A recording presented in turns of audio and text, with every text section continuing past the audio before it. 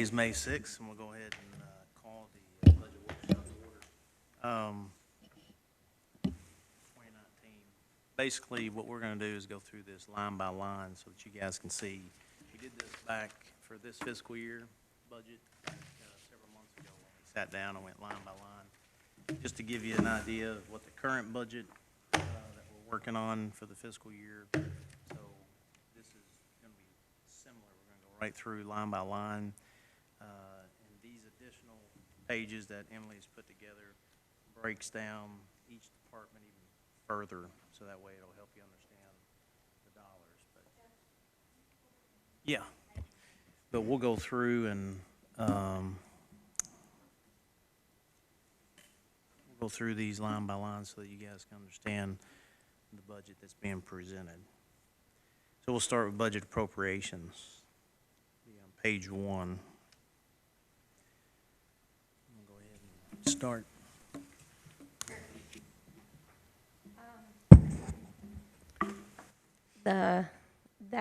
What you see on the screen there, we're starting with 015001, that's County Judge's Office.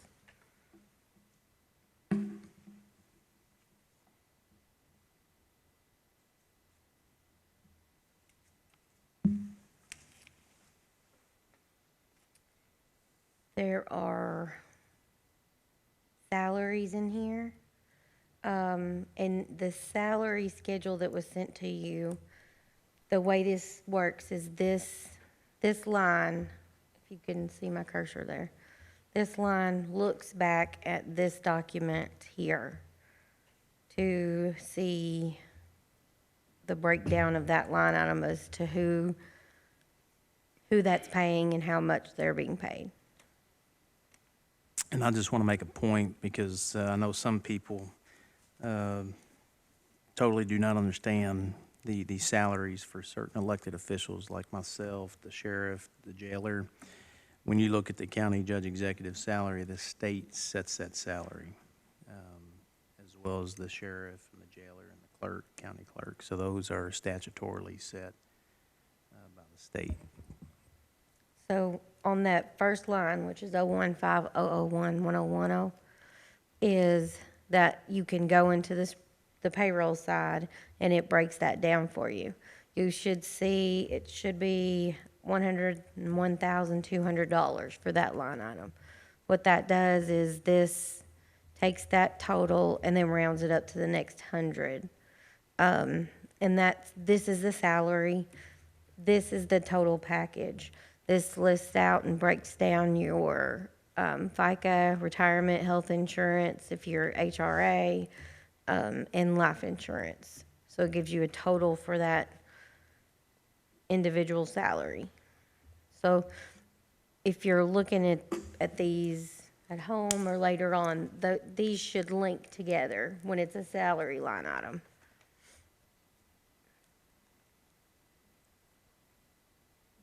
And the salaries, and that's a good point, we'll bring this up so people understand we participate in KHP. So what they offer, the employees pick. We have no say on that. So what is offered, the individual employee will go in and select which option they want. Yeah, and in some departments, sheriff's office, road department, even park, that are a large department, sometimes health insurance can have a $10,000 swing a year per one person. You know, if you get married and have kids, went from single to married with children in February, we may have only budgeted for you to be single all year. So we would have to cover that change, and that's something that we try to allow for, but it's kind of hard to allow for that all the time. Usually the department's able to cover any of those swings within their department budget. But when we have a new employee and we're unsure, we usually try to budget them in at the highest so that we know that it's covered.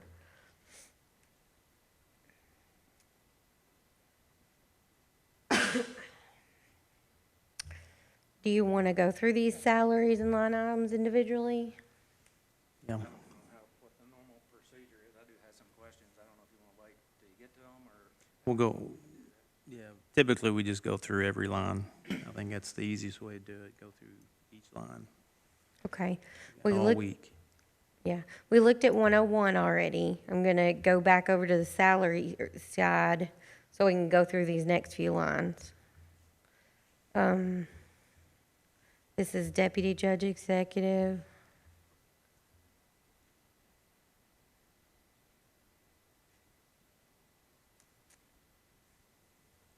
This is administrative assistant.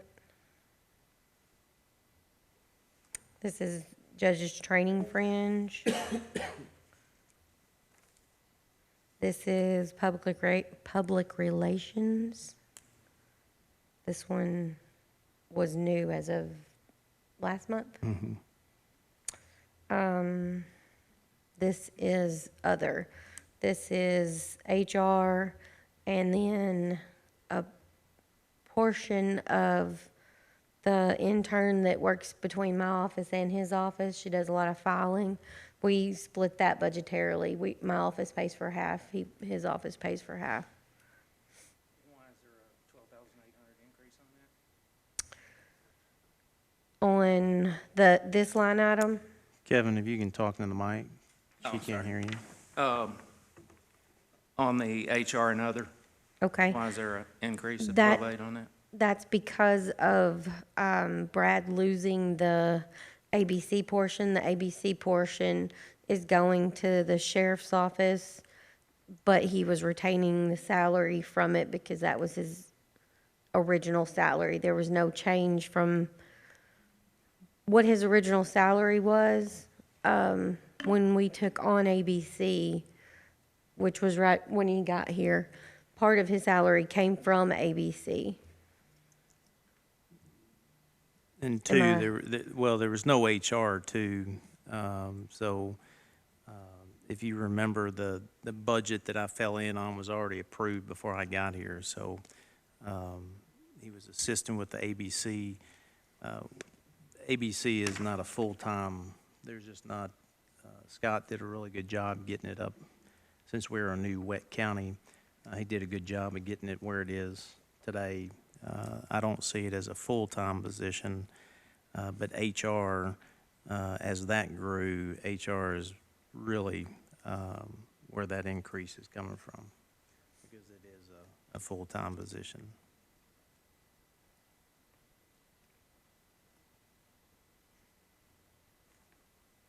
Does that help? Okay, thank you.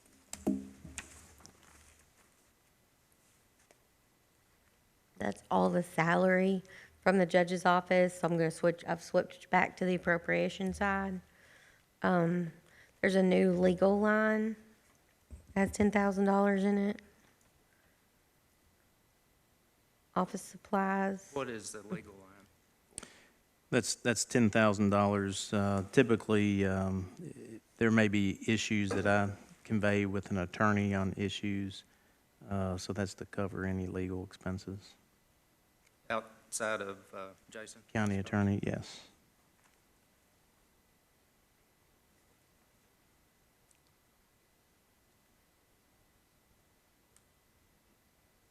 Any other questions on that? Okay. Office supplies, uniform. The uniform is Desiree. Bonds. Travel expense. And equipment. And then the other is fringe off of salaries.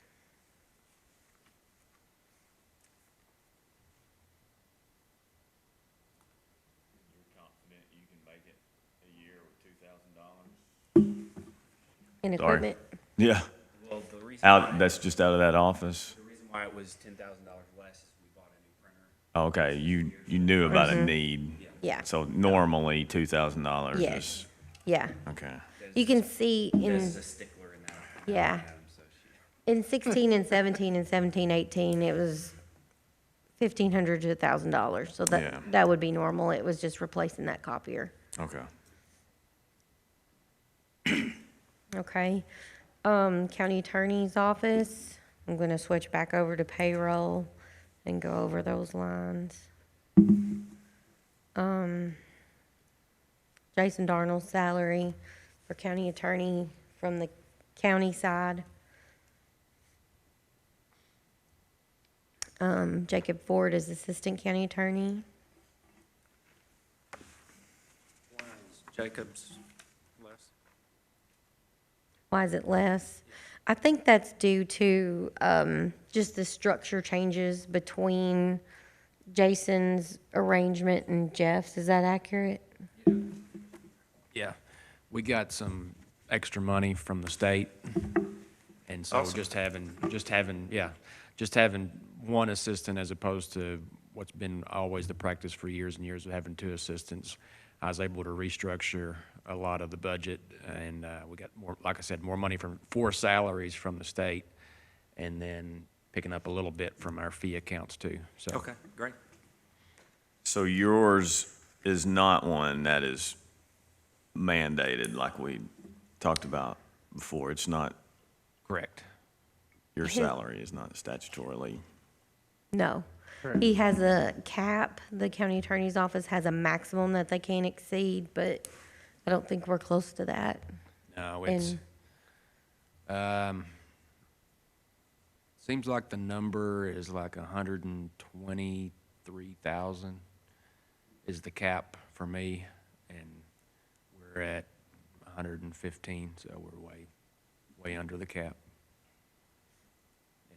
And that can't, the 40,900 other than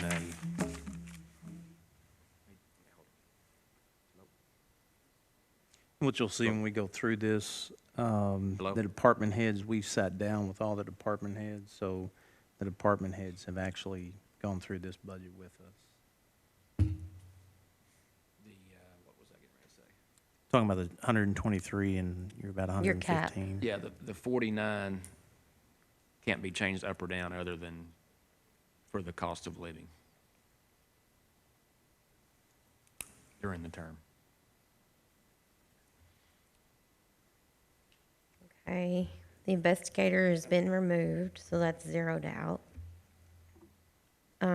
This is county attorney, office assistant salaries. These are salaries that are paid by the fiscal court for his office.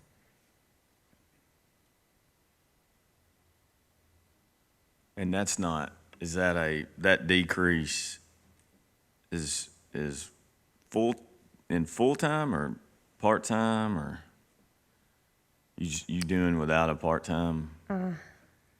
That $5,600 decrease? I think it, Are we actually I think talking it about? again just goes to the way he's got it structured differently. Okay, so same thing. The biggest chunk And there was an intern that you removed part of that intern. Yeah. You reduced that some. The biggest chunk is that doing away with that county investigator, or county attorney investigator. That took away 17.7 on salary, and it also took a big chunk out of FICA, retirement, health insurance, life insurance. The office supplies are from 10,000 to 5,000. Oh, I skipped one of no, let me go back to payroll for y'all, because this kind of breaks down a little bit further. This is his child support employees, and this shows their salaries, which is completely reimbursed. And then there's only $19,300 of those employees that is not fully reimbursed, including fringe.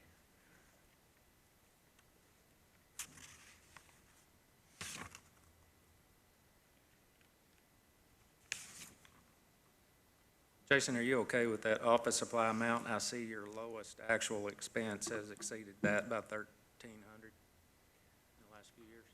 That was, what Brenda, we had to buy something that caused it to go over. I can't remember what it was, I can't either. but yeah, looking at it, I don't think we'll go over 5. I mean, if something were to come up, we may have to ask, but I mean, I don't think we're going to go over 5. And then there had been budgeted for 2 full-time summer interns, and I've got 2 working the summer, but they're combined. They're only going to be equal 1 summer intern. So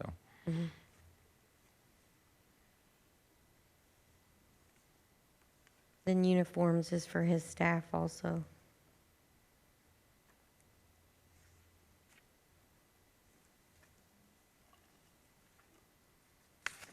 Any more questions? I'll go on to county clerk. Okay, clerk's office, this is, for the most part, it is fringe on his employees. And usually, the clerk's office pretty much breaks even with us. Sometimes they're slightly in the red or slightly in the black, but, the past couple of years, they've been pretty decently in the black by a few $1,000s. The only other thing besides that fringe that he has is his bond. We pay that because he doesn't have money in the very first of January, and that's when it's due, so we pay that on his behalf. It works out in the end that he would be, had he paid it himself, we would have just been short that money from his excess fee payment, so that kind of washes out. We are responsible for the budget, or his audit fees, not budget, I'm sorry, but his audit fees, so those are in here. And then he has a small office supply line item for things that he cannot pay for out of fees. That is like water, coffee, and some of the paper products that they have that they distribute from the clerk's office.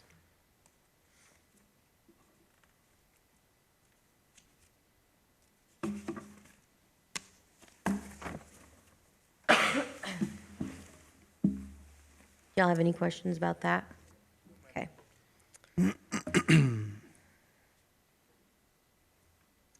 We want to see if Eddie can come up here, or do we want to just go through this with ourselves? Yeah, we can go through it. We've sat down with Eddie on it. Okay. Probably this first big section of his is salaries, so I'm going to switch back over to salaries.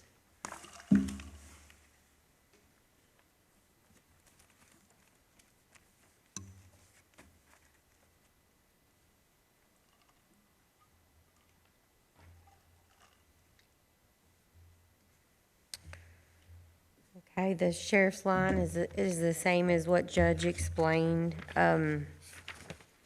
His is statutorily set.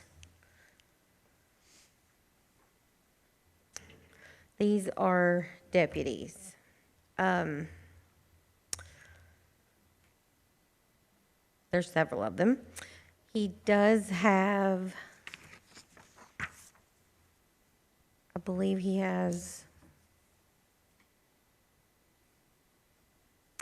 one leaving in June and one leaving, I think, in October, but I think he's going to be off work from July. So we've calculated for those two to be those two replacements. And he does have an additional deputy on there that he is asking for.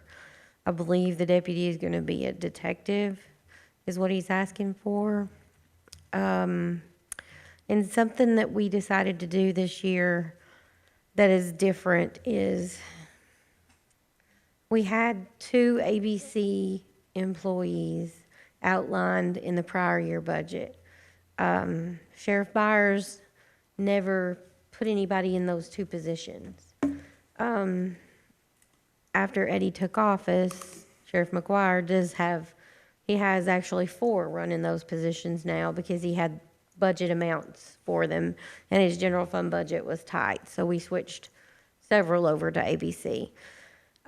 We felt like it was a better scenario for ABC dollars, and rather than to identify this employee is all ABC, what we've done is we've given 30% of their salaries. If you're a road officer, the 30% of your salary is paid for by ABC, because all of those road deputies are going to be interacting with some type of alcohol issue at some point.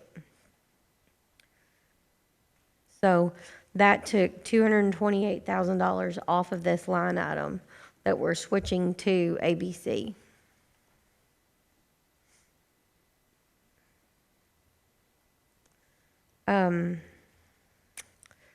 This also, because the sheriff's office is picking up those ABC dollars, this removes that amount. He is going to assign ABC to a deputy. The duties, my office will still handle the receipt of the fees, but the sheriff's office is gonna handle the enforcement side of the ordinance to make sure that they're following the law. Let me ask you, just so I can get this in my head here, because I'm not seeing these two numbers. So if you're looking at the entire budget there, the office of the sheriff, so it says FY 1920 budgeted for deputy sheriff salary 887.7. So is that after you take out the 30%? But that doesn't totally match though, right? Or does it? I don't have a, maybe it does. Yeah, I it's guess right here. Does it? So Right the there. $1,090,000 minus, The $1,090,000 is current year. Yeah. okay. 850 All right. is I gotcha. base, then you've got rank and detective and several of their other types. So 887.70 is the total of their gross.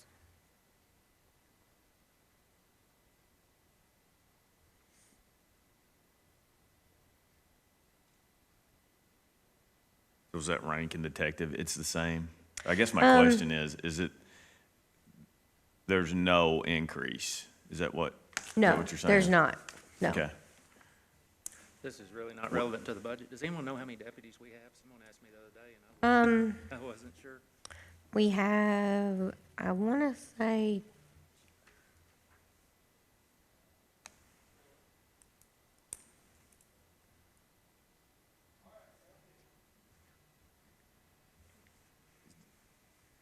That rank and. I think and- 21 without the additional, without the new one. I think if you look at what was budgeted last year, as Emily said, those two positions that weren't filled, that number has been that. I think the additional one is this year that he has budgeted.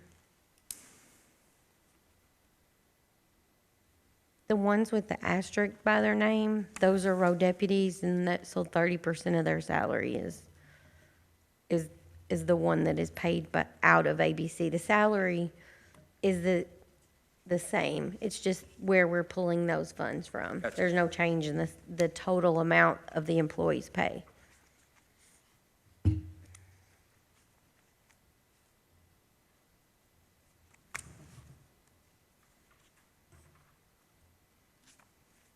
Okay. Next line item is school resource officers.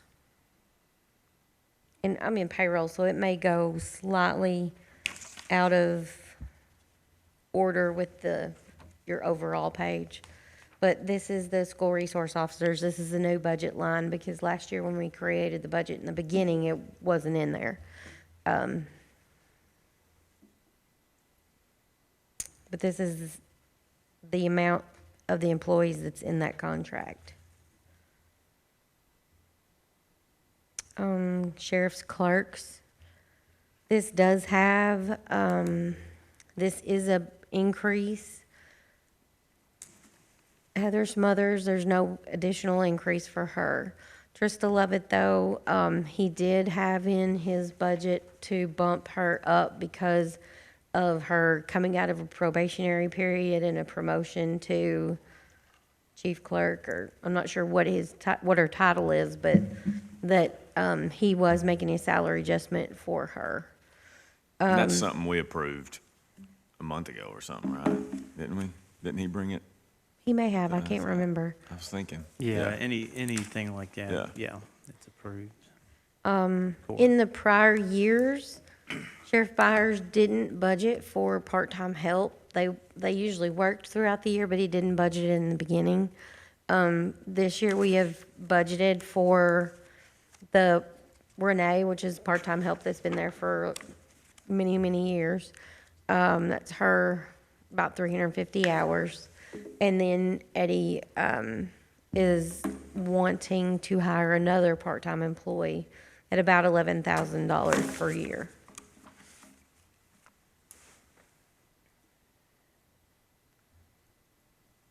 Court security, Did you go I'm sorry. over school resource officers? yes.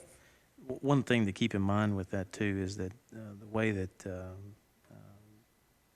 sheriff contracts with the school, the way that the school reimburses, the county actually fronts these dollars until those payments come in. That's just something to point out there, how it affects our. Cash flow.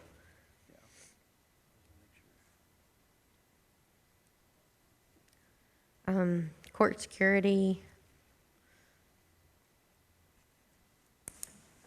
The ones with asterisks are approximately 1,200 hours per year or less. They do not have benefits, so they have to stay under that threshold to keep from having benefits. I believe all of these are still working, but there is a lot of turnover with this position due to the low wage rate per hour.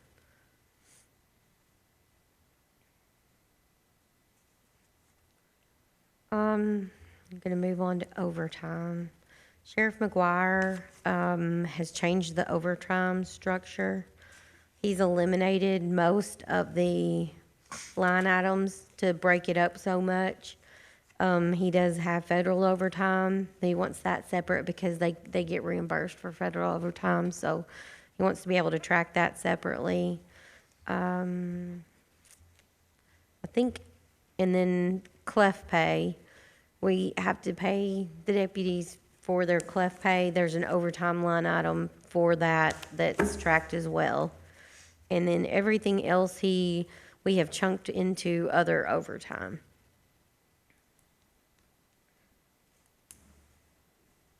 I believe he has reduced the number of hours to, I think he's shooting for 2,500 hours of overtime or less. This is the employee's clef pay for the sheriff's office. I believe this amount is reimbursed from the state. Is it, Judge, do you know that? On the clef? Uh-huh. Yes. I thought so. That amount, so you won't see an income line that will match that. The way that happens is, Trista will submit payment or a pay request to the state. They reimburse the sheriff's office, and then when the sheriff's office turns in fees to us, that check is in there. So there's not a direct wash. It goes through the sheriff's office and through fees to us.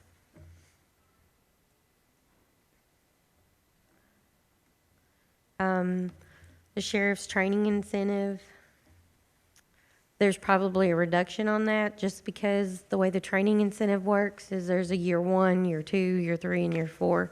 And Sheriff Byers was a year 4, and Sheriff McGuire will only be a year 1.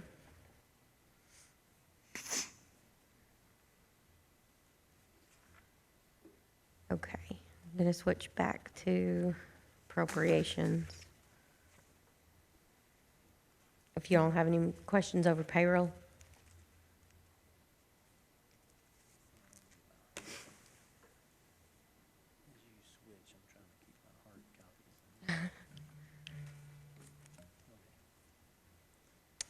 Okay. He has advertising, audit expense,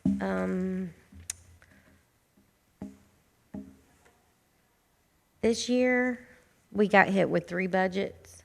So next year, hopefully, we would just get 2. It'd be nice if we only got 1, but we may wind up having 2 again. So I budgeted for what 2 should be. Some of these line items, I don't know that I can answer what they're for. Technology and software for office, I don't know what that's for necessarily, but other than some type of office software. He's increased the blood alcohol testing line. There's no pest control. I think that has been removed throughout the budget. I believe that BA testing increase, I keep hearing that we're going to get a new intoxilizer, so that may be related to that.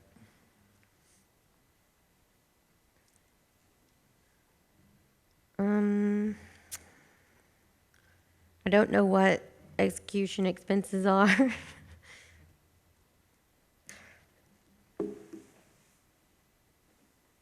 fairly cheap. Yeah. He's made quite a few reductions through different areas, and there's a few areas where he's combined some line items if you see an increase in some things.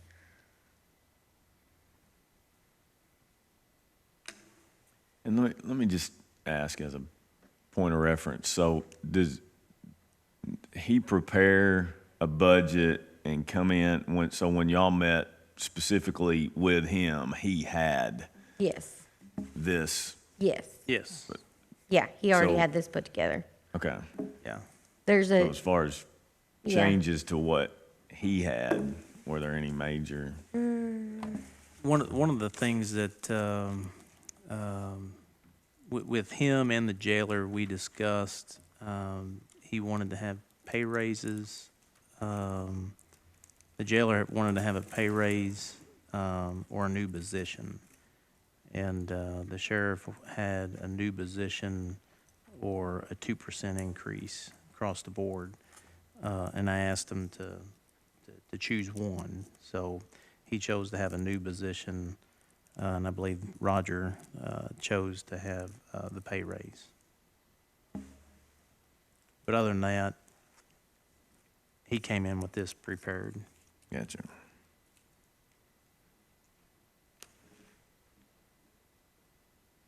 this storage container. We are building him a building, correct? Mm-hmm. I don't remember if we've budgeted for that building in here. It was already, I think it's, I think it's right, no, that's not on the should be in carryover, or not carryover, but we had that this fiscal year, there was. I think it's, there it is. It's in this budget. But anyway, line 3540 for a storage container, that is for the box that they have down there on the parking lot, that when this building gets built, they won't have to be paying that storage container rental fee anymore. So depending on when we get that building built, this may have a little bit of savings in it.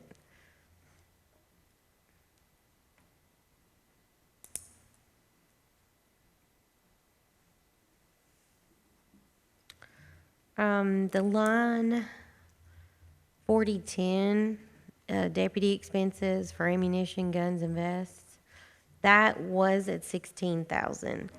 And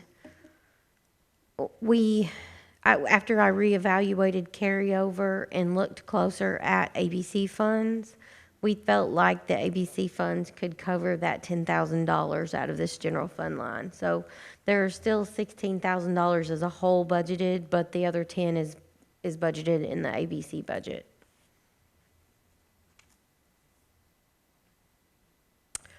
Fuel, And Go ahead. this might be a good segue. When we first came out with the ABC budget, one of the things that we did as we're going through here, you may have seen back then, items budgeted in ABC, that what we found, as we went through the year, there weren't those monies sitting there, and then there was a need.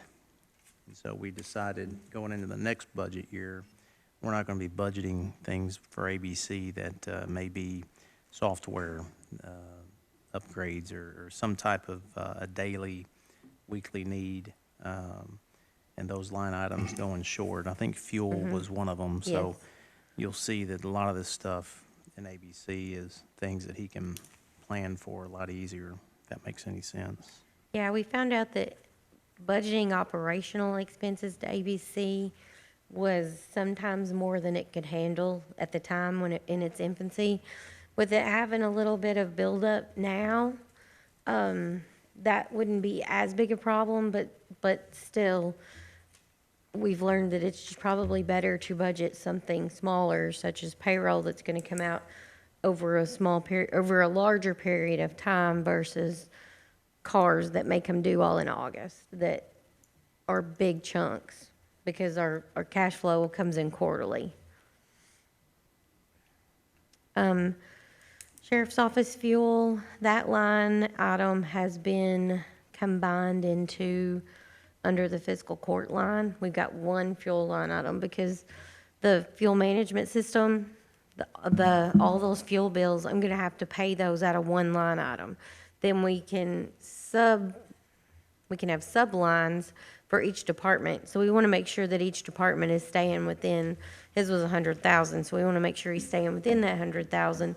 But that's just going to be an internal investigation, to make sure that they stay within those. But to pay those bills, we'll just have to pay them out of one fiscal court line item. In that particular line item, when we get to it, does it actually show broken out, or are they just in, Did I? Yes. you broke it Yes, out. I've got it You broke it down out. on here. for each? Okay, so Because Yeah. it's important to, as we go throughout Yeah. the year, we.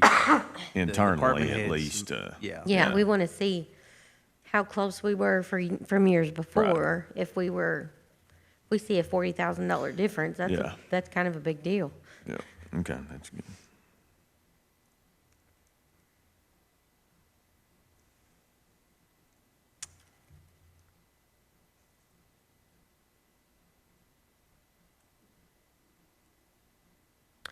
Auto repairs, I've skipped down through several that I felt like are fairly self-explanatory.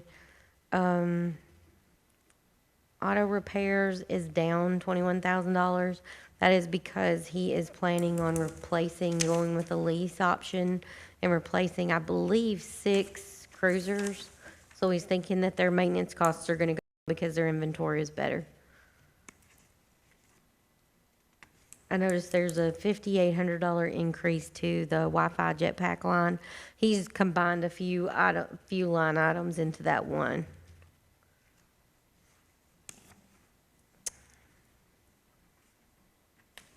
Same thing with his travel, the 5760. He's combined several of those different travel lines into one travel line.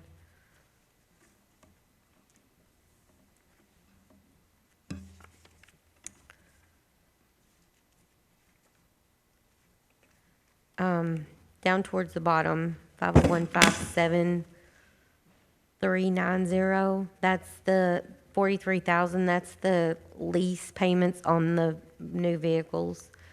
And the 75010 is 60,000, that's the fitting for those vehicles. And then below that, that's the storage building that will be built to rid us of the trailer that we're renting that's in the parking lot. Are the bids in on that, or is that from the engineers, or what? Do you remember? On Eddie's building, has he gotten bids on that already? Oh, I don't know. I don't know where he's at on that. I think he had a general idea, He but had some quotes, I believe, but.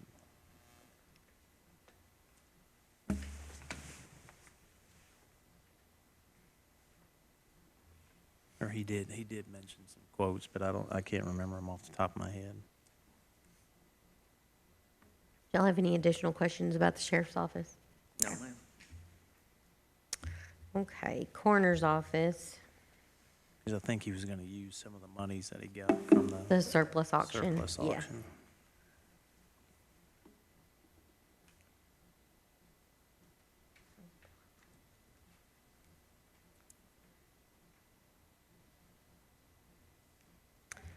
Okay, coroner, First line is salary alone. The next line is a deputy coroner's line. We normally have two, we only have one at this time. But that is for, that line item is budgeted for two.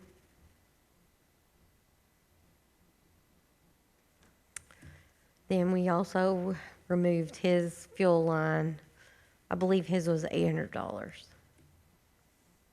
Bond, no, the supplies, we've got 2,500 there. That's the same as it has been in the past.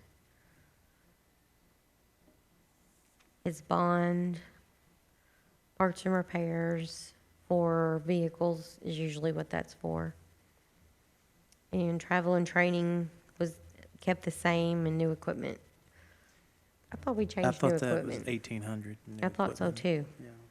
How come there's nothing in there for the fuel, Emily? We've got it moved over into the next slide into under fiscal court, which says commissioners. I've got all the fuel broken down in there. Yeah. All the fuel in the departments are gonna be in the fiscal court. Gotcha. Let me see if I changed it out here. Yeah, I thought it was 1,800. No.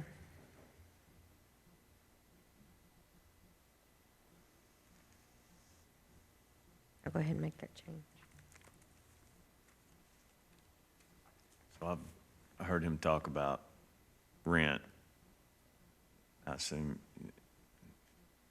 he brought that up, or, I mean, because we don't have a spot for Well, him. yeah, I mean, it was discussed with him, as far as trying to find, because right now where he's at, once the new facility is built, at some point, if it's a projection of 9 months, once the clerk's office and the maintenance crew moves over to the new facility, the coroner's gone. office, yeah, because of the way the relationship was with the prior coroner, where it was somewhat housed out of the business, he's been advised to seek out options as far as, you know, if he can get an RFP, put it out and see if there's anybody that would want to cost share that with him. So he's working on that. I don't know where he's Okay. at on it, but. Gotcha.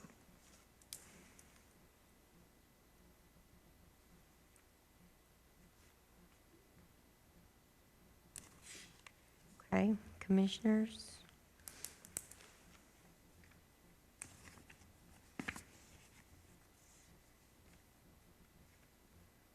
Salaries, have been reduced to 25,000 each.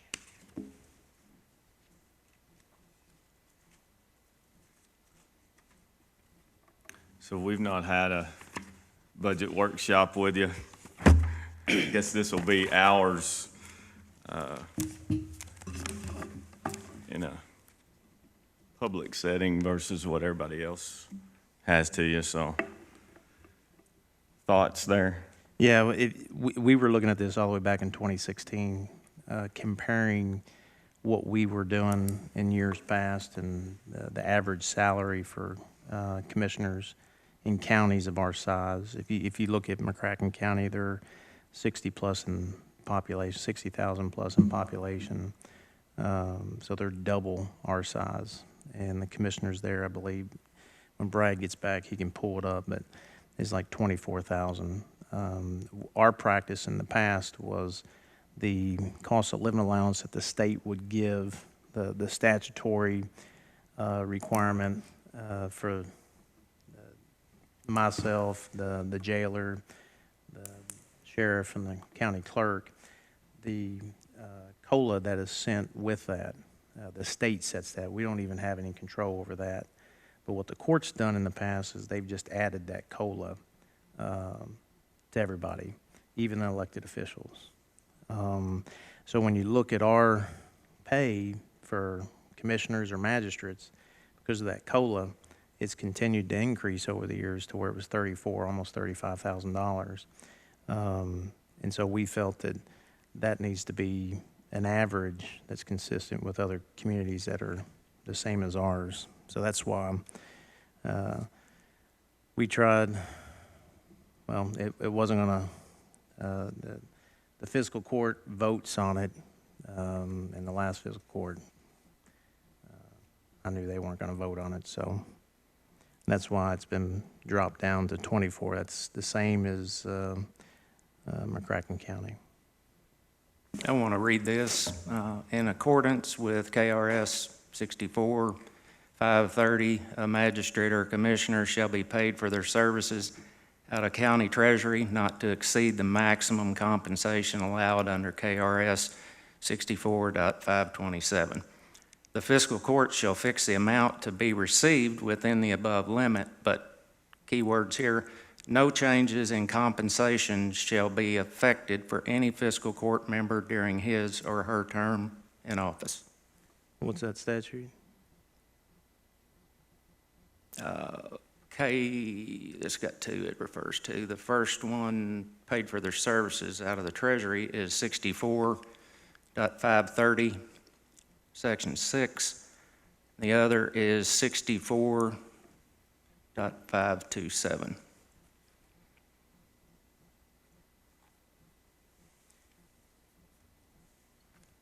I guess the fiscal court can't vote on that to change that if they chose. Yeah, that's based, the statute's actually based on a constitutional provision. I think it's 161. And there are several cases that prohibit that from going up or down during the term. Now, obviously,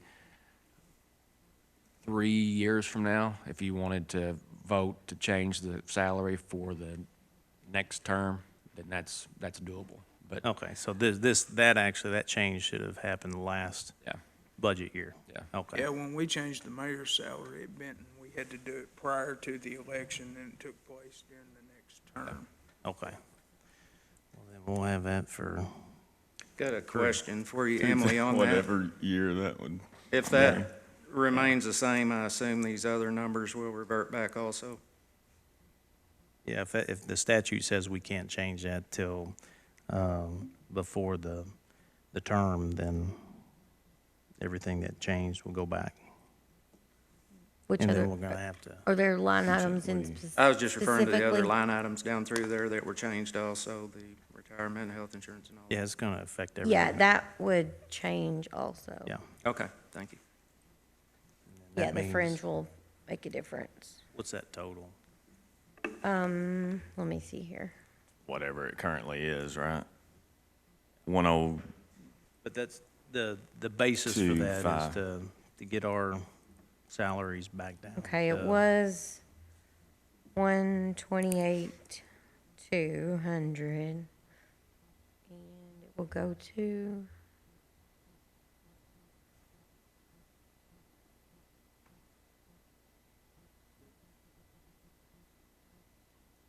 $164,400.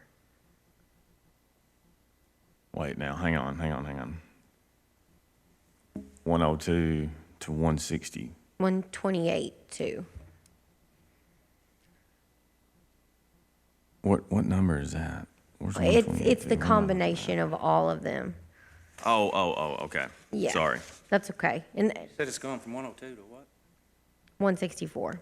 That's with all of those other line items Oh, changing okay. as I well. started to say it shouldn't go. Yeah, to no, 10. it's not Okay, just, okay. no, that's not just gross salary. That's salary and fringe combination change. Okay.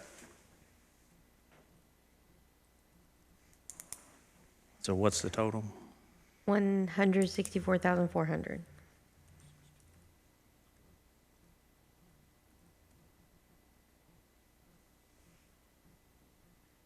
Just one point of clarification, you'd mentioned the COLA.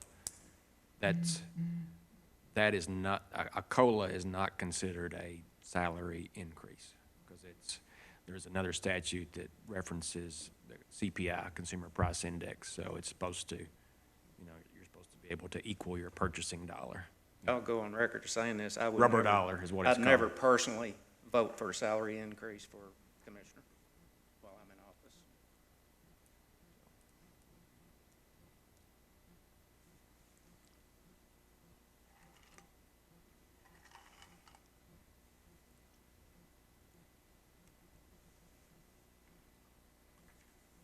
And if that's not changed, what's the issues there, if any? Just explain that, just so that everybody knows. If what's not. If it stays as is, or if it's changed to the statute. Talking about the salary? Yes, Yeah. just so that people know. You know, you're talking about the salary differences, right? Yes, the KRS 64-530, the two statutes that were read off. So, obviously, and it's in reference to Section 161 of the Constitution, that's where the statute comes from. So, the rationale behind that is, I mean, it should be obvious why there's a prohibition on increasing it. I mean, the legislature says and the Constitution says you can't get into office and then, you know, raise your salary. You know, that's obviously self-serving. The rationale for not being able to lower it is that when a person runs for office, he or she should know what compensation they're going to get during their term in office. So that's, and there's court cases that when it says no changes, it says no change up or down. Right. So that's from the Supreme Court, so. Right, and that's, I can see where that up or down, why they have that, but, okay. Anything else on that?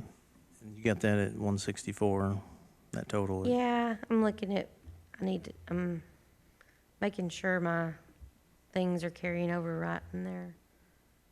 Not exactly.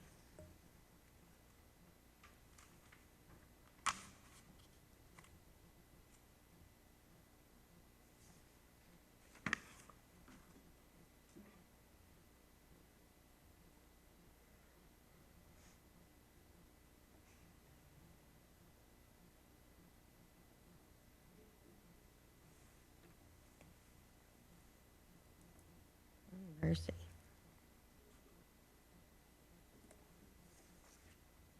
Gonna close this, reopen it. Berserk.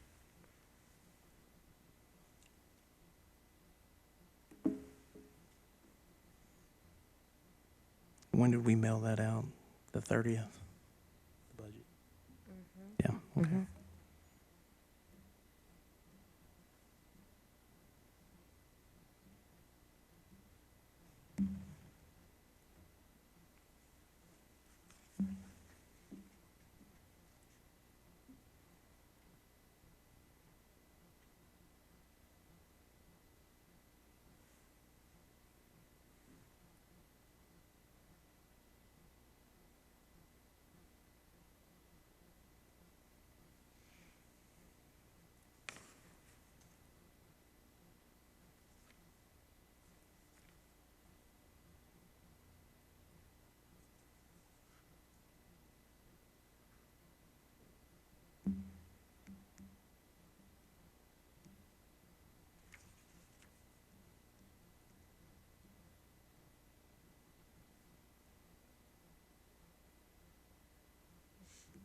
Sorry, I just want to make sure get these changes in correctly.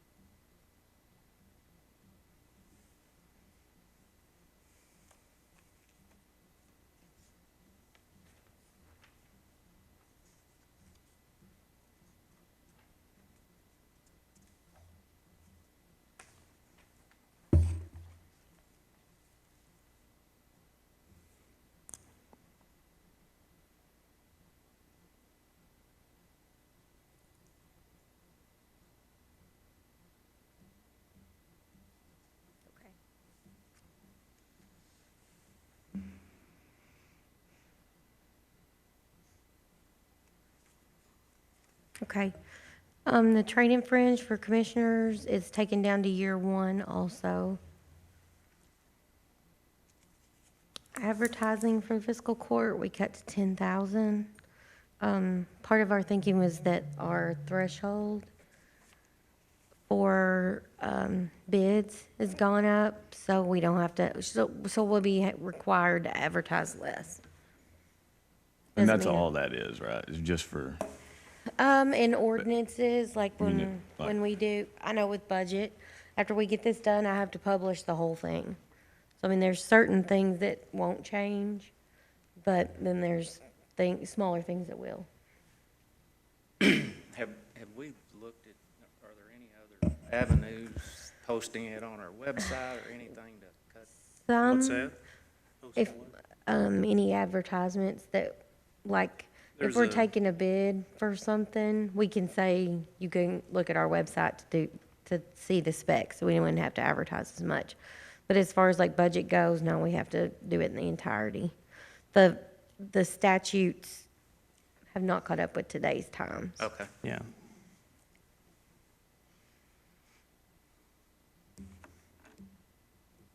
Computer software development. This is a big jump, it's 80,000, but, I have that broken down for us. There's 6,700 for Laserfish. That is our, document retention, is that the right word, Des? Software. There is 5,700 for Time Clock Plus, which feeds into our current and new payroll software. The fuel management is 4,500. DRMS, that is tax collection software, that's 3,000 a year. And then in this current fiscal year 20, next current year, or next fiscal year, is 58,000 and that's for the software solutions for the treasurer's office. That is one piece of that bigger payment. I broke it down for fiscal year 21, the obligation would be for software solutions would be 65,000. In fiscal year 22, it would go down to your annual maintenance of 17,500.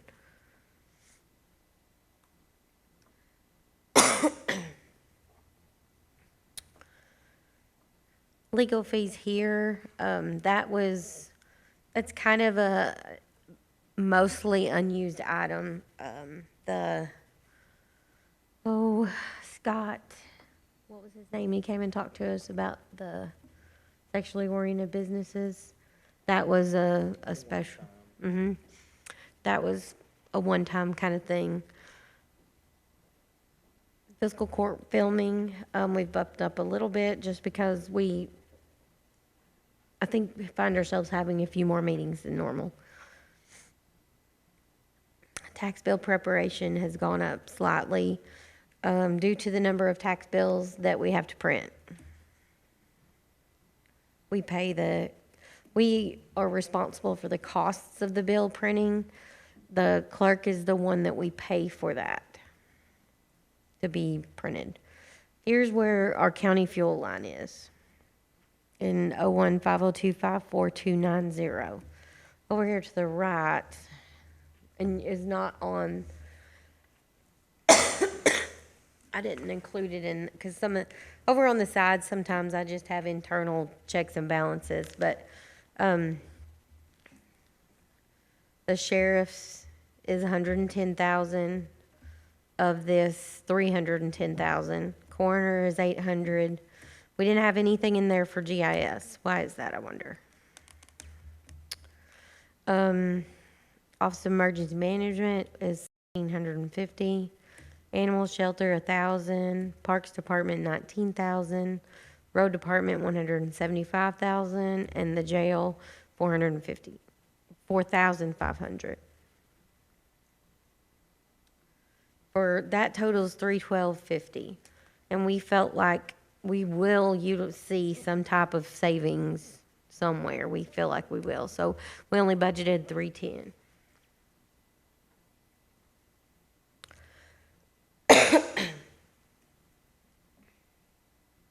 Y'all have any questions about that?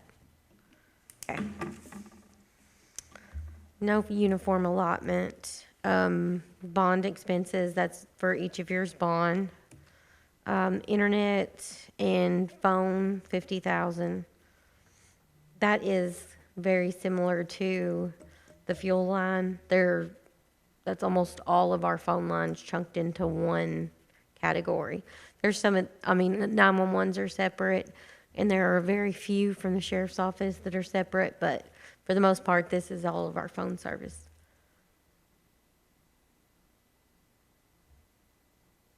There was a reduction in travel for commissioners. I think it's been $5,000 per commissioner in the years past, and it's $3,000 projected for next year.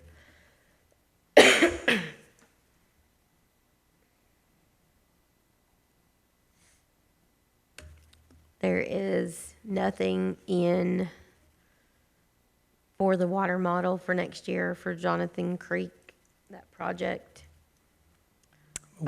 We've got, I just had a meeting this morning with Jonathan Creek, and they're going to present before our next court meeting for this fiscal year a project to use about 3/4 of those dollars. I know we discussed it's in our carryover, but they're going to move on that project. So I'll have some figures by next court meeting. 3/4 of that 200, is that what you're saying? Of the 100. Of the 100 left, 100,000. okay, I got you. And those are budgeted right now. They're going to have a solid number, and I'll bring it to the court on the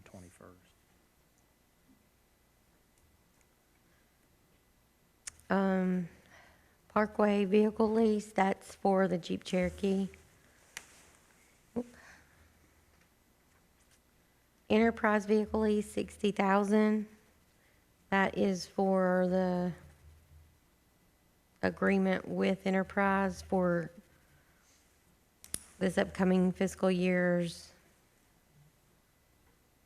That's just based on their model that they gave us. It's not, we won't know exactly what that is until, right? Enterprise? Yeah. I mean, it's based on what they're telling us we should turn over, Yeah. right? So it just gives, this is just more of a cap. And this is for like other departments. Yes, Obviously, yes, so yes. it's gonna start showing, reflecting on the fiscal court's line item, even though it's actually road department or sheriff or whoever, or not sheriff, but. We may be able to move those appropriations around if we see that two of the trucks are for the road department. We may remove that line item from this, remove it from here and add it over there. That's just something that we can do throughout the budget year, or we Right. can just leave it here. It might be cleaner or easier to see if it's all in one location. I'd be You know open to you're not your over all's here. opinion and interpretation of to how you want that to look.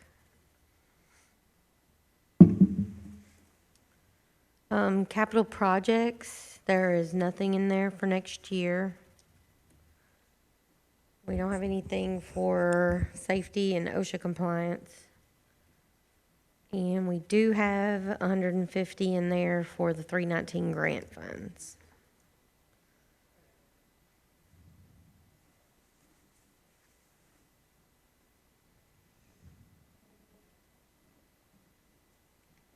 Y'all have any more questions on this section?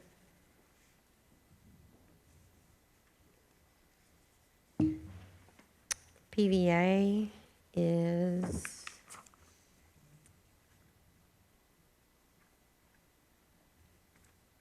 mainly for the one employee, that's Casey Tubbs.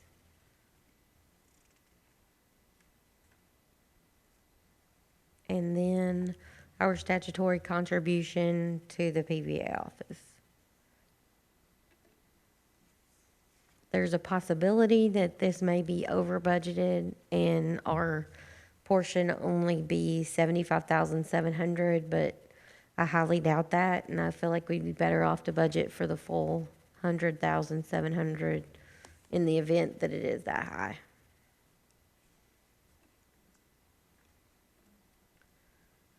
Okay, treasurer's office. I'm gonna switch back over to payroll.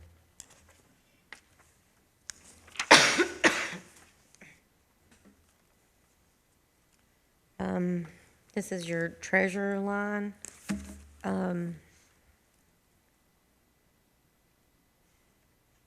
With my retirement, I don't know if you all want to make changes to this or not. But it is currently as is.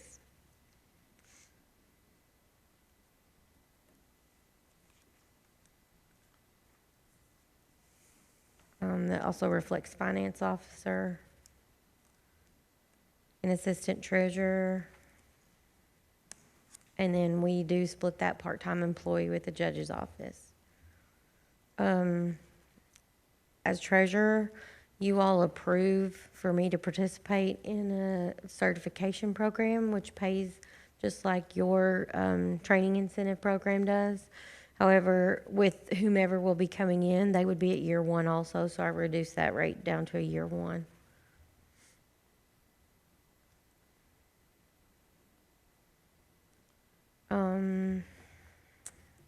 Refuse District Accounting Services has been removed.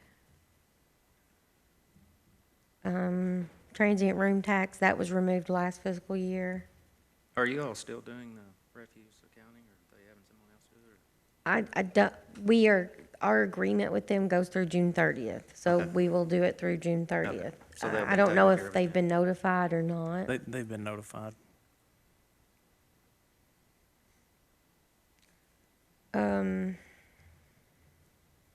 So will we have anything, I mean, will we, potentially, I guess, we'll have, this will change because of, your retirement, or will your retirement actually happen after we'll already have approved this budget? We won't have a new treasurer in place by the time this budget Depends. we have. The goal is, I mean, with the retirement, it's obviously up to the employee and Yeah, when all that pans out. We're shooting at June 1, but it could be longer, to the end of the month.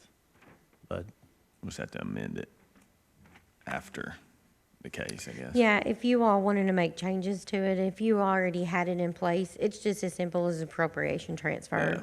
We do those nearly every court meeting. Right. So it shouldn't be that difficult.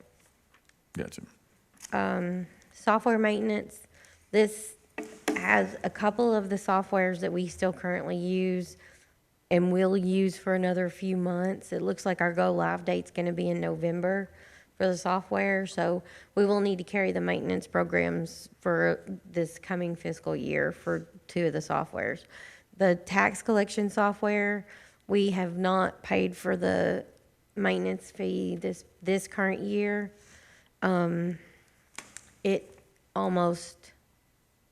It had tripled from the beginning of it, of what that fee was, and we rarely need support from them, so we just removed that altogether. And if we were to have something where we needed to contact them and have a small bill for I think we would be better off just to pay by need versus a maintenance agreement with them. Their maintenance agreement's very high. So I've reduced that line item to reflect that. Office supplies and postage, I've reduced that line item some, but I fully expect that you would see an extra, probably $2,500, maybe a little bit more. Brenda sent out her quarterly payroll tax, and instead of just sending one quarter and sending them 4 times a year, we sent all 4 quarter returns and the reconciliation return out with one mailing. So that one mailing was more expensive, but we will have eliminated 3 more mailings. So And we feel like you're gonna save money doing that because not everybody is gonna call and ask you to send them another one for the next 3 times. So, I wanted to leave that in there to give us some cushion in case it's not as much as we think, but I think mainly between the postage and the printing supplies with the letterhead and the envelopes, that we will probably save more than just a couple hundred, or just a couple thousand there. That's uniforms and bonds for my office. Those are higher because they're higher bonds. Travel expense. This, for the current situation of my office, this travel expense is ample. When Karen and Brenda and I travel together, we all stay together. With my retirement, that may not be the case in the future, but you all might need to keep that in mind. And equipment is 2,000. I'd like to see us wind up with scanners on all of our desks so that with the new software that we can scan and attach backup documentation throughout that software. I don't think 2,000 would cover 3 of those desktop scanners, but we could buy 1 a year. Or maybe this will cover 2, and we can move some of the savings from postage into equipment, something like that. But I think that should be a goal for the office, is to try to scan and keep some of those paper to a minimum.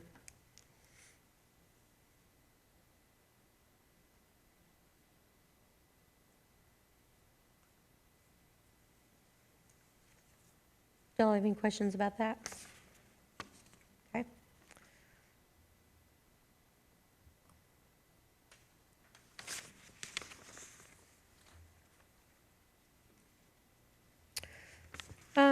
Law library, the fiscal court is told by statute to pay the circuit clerk to keep a law library. That payment is minimum of $50 a month, a maximum of $100 a month. So we pay the $100 a month, that's $1,200 a year plus fringe. And then the other line item in this section is guardianship expenses that comes from the court system, where we are to pay those by court order. You might want to explain what that is or why that is. I don't think that, I know Lisa came and spoke to the prior fiscal court, but I don't know that they have heard the full.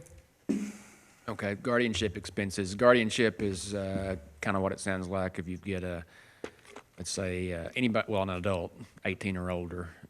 If it's 18, it's usually somebody with severe developmental disabilities, or if you're talking elderly, it's usually somebody who's in stages of dementia or Alzheimer's, can't take care of themselves.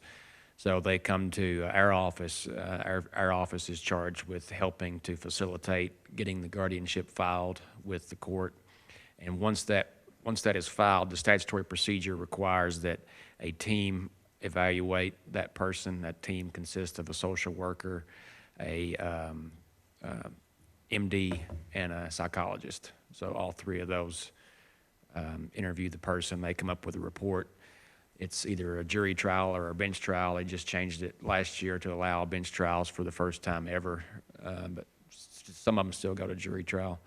But those those expenses help to cover the evaluation, because lots of times these folks don't have the resources to get those. They may not have insurance that covers the doctor visit or the psychologist visit. So.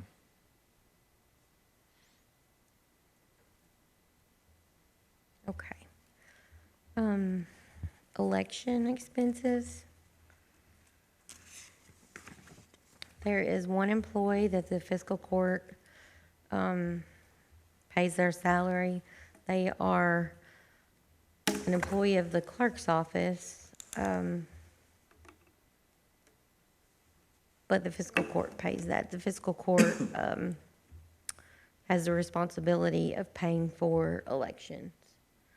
So that does include that one employee in fringe. This does include 2 elections for next fiscal year. Roughly, our election officers run about $23,000 per election. That's for your people that are working the polls when you go to vote, that there's usually a minimum of 4, sometimes there's 6 or 8, depending on the how big the polling place is. We do pay some of the polling places. Usually it's churches. We pay them $100 for that day for rent for the facility. There's $3,000 for office supplies. This is down a little bit from last year. Last year it was up because of the fire, in case that there was something that came up more than in years before. So we've already had one cycle and got that back in order. So I feel like $3,000 is very ample to cover those supplies. Ballots and instructions, that depends on the size of the ballot sometimes. But roughly $60,000 should cover 2 elections. And there is election equipment for $6,000 in here. That's to assist in those, the electronic poll worker tablets. We're moving to an iPad to register when you come in to sign the registry. It will scan your driver's license, and it's on an iPad, and we flip it to you, and the voter signs their name. The clerk's office, the clerk wants to have a backup supply, so if somebody drops one or gets shattered or something like that, that we have a replacement that we could come down there and not halt the election process at that precinct. So that election employee, I just want to understand, that's actually the fiscal court. There's one employee in the county court clerk's office that is that, and that's who retired last year, so Yeah, this Claudia this retired. decrease is not a decrease in Right. someone, it's, we just, Yes, it's just, someone with less experience that we get. yes, Okay. yes.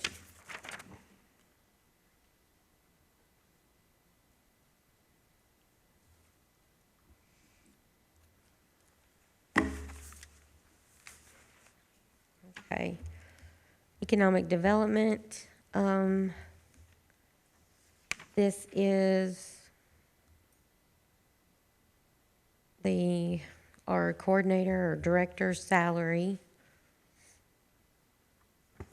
We do have that at 100% this year, where in prior years it was split with the port. The secretary's salary or administrative assistant salary has been removed from there.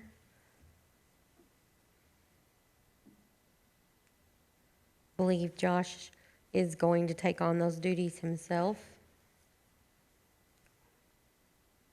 He has reduced office supplies somewhat and travel also somewhat.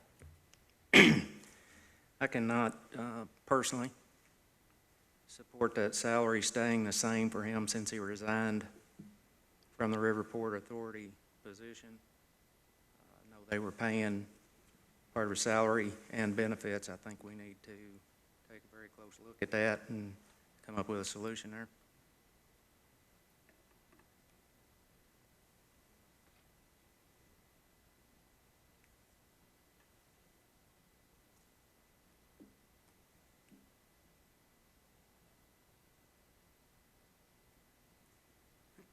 It's noted.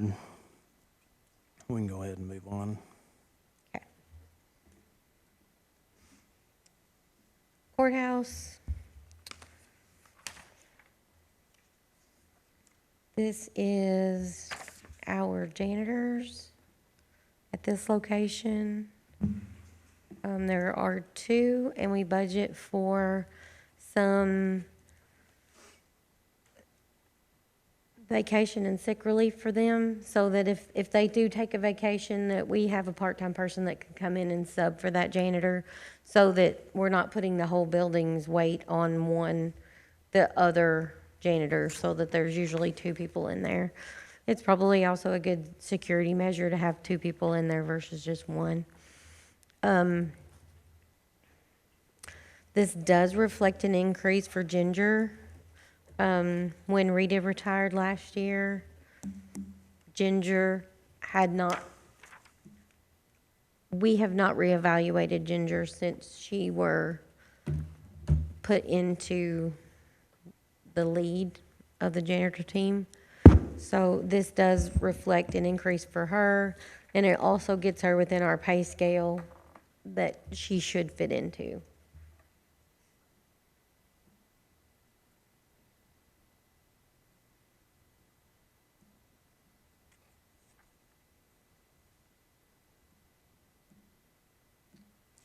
Before we go along, we'll go back to Josh's salary. Kevin, you've looked at this budget. I think I emailed this out April 30th. Do you have any suggestions where, since you're not going to support what currently is budgeted? I'm sorry, I didn't. You've looked at the budget, obviously. You don't like the fact that he resigned and then his pay is going to be reflected. Do you see, I'm just curious what your suggestions would be. Well, I think we've got a track record of if someone is assigned additional duties, even recently, they are compensated for those duties. So it only makes sense to me, if you resign from those duties or a duty, that salary shouldn't remain the same. All right, just so we're clear, the board, you're talking about the refuse board or the Riverport board voted to pay half his salary. And you don't think the fiscal court should pick up that salary? I think we need to discuss that in depth. I mean, he obviously resigned from that position, and the Riverport Authority thought he should be compensated for it. I mean, to the tune of $57,000 with the benefits. I don't think, I can certainly sit here and say I think he should still be compensated the same salary as the previous year. You know you voted to dissolve the Riverport board, Yes. okay? But there was no discussion as far as pay, dissolving the board, and, He resigned, if I'm not mistaken, prior to that. well, he's still, he resigned as a board member. He's still doing the books for the board.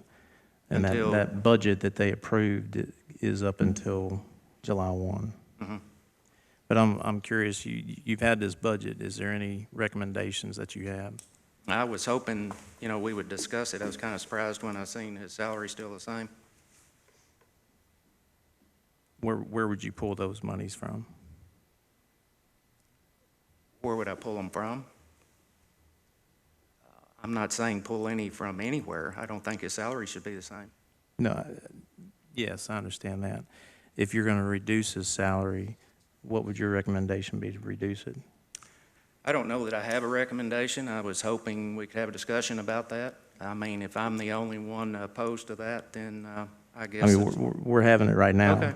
What's the recommendation that you would come up with? Does anyone else agree with me on that? Does anyone in here think, do you think the salary should remain the same on that? I'm open. Personally, I have to say, economic development is essential, obviously, and I think Josh does a good job. Obviously with Southwest One now, he's got a lot going on. I can't support decreasing it. I understand where you're coming from as far as the pay is now going to be on us, but I also think that is an essential position, and I think that salary based on other counties our size is struggling for the word, but you know, Well, in line anyway, I guess is. And I think the issue too is, you know, do you even know why he resigned those duties? I had heard a couple comments, but I can't say I actually know why. Have you talked to him? No, I Why he haven't. resigned? You might want to talk to him. I mean, another part of this equation in my mind is, for example, I mean, most recently, we just went over this. The treasurer's office no longer takes care of the books for the refuse. Therefore, the monies they were being paid is deducted. I mean, that makes sense to me as a business owner. If I have an employee that's no longer doing the job, they're not going to be paid for it. If you would have come and talked to me, I would explain to you that to have a sub account on the new software that you approved, it's going to cost them $50,000. And then moving forward, she's retiring as a treasurer. The last thing I want to do is put on a new treasurer if, you know, when we find one coming in to pick up extra duties. Whoever comes in to take over the treasurer's responsibility is going to have their hands full, and I'm not going to support them to put extra duties on them regardless if it's being paid for. In addition to $50,000 just to have a sub-contract under that new software. So I've reached out. Do you know how much? And I've got some quotes from companies that actually provide that service. They're getting, for $15,000, the treasurer's office doing those duties. We're doing all the books for them. So the reason why we're not going to move forward with that is that they can get somebody else to do those books, and that responsibility is not going to be thrown in the lap of a new treasurer. And they don't have to pay $50,000 to be a sub. Now, if I'm saying that right, a sub account I under don't. the new software. I But don't remember getting a quote on what that would be, specifically, but yes, it would have to be another company within that software. so there's no comparison there. There's a reason why that we're not going to move forward, in my opinion, especially with a new treasurer coming in. That's the last thing we need to be doing is throwing those books on a new treasurer. But back to Josh's pay, there's a lot that Josh does. $60,000 is what this fiscal court used to pay into the board. So did the city of Calvert. Those dollars in 2016 were not funded to the Riverport. So the board, as they always have, voted to subsidize his salary. Him resigning doesn't, in my opinion, doesn't have any effect to those additional dollars. The duties are still the same. That's just my opinion. I'm just curious if you had a suggestion other than what was recommended. Okay, we can move on.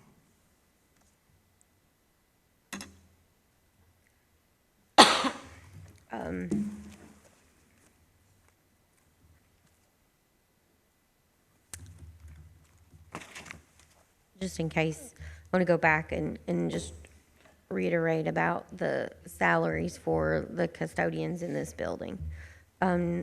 Ginger, there is an increase for Ginger to get her up to lead janitor staff, and it gets her within where she should be in our pay scale within the administrative code. This does have $3,300 budgeted for them relief staff throughout the year to be able to utilize their vacation or have sick time, to have somebody work in their absence.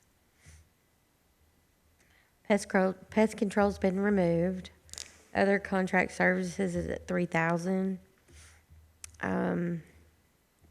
Let me ask, if you don't, I know we talked about you know, that came up in a budget workshop before, the pest control. So obviously, we've decided to, we've moved that off a couple of different spots. Are we gonna put out a RFP for We've that? reached Or out, we've reached out to some other agencies and as needed for those services. Okay, so we're just gonna do it on an as-needed versus contract basis. Okay, Yeah.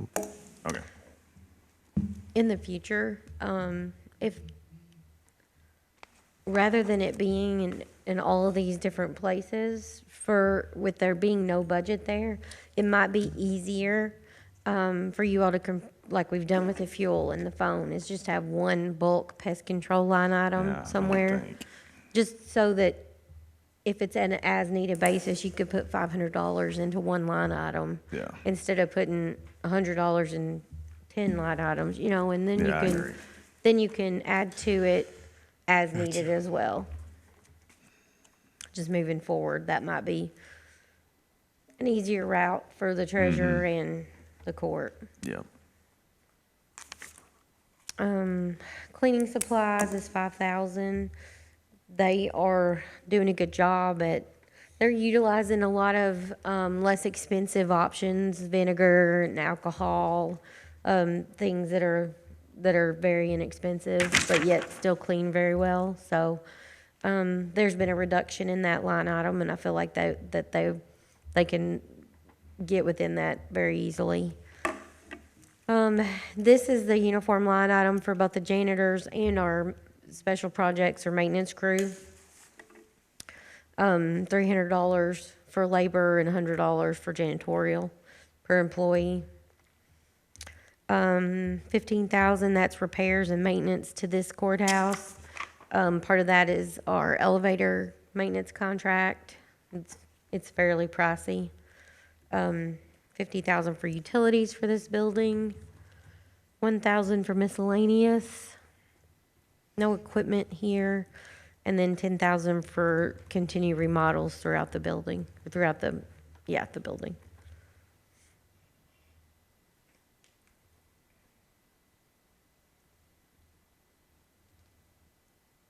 Have any questions about those? Is remodeling, Emily, is that basically materials, I assume that? Mm-hmm, yes, Project does? yes, Yeah. yes.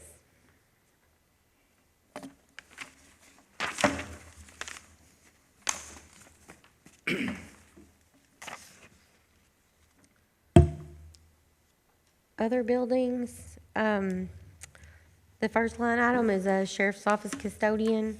That is one of his clerks. She is tasked with the duties of, cleaning the sheriff's office.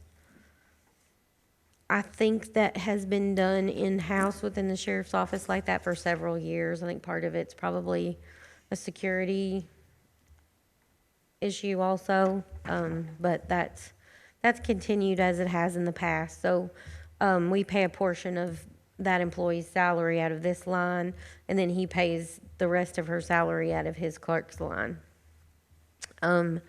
Maintenance salaries, that is our maintenance crew, special projects crews, gross salary, that's for 5 of them. We've got lease payments in there, for 12 months in the event that we do not have the new multipurpose facility up and running before the end of the fiscal year. There's 30,000 in maintenance supplies. Just kind of pop up. We had eliminated that pest control line. We've also eliminated the Hardin Community Building lease agreement payments. The current lease agreement, I believe, states that whatever we collect from Hardin Community Building, that we would forward to the South Marshall Senior Citizens. And I believe, there's intent to restructure that agreement to where that would not be continued. The monies would go to the Parks Department since they manage the park there at the facility. So that was currently, would you repeat that again? I'm sorry. Where that went to? The South Marshall Senior Citizens. Okay. And it would be diverted to the parks. Yes.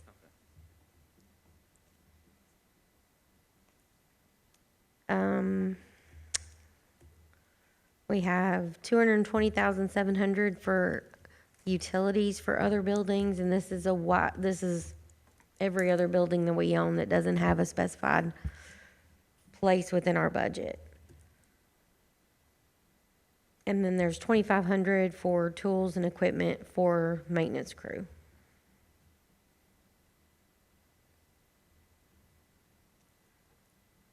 Do I have any more questions about that?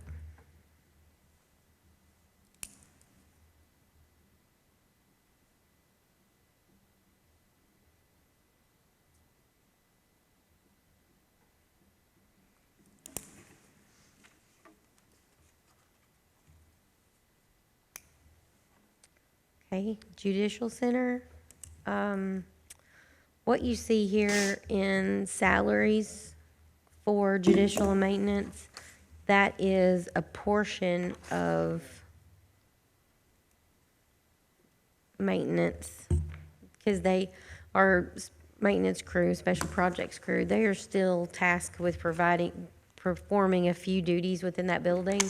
So I take 8% of their total salary and charge it to the Judicial Center for them maintaining vents and what are those, filters and stuff like that that they're doing down there. We charge, and it's been 8% for a few years now, so, and AOC's, That comes out of the ALC, 250, whatever.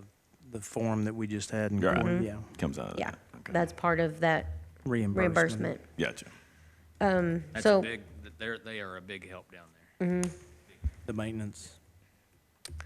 this does have the janitorial services at 120, and you all selected a different, amount there. What was that? Was it amount? 98? It was 43.25, or was it? I thought it was month? 43.25. That's $50 different, yeah. It was.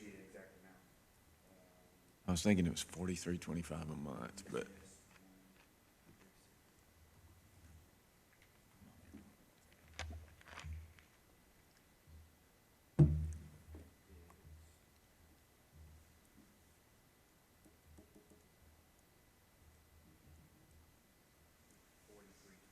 Wow. No need to, Somebody called Denise. yeah. What's that difference? You were right, Monty. Okay. That's 51,900. Does that include products? So, the thing about that is, when they initially put their quote in, they didn't say that it was for products, but after the fact, she called me and even left, I think, a letter for, I don't know if she left a letter for, I think that was more for like the 24/7 on call, but she said that she would throw in the supplies, including that cost. So, yes, It's included in there. in that cost. That's the way I understood it too. She actually Did she called me and talk to- okay. yeah, and I'm pretty sure she, She didn't outline that in the quote, but Right. she did say that afterwards. yeah. What's that gonna make that number? It's the same. It's not. It's 51,000, I'll make it 51,900. 51.9 versus. The budgeted amount or the, We had budgeted 120, Right. and I've reduced it to 52. 52? So that'll make the number in the difference to be what? 60,000? Oh, okay, I got you. 68.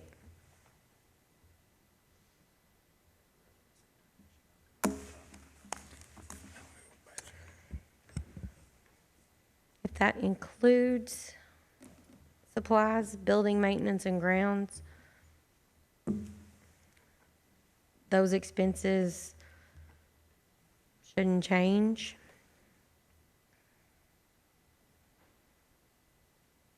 Judicial Center insurance. This is where I charge AOC for the insurance cost. The property and liability, and the earthquake coverage that we have on that building. I've itemized that out so AOC can see that and reimburse us for their portion of that. Utilities is at 90,000. And the maintenance, generator and maintenance contract, I've got it $900. Is that?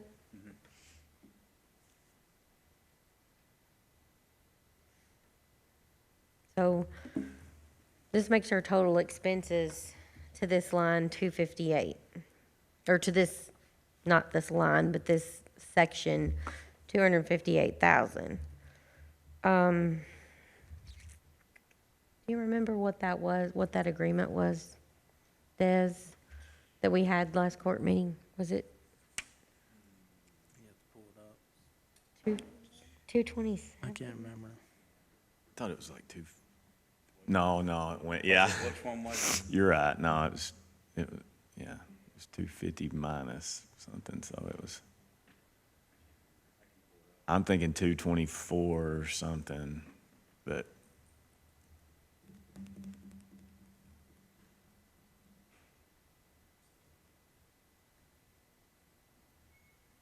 I think I may have.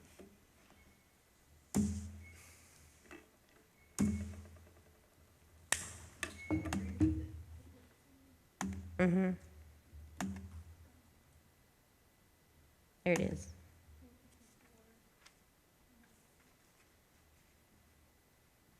Getting there, I know there's another. Yeah, Something less, 25409. 254.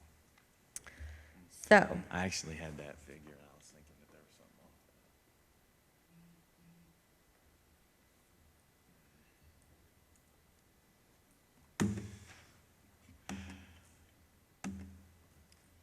so if we take that into consideration, the following fiscal year, we're gonna owe ABC, or AOC back money. If this is all, if this is truly all we expend out is 258,000, then we're gonna owe them back, because of 258, 502.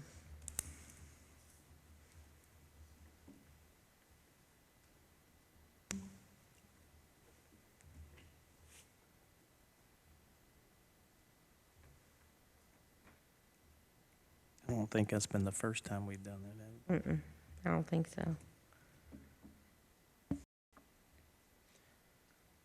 869.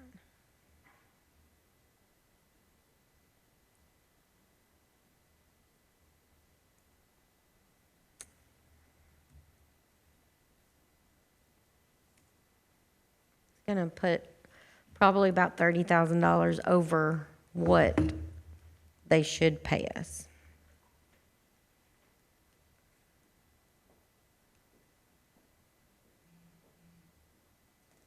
When do we normally receive their payment, They come in quarterly, payments? yeah. But isn't that still at a 80-20, so you really can't look at this number being Right. more and it being an issue because they were only gonna pay 80% anyway. It's just capped. So, It's just something to keep in mind throughout the Yeah. year. okay.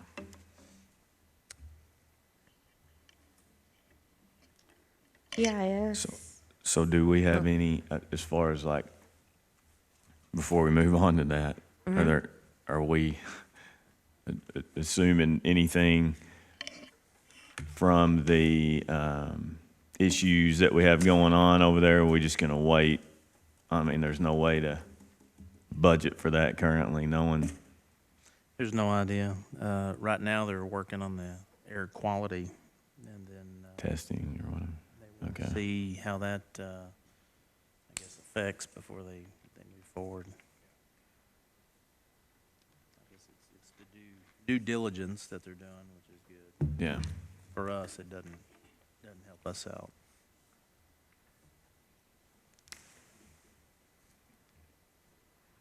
y'all have any further questions about Judicial Center?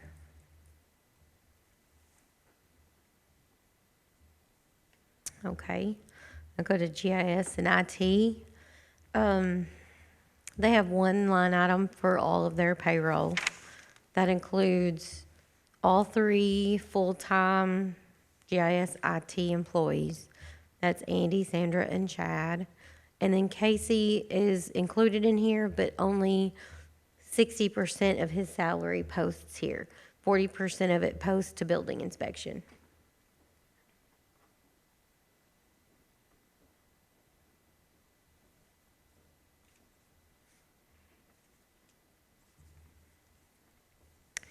Andy felt like we could drop one of our IT support contracts, so that removed $8,100 from the budget. We've got website expenses continued at $1,000. Computer software maintenance agreements, $40,000.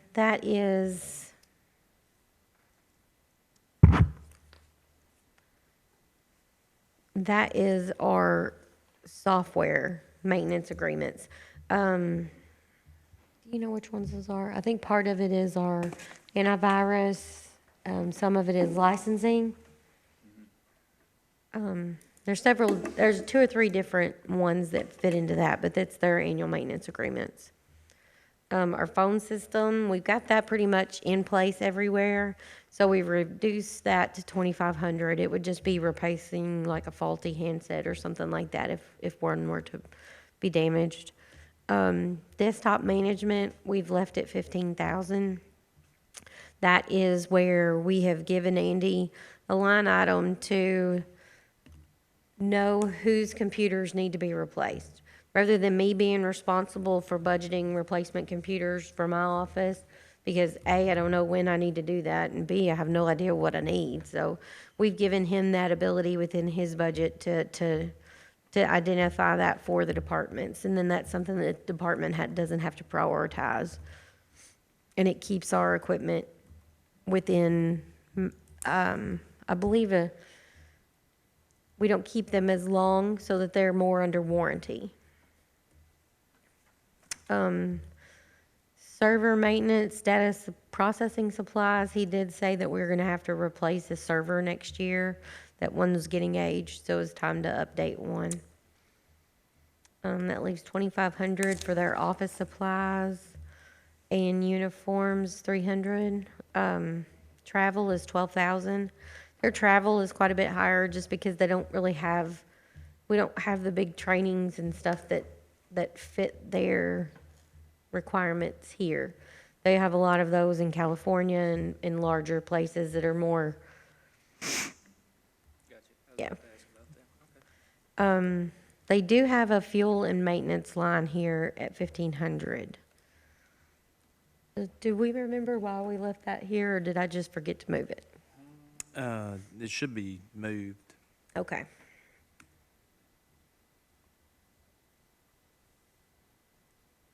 And the lease is not part of a new lease, that's a current auto that they own, Yes. right? So it's not part of that 60,000.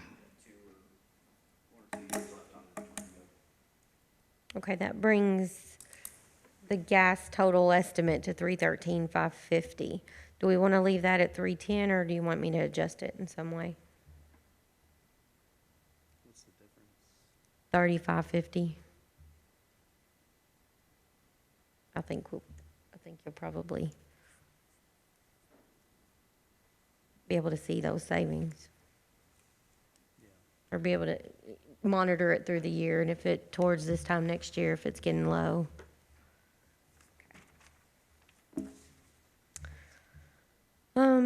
And then this is their vehicle lease payment for the Durango.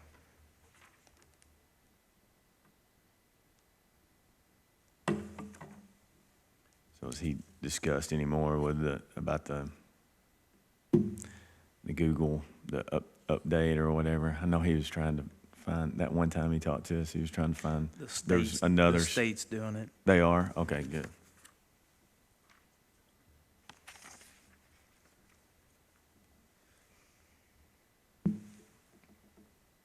Okay, no more questions on GIS? Okay, emergency management, they have one salary line as well.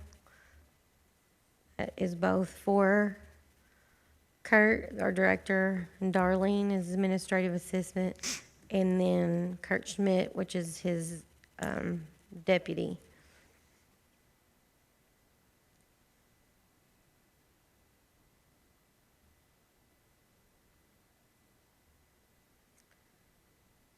They've made reductions in office supplies, and training and safety supplies, and travel. $3,000 for utilities. Those are utilities that are dedicated to mobile command or something specific to emergency management. Maintenance repairs, 2,500. That's gonna be for the vehicle. Generator maintenance, this is for the repeater at the high school, the courthouse, the road department, and the detention center. We put them in this budget because they are an emergency device. They kick in if we have an emergency and have no power. And that way we've got one person overseeing that all of those are being maintained like they should. And 12,000 is Code Red. That's our emergency notification software.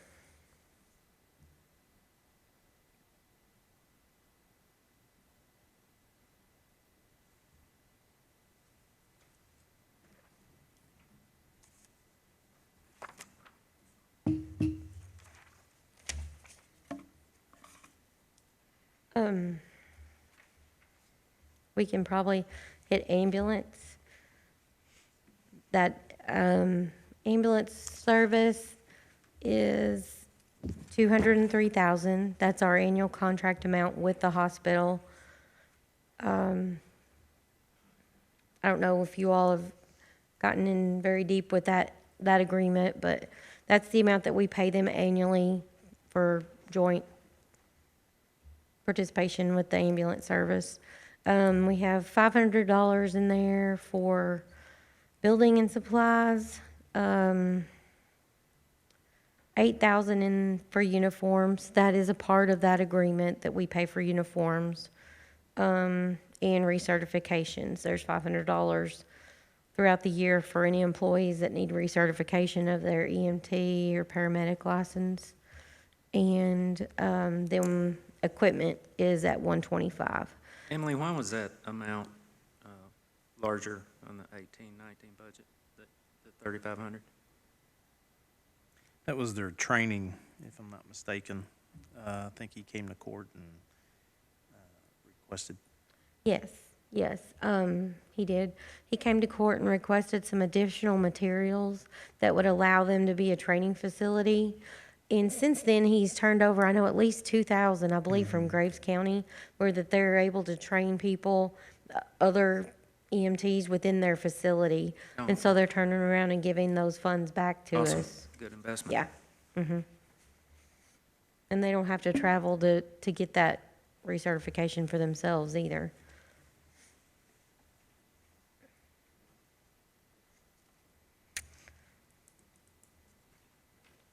If there's not any questions on the ambulance, let's take about a 10-minute break for restroom.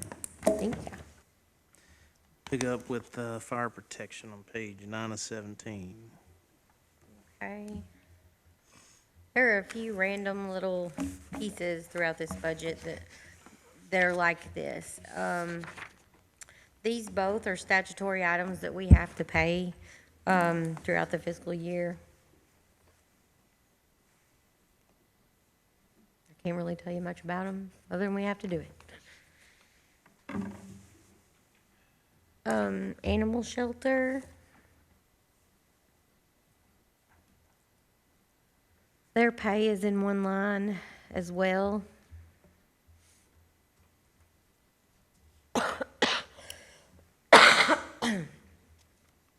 The only thing that's changed throughout their pay is the overtime budget has been reduced from, the current year was about 4,300 down to 1,000.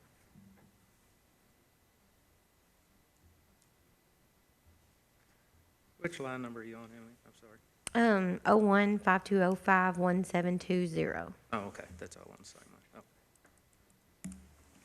But that counts for, that one line accounts for all of their personnel, both full-time and part-time. The spay and neuter, $700, that is what we anticipate being left from their grant from the state for this year. That would carry over into next year. Normally, lines don't carry, but with this being grant dollars that we know that they will not have spent yet. We were able to forecast that.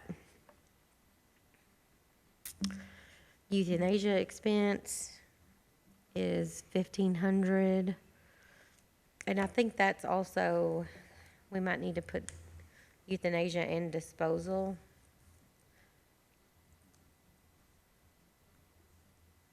Because part of the increase to this line is that they're no longer able to bury the animals there in the landfill, that they are going to, I believe it's Mayfield Veterinary Clinic for incinerations.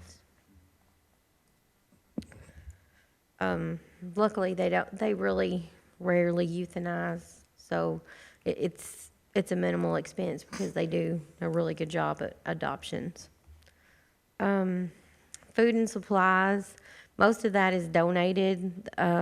Occasionally, they do need some specific food if they have a especially thin patch of puppies come in that need some type of a special formula or type food. But we do have an expense line for that. Cat litter, I know, is one that we buy very often. We increased her building maintenance line a little bit because we want to make sure that our maintenance staff, we want them to give the bills to that department that they're at so that that department head can see what maintenance is being performed and what the expenses are at their department level so that we can kind of get a better idea of where maintenance is working. Their fuel, I let think me you see had if it on there. it's still in Got it there. on there. Yeah, it's on the other. Yes. We did we leave it in there for any special reason? Oh, okay.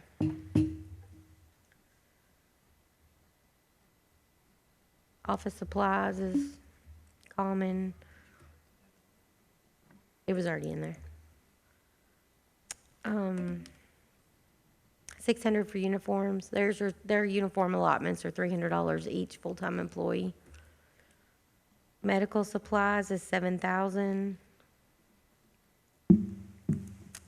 Travel expense is $1,000. And equipment is $12,000. And that has to do with some of their lease payments on their vehicles.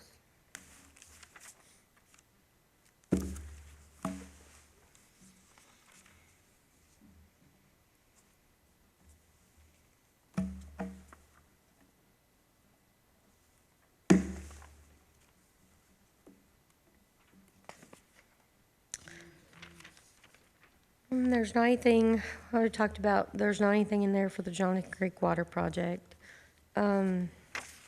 Sanitation, this is Lindell. This is the line item and fringe that sanitation is supposed to be trying to reimburse us.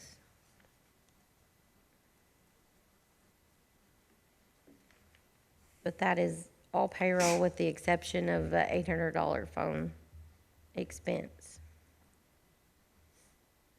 What's the amount that they Um, reimbursed?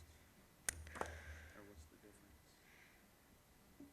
difference? For this year, I haven't reconciled exactly how much they owe us for this fiscal year, but for Lindell's total salary in a year is roughly $77,000. And that's the amount we want them to reimburse us, but I had gotten over just about 20,000 is all I've gotten.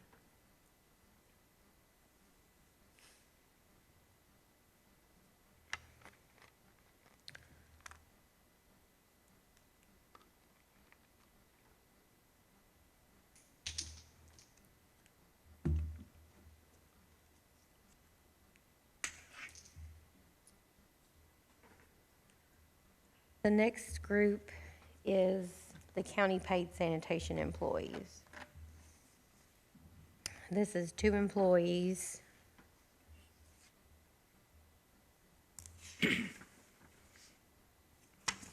Jonathan and Erskine with $5,000 worth of overtime.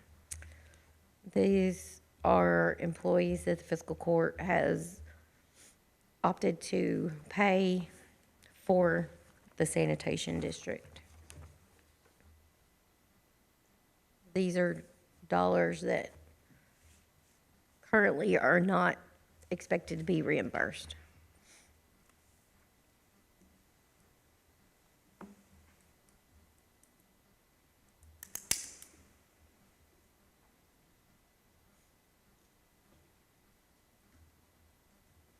Y'all have any questions about those? Okay. Miscellaneous health services, those have been zeroed out for a while. It's taken a while to zero those out, but they've been zeroed out for a while. Next is cemetery board. Cemetery board is, there's a, county has appointed a board that looks after the cemeteries. There's a travel expense with it, which is, there's 5 board members and they get paid $30 a month to oversee those. That's expected to be a reimbursement for fuel for overseeing those cemeteries.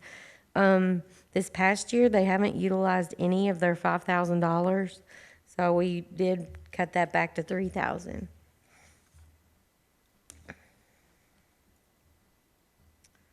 Other county services, pauper burials is at $500. And special service group grants is at $50,000. That is your nonprofits.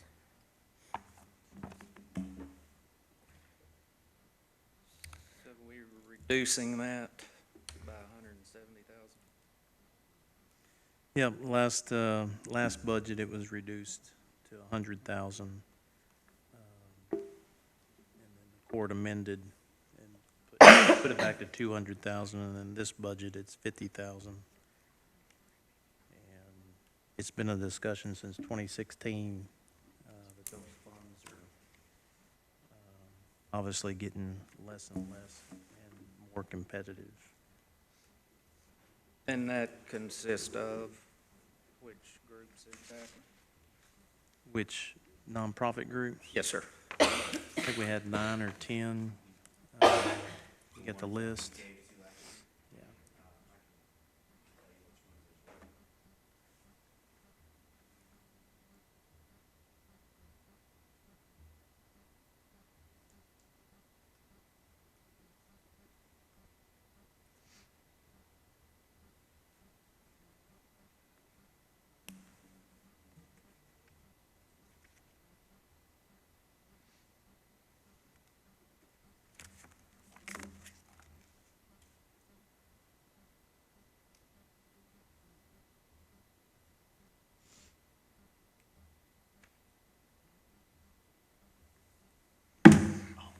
It was, I've got it up there. 5,000 to the exceptional center. It's kind of tiny. Let me see if I can. 5,000 to the exceptional center, 3,000 to veteran support group, 2,000 for Haven of Hope, 7,500 Hoop Fest, Marcella's Kitchen, 13,000 Benton Calvert Senior Citizens, 92,500. Main Line, 35,000. Ramp Ministries is 3,000. Whack Pack is 2,500. Hardin Senior Citizens is 30,000. Arts Commission was 3,500, and Clarks River Wildlife Refuge, 1,000. That was the initial $198,000 that was distributed. In October, there was an additional $2,000 given to the Exceptional Center. Following that, there were payments, about 4 payments of a little over $4,000 to pay for those agencies to attend the workshops.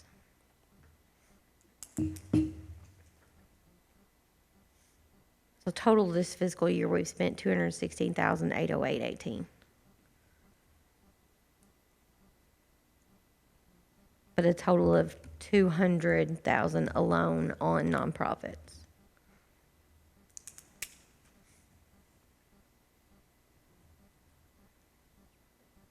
If we cut that to 50,000, some of these will close. I'm not prepared to do that. So let's, Do what? I let's didn't say, hear. I didn't hear what you said. I just said if we cut this to 50,000, some of these will be forced to close, and I'm not prepared to do that, You're not prepared to do what? for some of these to close.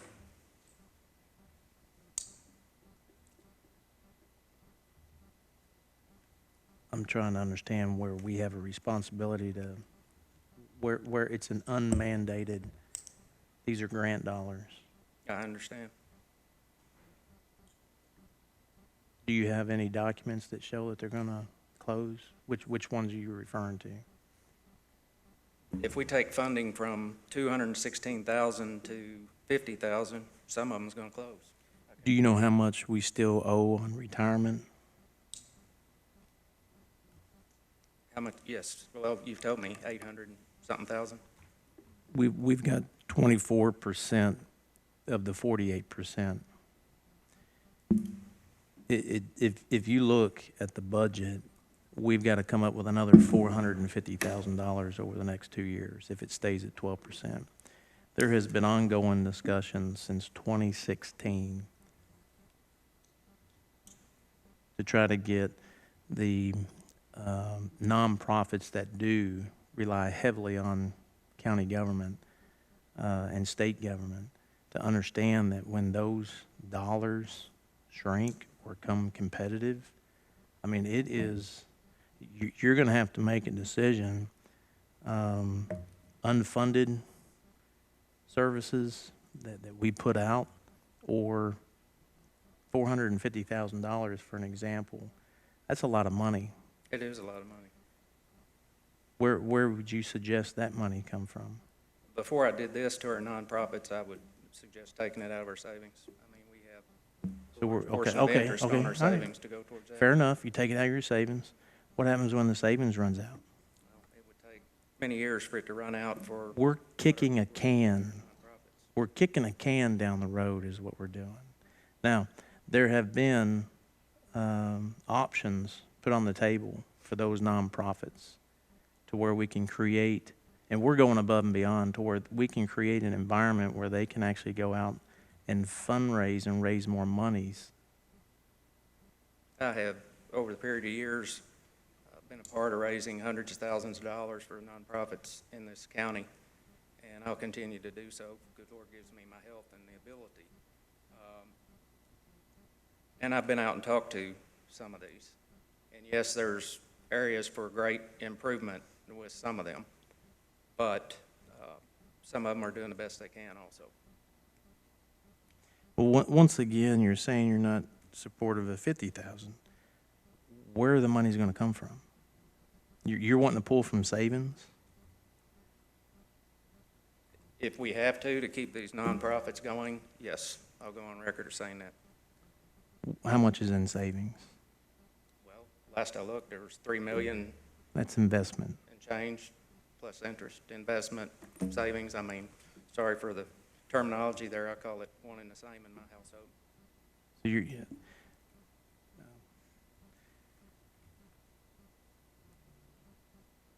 I don't think that that's a very good strategy when we don't even have any documents. Nothing that says that these organizations are going to close. And nor are we responsible for keeping these organizations open. If you open up a business, is it the county's responsibility to keep your business open? They never have helped me any. The answer is no. I mean, to think that we should be focusing outside of the budget. I just sat here and said, we've got to come up with $450,000. And there hasn't been nothing put on the table as far as where that $450,000 is going to come from. Let's say it comes from savings. That savings is going to go quick. We're already subsidizing out of the occupational tax. We've had discussions of getting 911 off of our budget. If we're successful at that, that subsidy can go towards retirement. That's a plan that's been put on the table that we've had a discussion about, and you just recently voted against it. I did. So you're wanting to dig in the savings. To No, keep I don't want to dig in the unmandated. savings for anything. This is unmandated. There is nothing that says that, and when you speak to the professionals that I've spent a lot of time since 2016. I've sat down with these organizations. I've told them it's coming. You can't sit back and ignore it. The retirement system, I can get on a soapbox of how cans have been kicked down the road and then the burden has been put on us. I get it. Nobody thinks about the taxpayer. I've got businesses and employees. I get it. I get it. You get what? I get expenses. I get expenses spiraling out of control with things. I get it. I mean, for the last 20-something years, I've been a business owner. I get it. Your plan is to go to the savings. I'm just going to say, that's not a very good plan. Okay, that's your opinion, and I would rather not, but if it meant creating an environment that some of these are going to close, then I would vote to do that. I mean, So we just have a difference of opinion on it. I've yet That's to okay. see anything, Kevin, that any organization is closing. I haven't seen one shed of documents. Not one. Have you seen a budget of these organizations? With the support they were given last year at 216,000, you think 50,000 they're going to be able to operate? 216 was the total amount that we gave a taxpayer's money, I understand. and we don't. Do you have a budget from these organizations? I have not, no. I've actually seen it on other boards where I sit, where organizations request monies, grant dollars. Now, these are grant dollars. We're putting these out I in the understand. forms of grant dollars. They're very competitive dollars. But they're not, just like Dr. Long, who came here and told us. He said, what we've been doing for the however many years is archaic. 30 years ago, they started changing. I just got an email the other day from KOHS. The monies that are available for grant dollars that we apply for and our agencies apply for are being very competitive. And the priority on those grants are cybersecurity. Do I go running to the state and say, hey, we're going to have a burden down here on our budget, give us more money? It doesn't work that way. And it should be no different than organizations in our community. Is it something that we need to be discussing? Yes. And I'm sitting here telling you, I've been discussing with these organizations since 2016. Some of the organizations, the leaderships, who draw a lot of monies from the county, I've personally had in my office more than one time, telling them, trying to explain to them. We even paid to bring professionals in the nonprofit world to give them training. You look at some of the organizations, we just went and toured one, $1 million fundraising initiative, and how successful that is. There's organizations out there that are making it, and there's organizations out there that if they're having trouble, it's, we can only do so much, but we've got burdens on our budget that we're trying to manage, and that's exactly what Dr. Long said. If you put all of your monies in government, when the government monies start to get tight, then the organizations are gonna have hardships. And there's taxpayers out there that we're taking their money out of their pocket. We have to justify, that's why we're doing the grant applications. We were giving out these monies in years past, and we couldn't tell you what they were going for.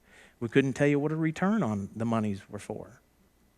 We couldn't even tell you if the organization was recognized by the state as an actual 501c3 business or nonprofit organization.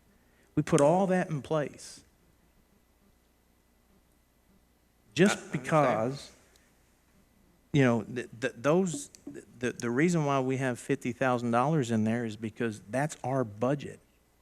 And the dip in the savings, that's not good. That's not a good plan either. We've come up with options for them if they want to participate. We had a nonprofit meeting in here. When was that? 2 weeks ago? Last week? We had a nonprofit meeting to share with them other ways that they can get out and partner with us out at the park to try to raise monies. That's how we can help them raise monies. But to sit here and say that nonprofits are going to close their doors, you need to give me more evidence than that. Well, and Give me evidence or not when you're cutting them by 170,000. you understand that these are tax dollars. I understand. I've talked to a lot of my constituents about this very subject. 90+% of them, very same comment. They want them funded. So that's people I work for, and that's my decision. We disagree on that, and that's okay. I can disagree on anything with anybody and move on, but I do disagree on that. Did you share with them the strains on our budget? A lot of them have seen the budget, and I've talked to a lot of them extensively about the budget, and not every single one of them. Do but they understand? Most Do they people understand that I've talked to are aware of this budget. They're watching this budget, and Do they understand that work for we them. have to come up with $450,000 for retirement?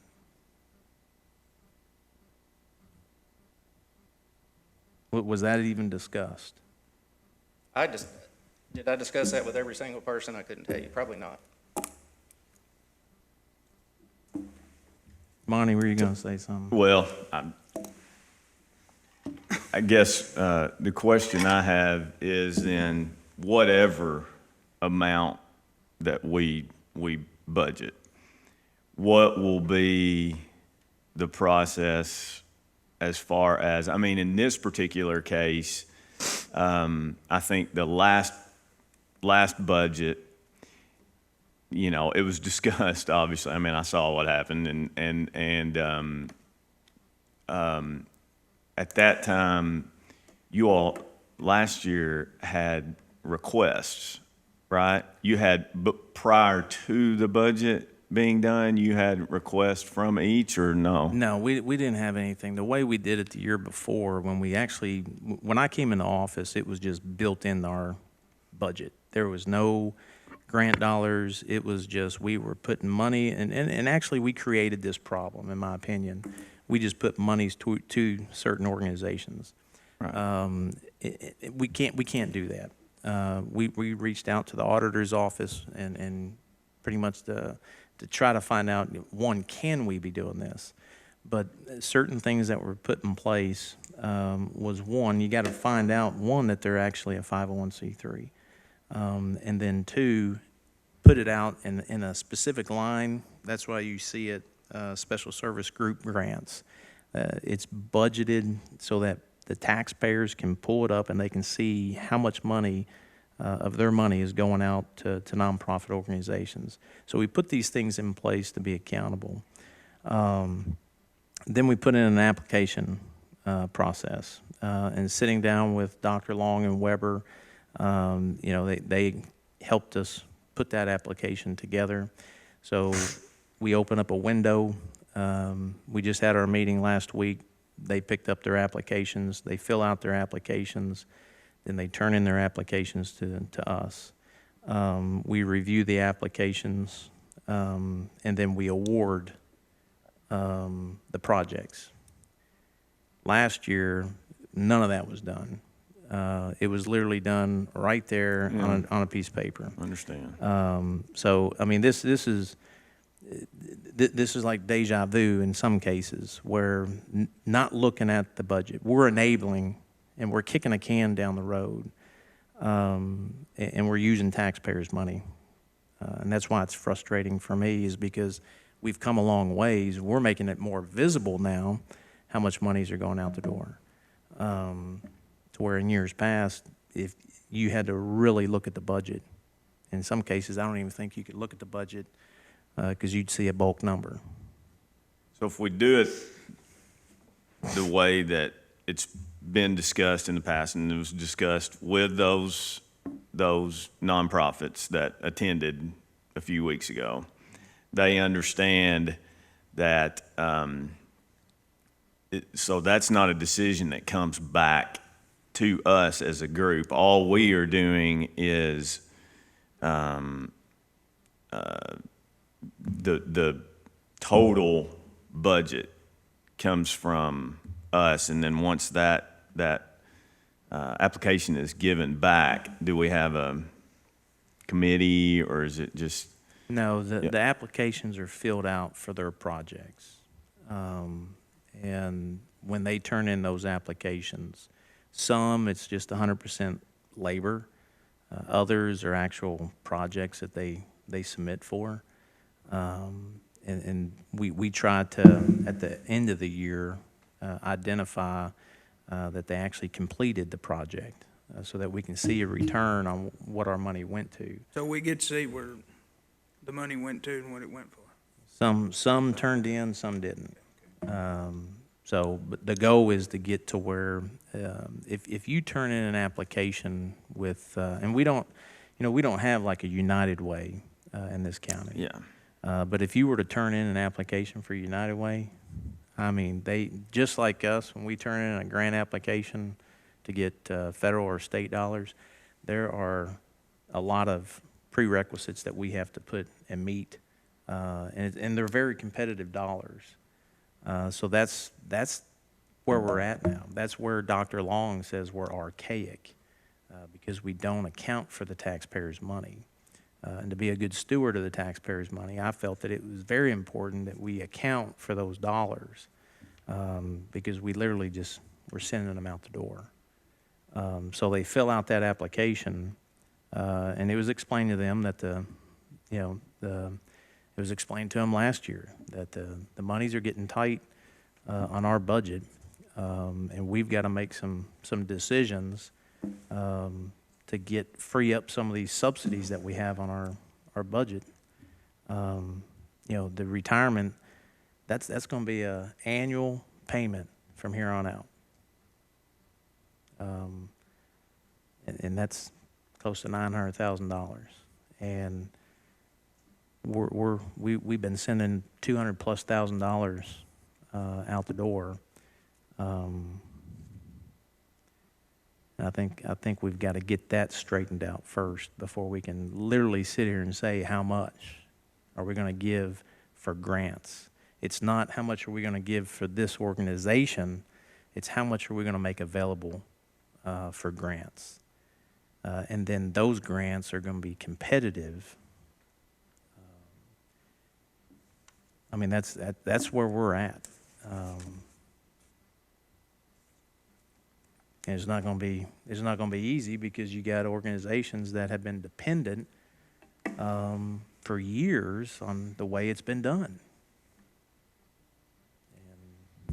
And in a way, this has been going on since I've been here, 2016, trying to change, how those tax dollars go out, making it more competitive, making sure that we know where the dollars are going, that they're going to actual nonprofit organizations, and then a return on those dollars that are going out. Because, if someone came up to me and said, well, you got $200,000+ going out the door, what are they going for? I couldn't tell you. But I heard it last year that organizations were going to shut down. And to me, and I'm hearing it again this year, that's something that it shouldn't be thrown on us as elected officials, because we're responsible for this budget. And we are responsible for being good stewards for the tax dollars. Any organization that's out there, we even went above and beyond with bringing the parks in. There's an application that they can, we started it this year.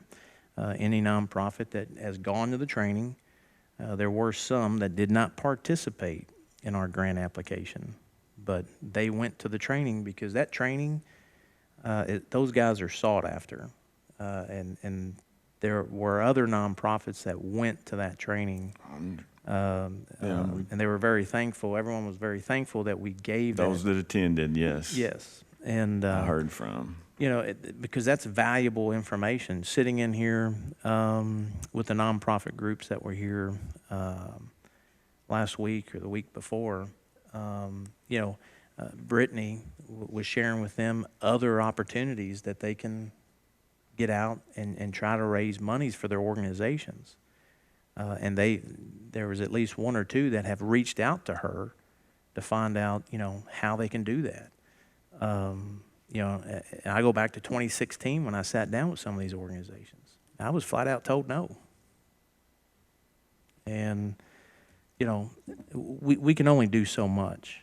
But I'm not going to, I feel that we have gone above and beyond for what we can do with the restraints, not the restraints, but the burdens and the commitments that have been put on us. And the retirement is a serious issue, in my opinion, because that's close to $900,000 that goes straight to retirement. I don't disagree with what you're saying at all, obviously. What I personally, just sitting here going through this, obviously we're going through expenses first before we've talked about receipts. So,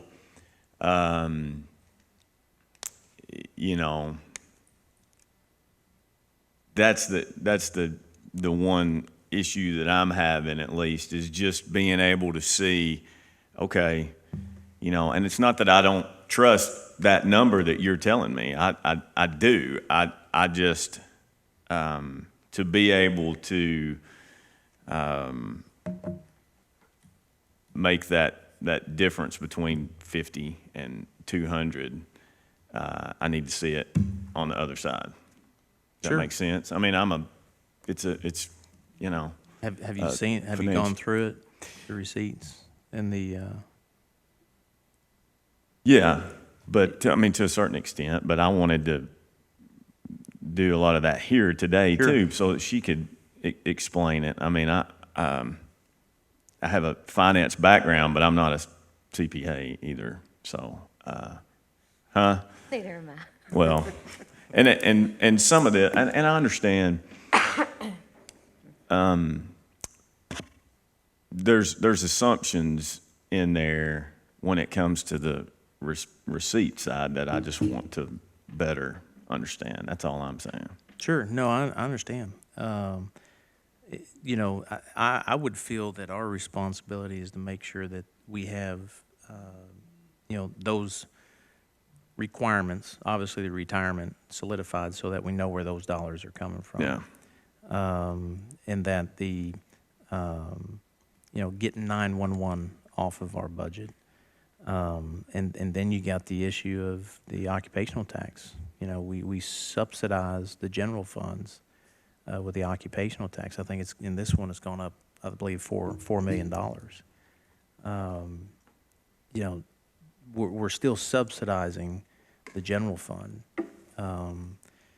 And obviously the worst case scenario could be that one of our major employers in this community were to lay off, we would immediately feel it overnight. And we're making decisions today so that we can make sure that we're solvent, or not solvent, but in a better position later.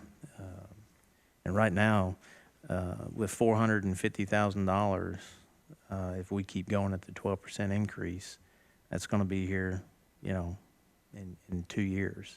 Next year will be 200 plus thousand. The year after that will be 200 plus thousand. And I think that we need to make sure we identify those dollars first. And this number is obviously what we had at the time. We gave those priorities to the departments. You know, some wanted to increase, the sheriff wanted to put a new deputy out on the road. The jailer wanted to give his people some, a raise because retention, trying to retain his employees. He's having a hard time retaining his employees. Those are the things that we should be discussing and focusing on. And then at the end, we look at what do we have available for grant dollars. That's just my opinion. Yeah, and I don't disagree with you, and that's what I'm saying. This is obviously in the middle of what we're discussing, whereas it needs to be at the end, like you said. Well, Or I mean, I know to say that, you know, organizations are going to close their doors, we need to fund them. That's a broad statement, in my opinion, because we're dealing with taxpayers' money. And there is nothing that has been presented to me since I've been here that these organizations are going to close their doors. I have yet to see it. No. Here's, you know, the amount of monies that they bring in. And, you know, that's one thing that Dr. Long talked about. If they're organized to where they're just bringing in government money, that's a bad position to be in if a large percentage of your money is coming in from the government, because you're at the mercy of the government. But we've also took that in consideration, and we made available an option for these organizations that want to partner with our parks to get their message out, to help them get their message out for raising monies for their organizations.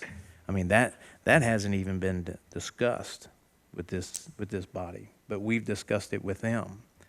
I know me and my staff, we've sat down and we said, okay, you know, if there are organizations that need help, well, instead of coming to the general funds, why not help them get their message out, partner with the parks, and if they have an event, you know, help advertise it, help promote it to get people to come out to support these organizations. You know, that's the, I mean, you can look at Marcella's. They did a $1 million fundraising initiative. And hearing their story when we were over there was impressive. And that's exactly what they did. They went through the training, so it can be done. But that's not our job to go out and manage those organizations. And that's, I think that's a fine line. We put grant dollars out there based off of our budget, and then those organizations have to compete for them.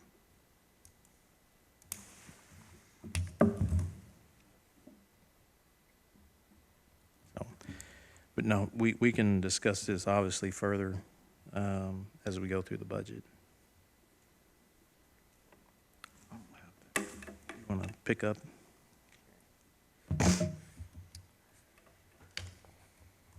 was that one of those?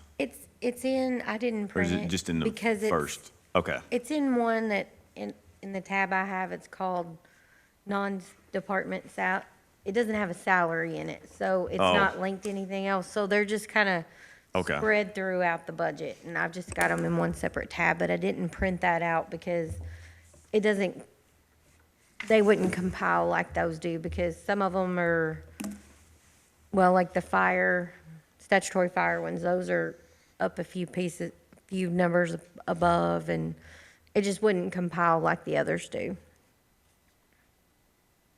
Okay. I don't have anything for beaver management for next fiscal year. Next thing is nuisance.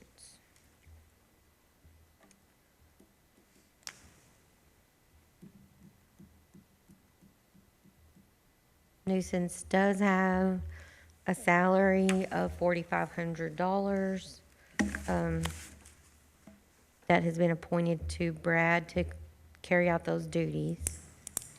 So that is his salary, basically, and one line of $100 for office supplies for nuisance complaints.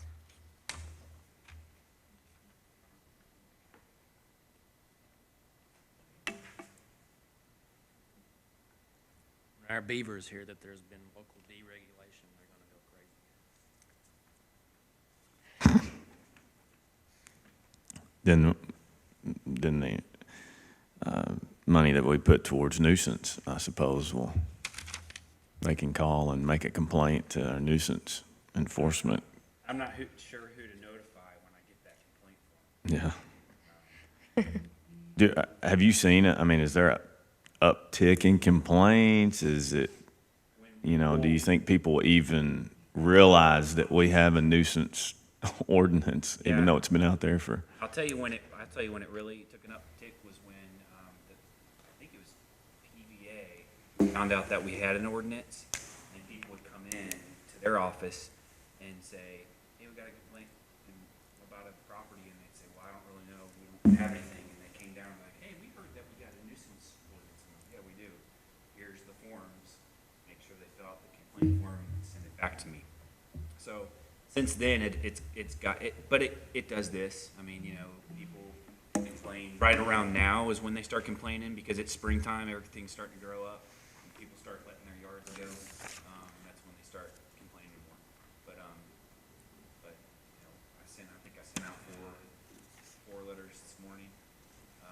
Just that initial contact. Hey, you need to do something. And it seems to help that first initial contact. It's just kind of that ongoing. They may do something the first time I talk to them, but then after that, they may let it go again and go back to the drawing board. But people do got to understand that it's by complaint base only. It's not by me driving around and seeing a property and me doing something about it. I have to get a written complaint that states what their violation is, and then I can act on it. Gotcha.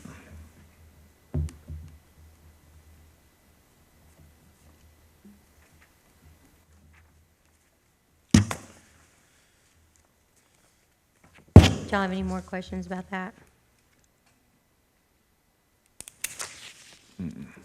Okay, I'm gonna go to parks, and I'll switch over to salary for a little bit. The first line is our park director salary.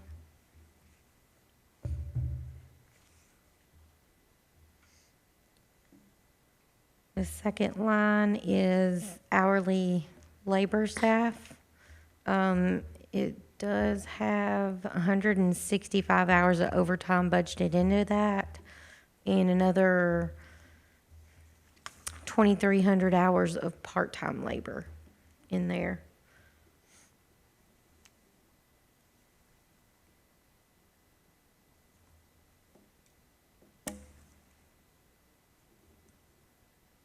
The administrative assistant employee at the park.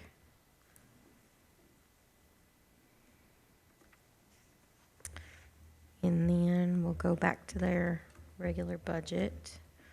Mower repair is still in there.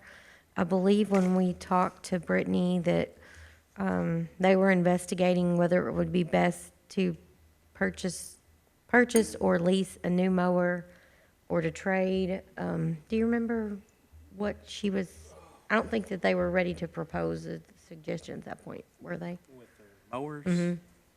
I don't think so. I thought we had discussed gov deals or something when that comes. Yeah, I think they had one that they were either gonna trade or sell. We were gonna get the price of what they were gonna get for trading compared to what we could get selling on gov deals. But as far as like goes, I can't remember if she nailed down whether it was better to lease or to buy. I think what they were talking about was just trading one in and buying it. So it may be that direction they go in. Because by the time they run through a lease, I mean, they can probably get, a decent amount. They just bought it, a decent amount back. Yeah. Well, I'm thinking that leasing it, because this was their first time leasing it, it didn't, I don't think it was the better deal. Right. Yeah, because there's still a buyout at the end of it, so Yeah. I think it was better just to buy one. We did remove their gas. It's in with the bulk line. We took down office supplies a little bit, park supplies. I think we moved we did. We combined this rec supplies in with park supplies we just have one line item now for supplies. Uniforms, this is $300 for labor and $100 for office staff. Uniforms, $4,000 for travel. We have a fairly new staff out there, so there's probably more educational opportunities out there that they haven't utilized yet. Utilities.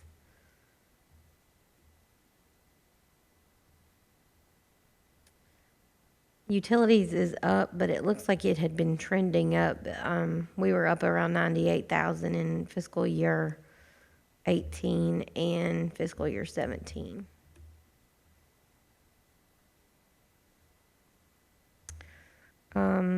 Improvement projects, this has $25,000 budgeted for tennis and basketball resurfacing, and that is to be matching dollars if we were to get awarded a grant. Equipment, we've budgeted $11,000. That is going to, part of that is their leases that they already have. I think that's probably all of that. Day use parks mowing and improvement, that is mainly, it's our mowing contract and our mobile johns that are at the day use parks. That takes up a big piece of the majority of that budget. It does leave some other supplies and repair amounts, but the majority of it's taken up by those two items. And we did combine maintenance and supplies into this. So that's using Improvement, the bid we accepted this last couple months. Okay. And it did keep the special projects or the Christmas, where we have the Christmas in the park. Usually this 10,000 is usually spent very quickly. Bulbs are very expensive, and I know that they're trying to convert some to LED, so they go through that pretty quickly. But we did keep $10,000 in there for that.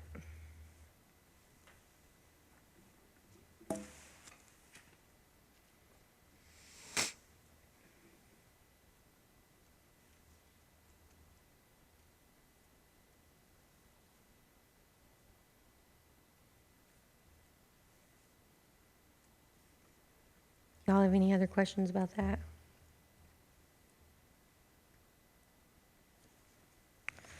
Okay.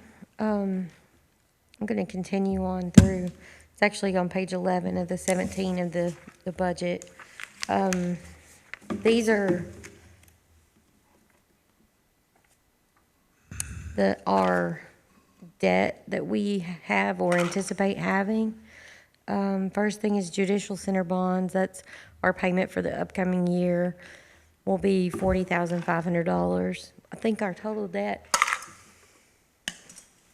on that at the beginning of fiscal year 20 will be $1,617,000.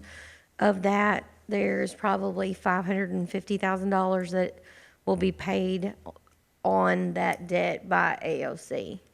We're only responsible for this 40,500, and that payment is due in March of 20. We've got 52,000 budgeted for Southwest One infrastructure debt service. That's, estimating, is that the turning lane, or that's the boulevard?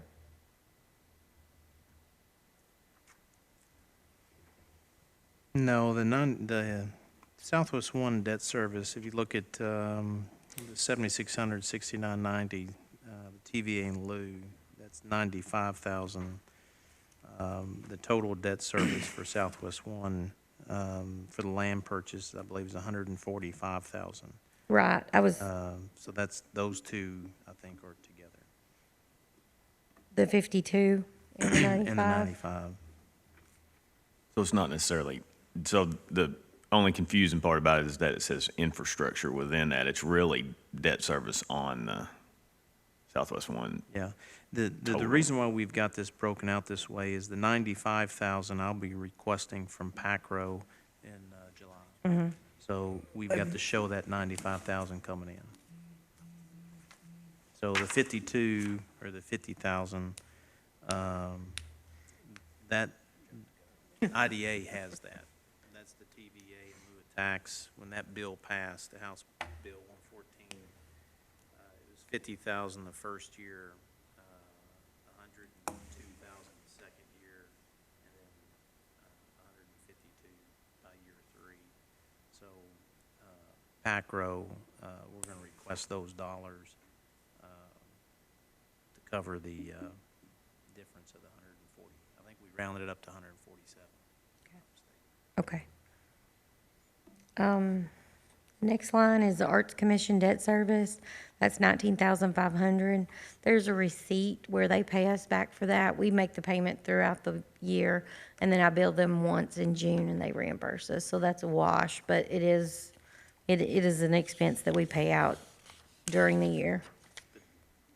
The infrastructure, I want to make sure that, looking at this, the line extension, we have an estimate that the engineers put together for Southwest One, I think 2.2 million. I think we estimated for the bonds at 3.5, what that cost would be. I'm trying to think where we put that at, if we did it all. The sewer and water line project. I don't, if we did, I thought it was that 52,000, but, Oh, that's right, I think it, okay. All right. The 52 is because you pay the 50, that was one of the options that they put. I think, was it Ross Sinclair? It was 52, and then you pay, because our fiscal year is July to June, you would have a $52,000 payment on that bond. And then it would come into the next fiscal year. it would just be we wouldn't have a full year worth of payments. Yeah, okay, yeah. So that's what that is. Okay. That is So that's not the infrastructure. 147, that's not part of that. That's separate. This is for the, Right, that's the 52,000 that Ross Sinclair had, basically, the way they've got it set up, would be a payment, and then the next payment, I think, fell within the next fiscal year. So that would be, 52 would be the, this coming fiscal year payment that we'd be looking at. The 95,000 is still, for the land purchase, that loan payment. But IDA, that 50,000 is not in our budget. Because Yeah. IDA, they request that from DLG, so they have that. Yeah, I've got a note in here that says after fiscal year 20, the payments would go up to about $200,000. Backing up just a little bit, Emily, but what's the reason that we're paying the art debt service and then they're paying us back? Is there a reason for that when it was put in place? Or? When they were awarded a CDBG grant, when they got that, it needed to go through the county because you only When was that? 13, something like that. Well, it solely went through us, but the city had a verbal agreement that if they were to default or something, that we would share that debt equally. I thought we had something, they, in writing, that they agreed to. The auditors were wanting something other than a verbal, Yes, yes. so, I thought we had something to where it was in writing that they would commit 50/50. Jeff handled that. I think there is too. Yeah.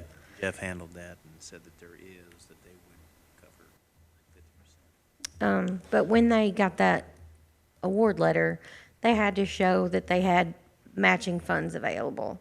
So they had to get a loan. Well, they couldn't get a loan because they were a new organization, small.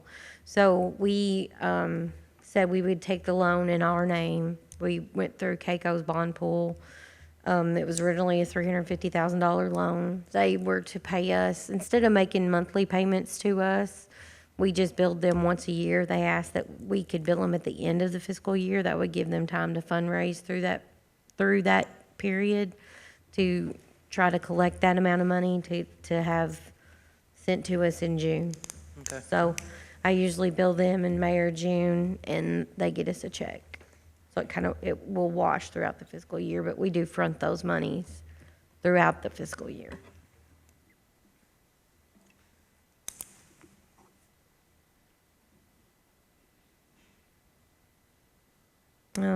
Southwest One Debt Service, there's, like Judge said, this 95,000, there's a receipts line for 95,000 from PACRO, so that will wash and go straight to the IDA for them to make that payment.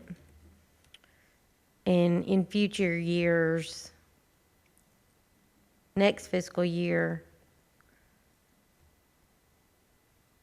we will get closer to 100,000, 101, 102 in lieu of tax money. So there will be a smaller amount to make up.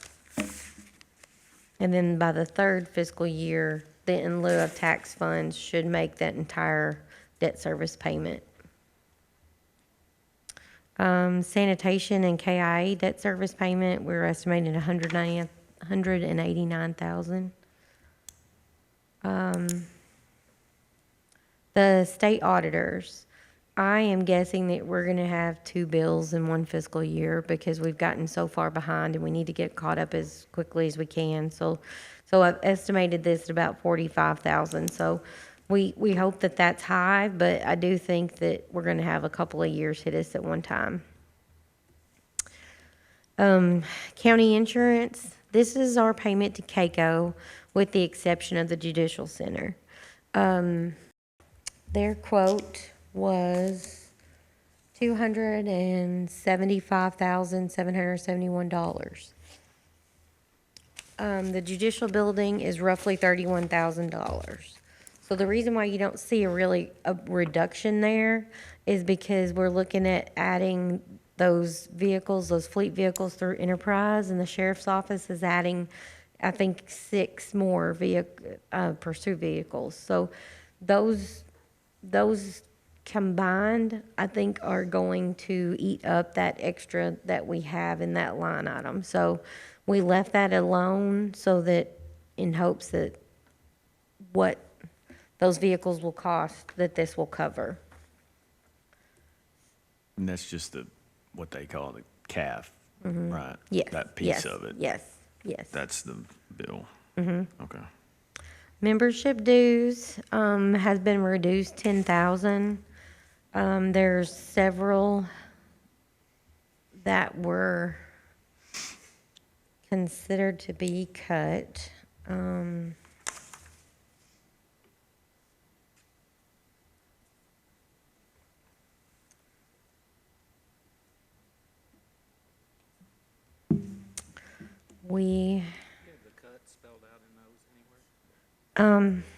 I don't have them written out anywhere, but we went through the current years, and the Judge Executives Association was cut. Magistrates Commissioners Association was cut. I think Coal Coalition was cut. Was ATVG left alone? CAECO was cut. Chamber of Commerce was cut. That's the alliance. It was left in place. My CATFO board, that's your treasurers, that was left in place prior to my retirement with me being on the board. It needed to be retained. Kentuckians for Better Transportation, was that one cut as well? Emergency Management Association, I think, remained. ABC remained. COLA, which is your Occupational License Association, remained. Economic Development, I can't remember about that one. Do you, Judge? Okay, I think so. That's the alliance, and that remained. The PAD was cut. That remains. It's got to do with floodplain stuff. Southern Economic Development Council, I think that one remained. And Jailers Association, I think Roger is on that board as well, so it would need to remain.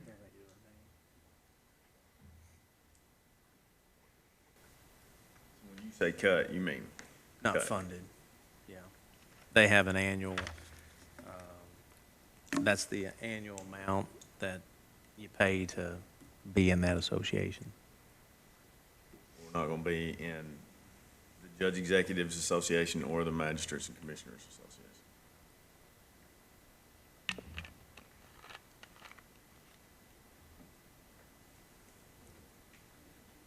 CAECO sends out updates, legislative updates. There's different one, actually, as far as legislative updates. CAECO sends out pretty much the redundancy with all the agencies. They send out the same information. DLG on their webpage, you can go to their webpage and get their, they put out an update as well. A lot of the information that DLG puts out, that's where I get my information. But one of those that we cut though was CAECO. You're saying we're still gonna get that just by being a CAECO, No, or was it CAECO not cut? No, I was just saying, CAECO puts out updates, Commissioners Association, and Judge Executive Association, they all put out pretty much the same information. In DLG, you can get the same information off of DLG. I've sat through, I know with my association, and what's the amount there for mine? I can't see that. What was mine? Mine was $3,000. 2113. 2113, just to be a part of that association. So, I know I cut mine. I feel that I can get my information from DLG. I know I understand the importance of an association. And I went to the legislative meeting right after the school shooting and asked the association to get behind me to try to get something moved with the state, and I'll just leave it at that. So, for me, it's a good association. I don't want to take anything away from it, but when I'm looking at the budget and trying to make dollars go longer for us, I can do without the association. That's my opinion. How come that number, Emily's only 2,000 less when the first two cuts alone were 4,500? What do you mean? Am I looking at that wrong? Well, we've got 10,000 budgeted. There was 12,000 budgeted last year. Shows a savings of 2,000. on the membership dues line?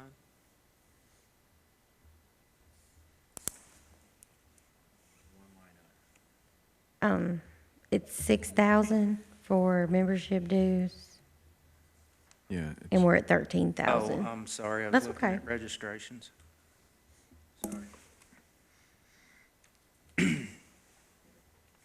These lines get confusing.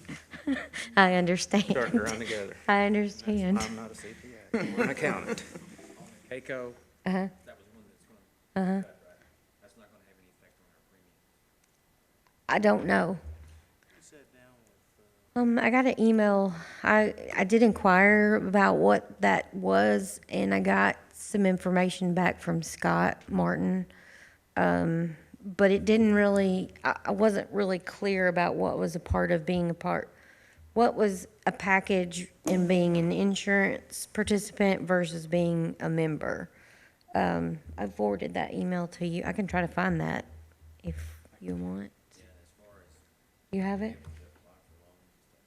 Yeah, I think we obviously, What impact that would have. we need to be 100% sure on that. I'd hate to try to save 1,100 to lose something, you don't think? When we sat down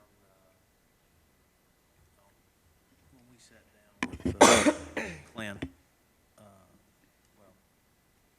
Yeah, he said he would get us that, and Scott, I wouldn't think it would, because that's money for them. yeah, that's it. We were to apply Yeah. for a loan. But they contract out with That'd probably be Compass. easiest. Hey, Brad's gonna forward that email that talks about what the membership relates to. So you all can see that.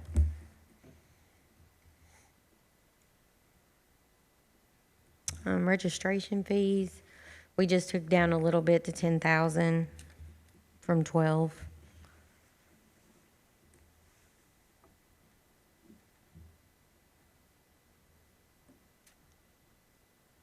Reserves, That's changed. yeah, I believe it needs to be at. It was, when we started this morning, it was at 22,634. It should be at 55,634 now, I believe. Yes.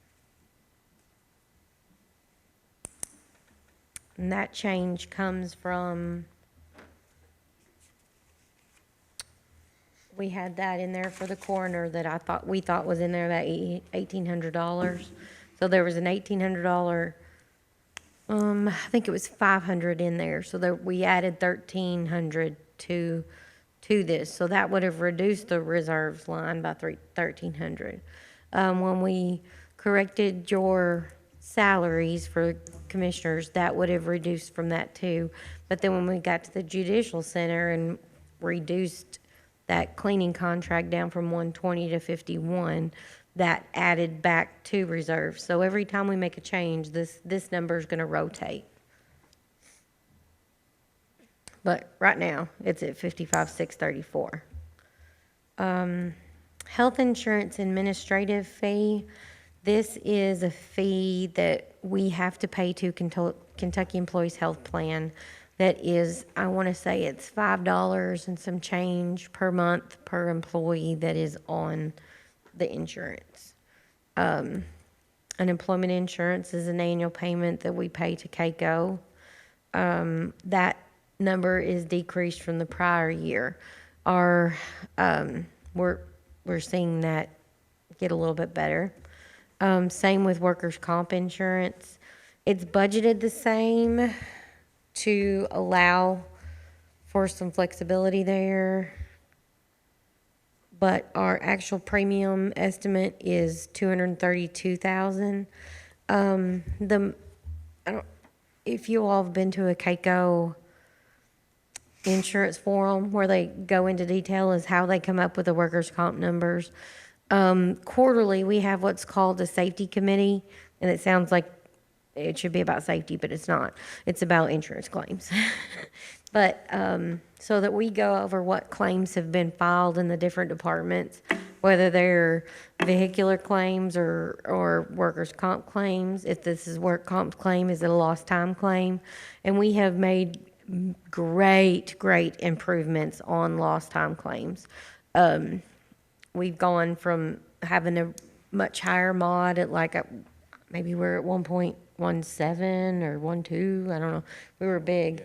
And we're narrowing that gap.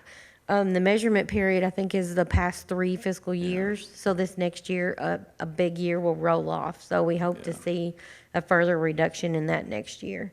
I know Keiko has talked about a lot more than I've heard in several years. There for a while, we didn't hear anything about, what's the word? Light duty. Yeah, we didn't hear anything about light duty for a long time, and we're starting to hear more about that from Keiko, wanting counties to implement light duty policies. We did have one long time ago. It tended to be abused, so we eliminated it, and so that's something that they're starting to push out. So you all may get some information on that. They talked about that and previous item you were speaking about Yeah. at the meeting we all went to at I State don't- Paducah. Yeah, from a treasurer standpoint, I'm not real sure how I feel about it. I don't know if it can be done and done well and not abused, and we don't have a whole bunch of people cleaning break rooms instead of working, then maybe, but I don't know, if we can stop it before an accident happens, that would be the absolute best case, but sometimes that's unavoidable, but, going on, retirement expense allowance match. This is for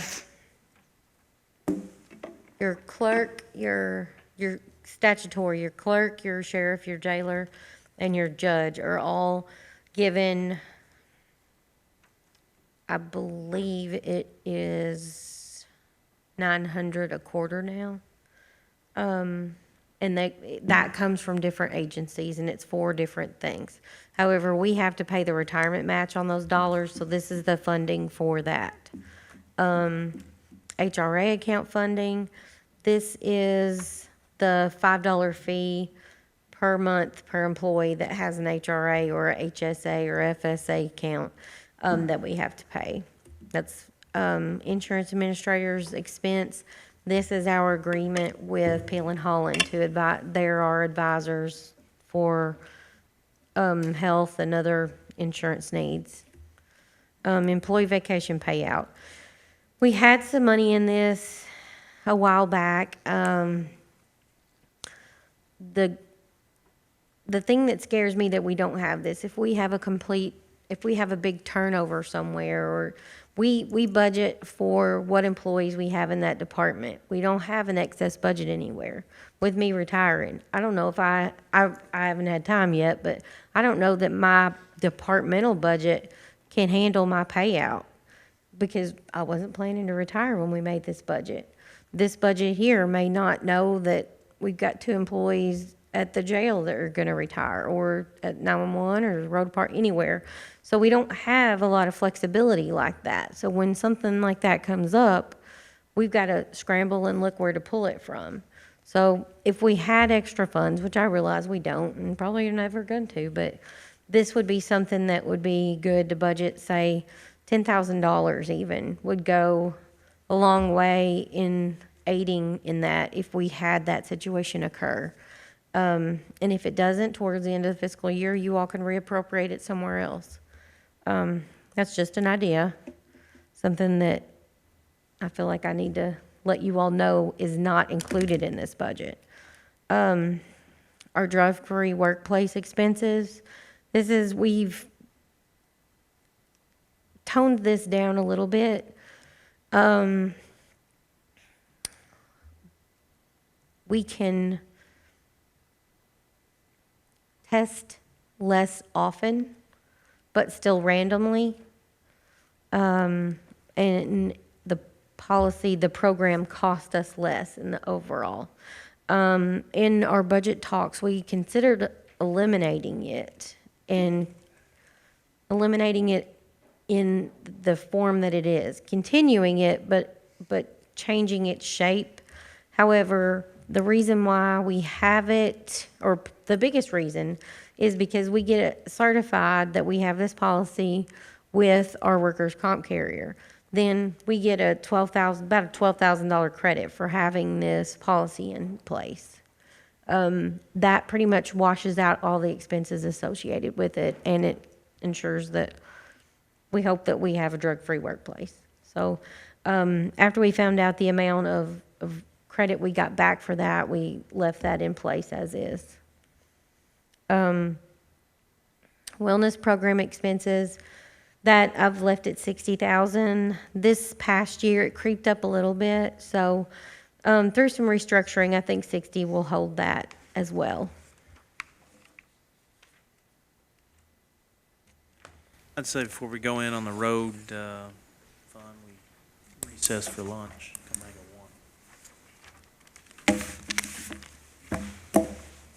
So move. Second. All those in favor say aye. Aye. Motion carries. We'll go ahead and call the special, or the budget workshop back to order. I asked Josh to come up and talk about his condition of employment when he was hired. You want to fill us in on what the offer was? Yeah, Judge, I don't know what the offer was when I started. I had gone from the county planner's office into the economic development role. And if you guys have any questions about my budget, how we've performed over the years, I don't know if y'all want to hear performance measurements or if you want to look at progress we've made in the last several years. So at any time, ask questions. So when I was hired, there was no contract regarding my reimbursable salary from the Port Authority. That was something that the board agreed to do, and I acted as an administrator of the Port Authority. But there was never any contract between myself and the county or the Port Authority for that matter, so. Okay. Y'all got any questions on that? Kevin, you got any questions on that? I guess just prior to the Port Authority thing, what was your salary? Kevin, I don't know, that was 12 years ago. Okay. You could probably go back and see. So 2007, basically. Yeah, 2007. I will say that what we've done since then is we've always cut our budget or sent money back to the general fund. You know, bring up those Port Authority funds will bring, what, $1 million into the general fund? Back to you guys, so. Any other questions, experience, or qualifications, or anything else that might justify? Yeah, just speak on that, if you will. I don't, not just for the court's sake, but people that watch. I mean, short of my experience, I mean, I've been doing this for 12 years. I'm no longer a, novice economic developer. I consider myself a professional. And I Right. carry myself out that way. So 12 years in the industry, but also, my educational background, I think justifies what I'm capable and qualified to do.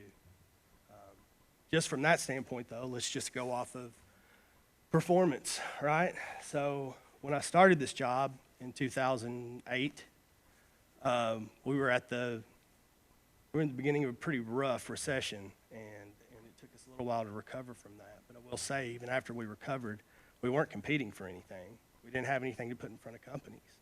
We had the idea of a port, but there were no funds to back up any of the infrastructure needed for that development. And we only owned 50 acres. That was useful. So that's where the need for an industrial park sprung up.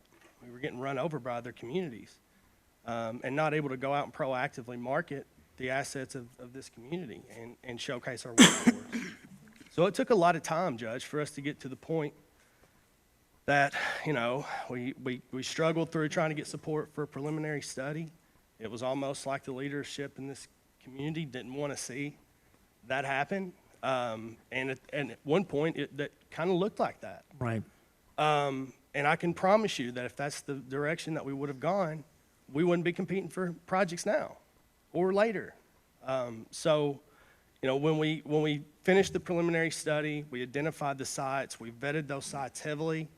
I think we carried ourselves out very professionally. I think we did it the right way. I think we went above and beyond to make sure that we offered an educational component to the community on what we were doing and why we were doing it.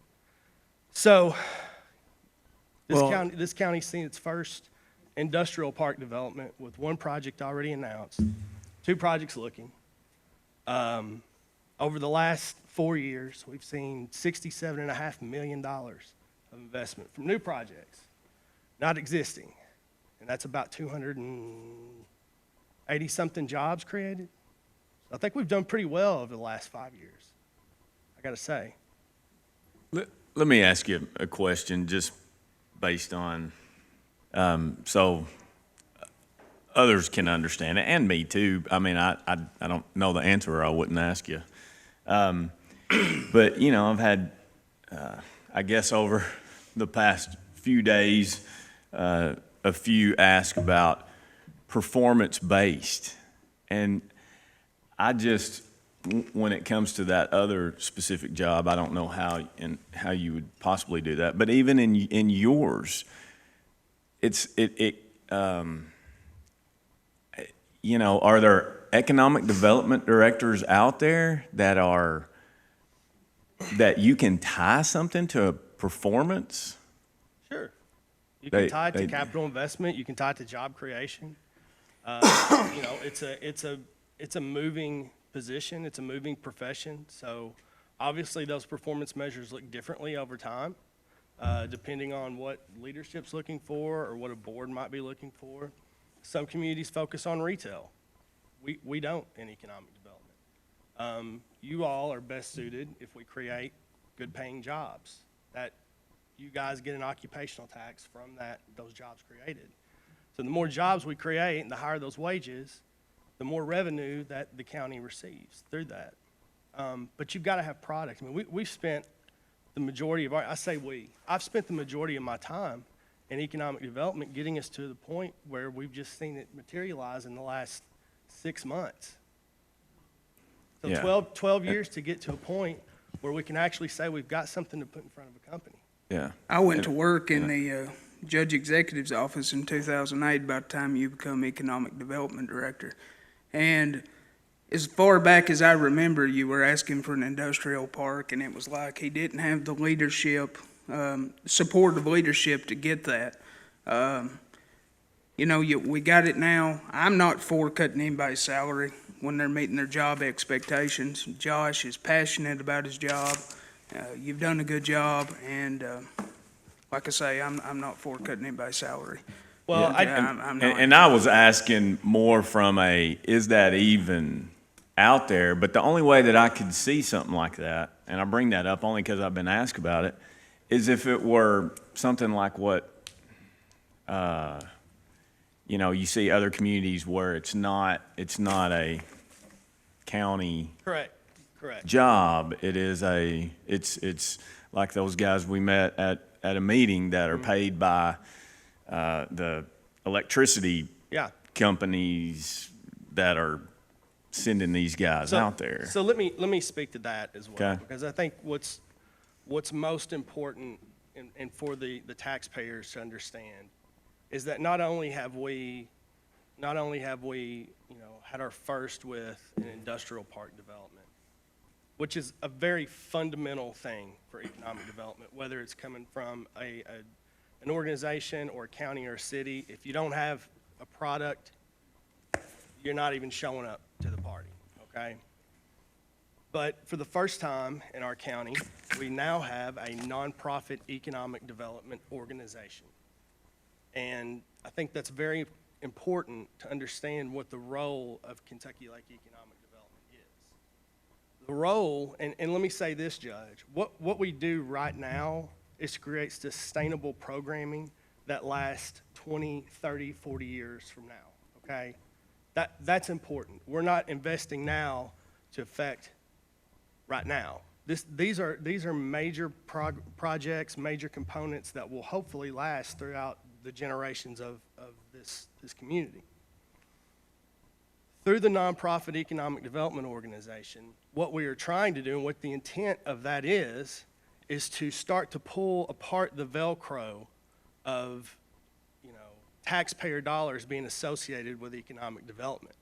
Number one, we know that the private sector does it better. We just do. We know that organizations underwritten by the private sector do it better, they're more efficient, and it just works out better. Probably because we're having to sit here and have this conversation right now, right? But that takes time to build. It takes time to build a good program. And so, that's what we're doing right now. We're raising money. We're using those funds to do marketing for Southwest One Industrial Park. We're being very targeted with our approach. And we're not using taxpayer dollars to do it. Matter of fact, we cut our budget 13% for this next fiscal year. Economic development, 13%, roughly. It's not a big budget. We don't get a lot of money. But we found ways to cut back because of some of the pension issues and everything else. But we've done that consistently since I've been in economic development.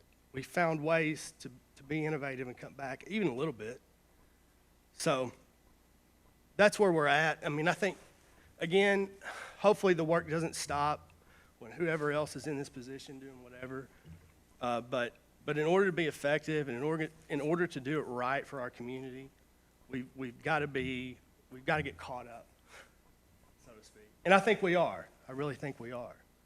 But I wanted to address any questions you guys had about my position, the agreement when I was hired. I suggested to the fiscal court and to the folks. I was interviewed from a pool of candidates. I wasn't appointed. Nobody walked in and said, "Hey, Josh, you need to do this." I went through the interview process just like everyone else. There was a panel of probably 10 people that interviewed me, and I was chosen for the job.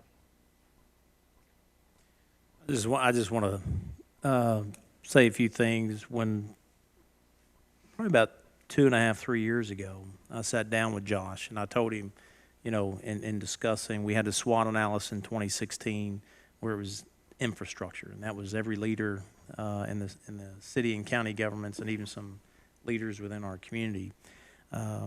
But one of the things that they had done is that study to determine the top 10 locations or 10 locations that would be good for an industrial site. And the thing that was profound was that not having a product, you don't even have a conversation.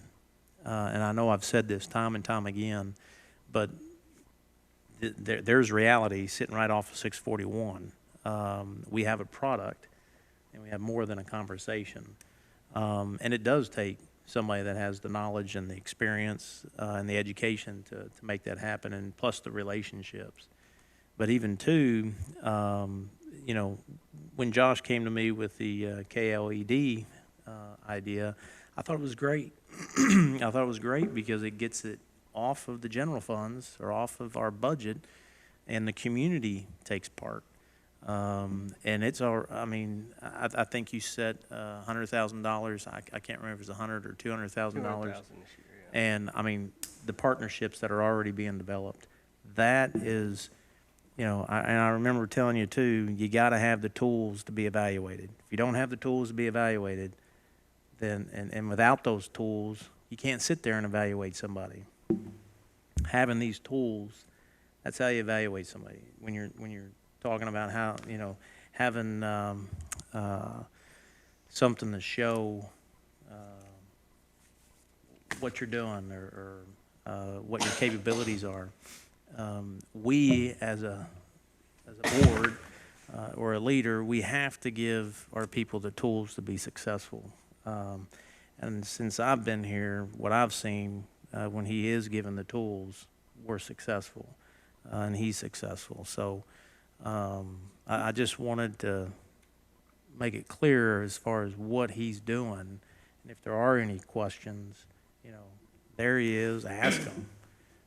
Ask me. I mean, you can drive out to 641 and see, and it's not just the industrial site, but there's other opportunities that he's dealing with that nobody hears about. And sometimes it's because of confidentiality. My standing order with him is don't come to me until you're ready to pull the trigger, because I understand that there's things out there that can get get us all excited when really it's not gonna materialize, so. But, Yeah, I mean, Judge, again, you know, the things that we've accomplished in the last few years, still, though very fundamental for economic development programs and communities, it's very meaningful because it's catching us up to take things to the next level. And I'm excited to do that. I'm excited about what we've done. I'm proud of what we've done. We've done it with integrity. We've done it in a way where we focused on the educational component to the public. We've been very transparent.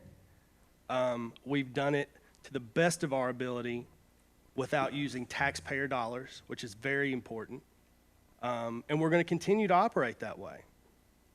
I mean, as long as I'm doing this, that's the goal. So, I do respectfully disagree with one thing I've heard you say a couple of times. I believe we were in Louisville, Lexington somewhere. Anyway, we've had a lot of experts in various fields. I think it was a CAECO-sponsored event, speak to us. And the economic development expert touched on this. It includes all aspects, restaurants, hotels, retail. I think we have to focus on those also. They are important. There may not be incentives we can give them, but these CEOs of these large companies, do they really want to move into an area where we don't have adequate restaurants or hotels or retail as far as they're concerned? I think we need to focus on that as well. I mean, a big company and the jobs, that's awesome, but we've got to have the whole package. I've been working on some of that myself individually. Good. With, and you should, because that is really driven more by the private sector. If you own a piece of property, Kevin, off of I-24, and it's got direct access to the highway off of I-24, how in the world am I supposed to go out and negotiate on a piece of property that we don't have any control over? well, I'm not saying How are we supposed to put any performance measures in place when we send all of our sales tax to the state? How are we supposed to do those? CEOs aren't going to look at our community if they don't have anywhere to put their companies. Well, I agree with you You know. totally on that, but I also think you have the ability to sell our county also. That's what we do. And We're- retail and restaurants and hotels include that. I mean, So what's the, I guess what I'm asking for, what is a viable solution to doing that? Because Contact them. In contact who? I've been in contact with hotels. I haven't restaurants yet. I know Calvert City But you're has real- hired someone to reach out to. You're a real restaurant estate agent. chains. You can do that. I can't. I can't go negotiate on property for a I private never said owner. anything about negotiating. I'm talking you see about what I'm saying, reaching though? out to the Applebee's, the Longhorns, the Drury Inns, the Okay. various places to, Okay. hey, take a look at us. We got a great community Yeah. here. We're here. We'd love to have you. I'll agree that that's all part of economic development, but I can tell you right now, with an office of one in a new industrial park, for the first time we've ever had in a new organization with private sector investors, it's an awful lot for one person to do. well, and here's And something. be expected to cut our budget down. And here's something else to think about. When they did the 2015 study, they identified 10 locations. And he did go out. Now, that was specific for an industrial site. And you had properties off the interstate, private landowners that were wanting an outrageous amount. I mean, it's their land. If they're going to sell it, it was way out of our reach. We have so much in our budget. When you start looking, and I've been saying this since I've been here, the Draftonville exit, we don't have sewer across the interstate. And that limits us when 69 gets completed and the traffic increases. What are we doing to attract people off the interstate? You go back to the SWOT analysis of 2016, infrastructure. That was the one thing. If we don't have the infrastructure in, we've had businesses looking, but if we don't have sewer and water, you know, we're behind. And I think what we've done in the past 3 going on 4 years now is exponentially got that going, you know, with the sewer expansion in Draftonville. Southwest One is obviously doing the line extension for the city for sewer and water out to Southwest One. We've helped Jonathan Creek with projects, and we're looking at helping with another project. you know, that infrastructure is what those companies look at. You can't, I've heard a lot of presentations from various people and professions. You can't take one piece and make your decision off of it. The retail industry, there is a place in economic development, but for right now, with the Southwest One Industrial Park, you know, the goal that we set out was to bring companies in so that we can reach, take advantage of that occupational tax, because that will have a direct, you know, impact in our budget. But from that, those companies that want to develop, those private landowners, you know, they have an opportunity to promote their property. And if we can help, obviously, we're going to help wherever we can. But I think that's getting the private and the government side working together. And Judge, let me to make that say happen. this, not to interrupt. If you guys want me going out and chasing after Culvers, then by all means, y'all, I'm taking direction from you guys. I'll do it if that's what you want me to do, but I can promise you that that's a busy job to take on. Well, I just want to make sure that I'm clear. The expectations that I've had since I've been here was to get an industrial site. And that's the product we need for that conversation. With that, we get people to move here, to work here, or even existing residents to get a job. That's going to increase our numbers in population, which is, because I know these companies that are looking to locate, they look at other factors as well. And we have to kind of give a report card for how we are as a community and what we can offer. And Judge, because of the nature of retail recruitment and the complexity of it, especially for a rural area, typically in communities where you have a retail recruitment strategy, your Chamber of Commerce is heading that. They have the resources and kind of the wherewithal to take on retail recruitment. So, you know, again, I agree with you, Kevin, it is very much a part of that fabric of economic development. I will not disagree with you there. Where I will disagree with you is in assuming that because of everything else we're doing, that we have time or resources to go out and to effectively recruit retail. I don't see that. And I see, and I see what you're saying, because if you think about where those specific retailers, or whatever we want to call them, would go, it's on listed property. They're not, I don't think they're going to be looking for something that's not.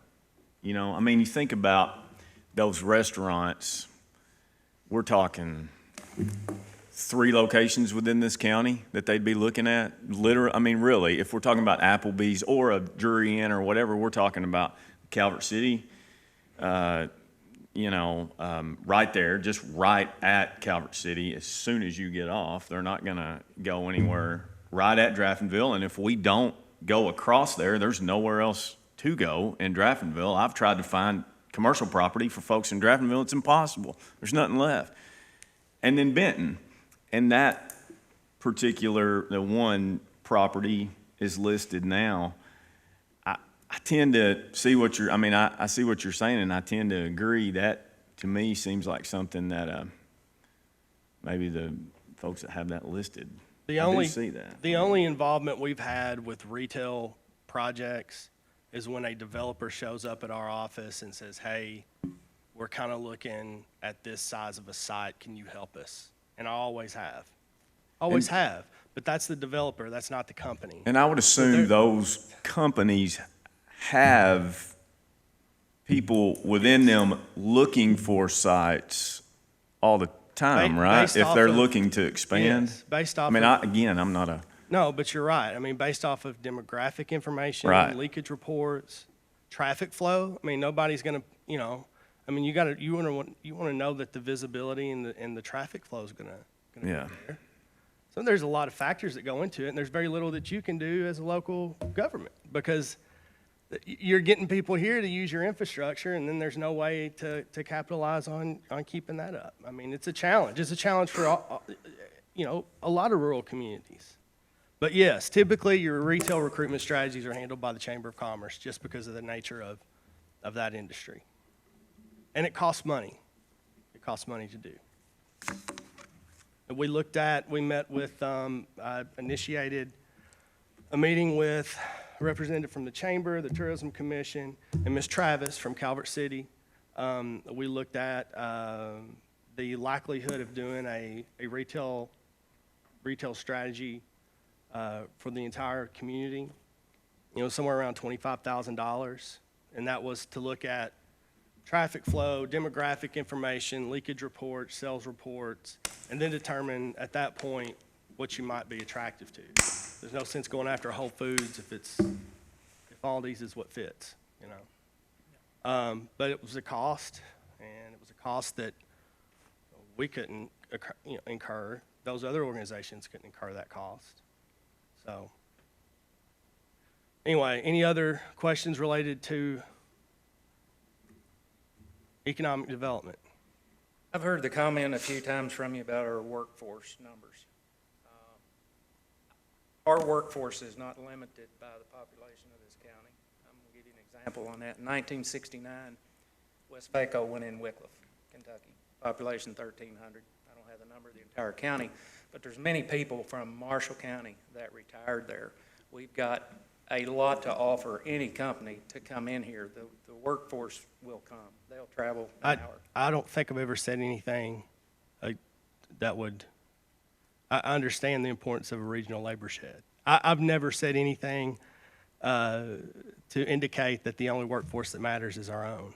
Oh. I mean, we wouldn't be able to go out and tell companies about our workforce if we didn't do it from a regional standpoint. We couldn't do it. We don't have enough people in this You county. just made a comment at the AP government thing about our workforce numbers because our unemployment was down to 5%, and we wouldn't have the workforce for a company with 300 or 400 people. That's what I was referring to. Yeah, we need more people.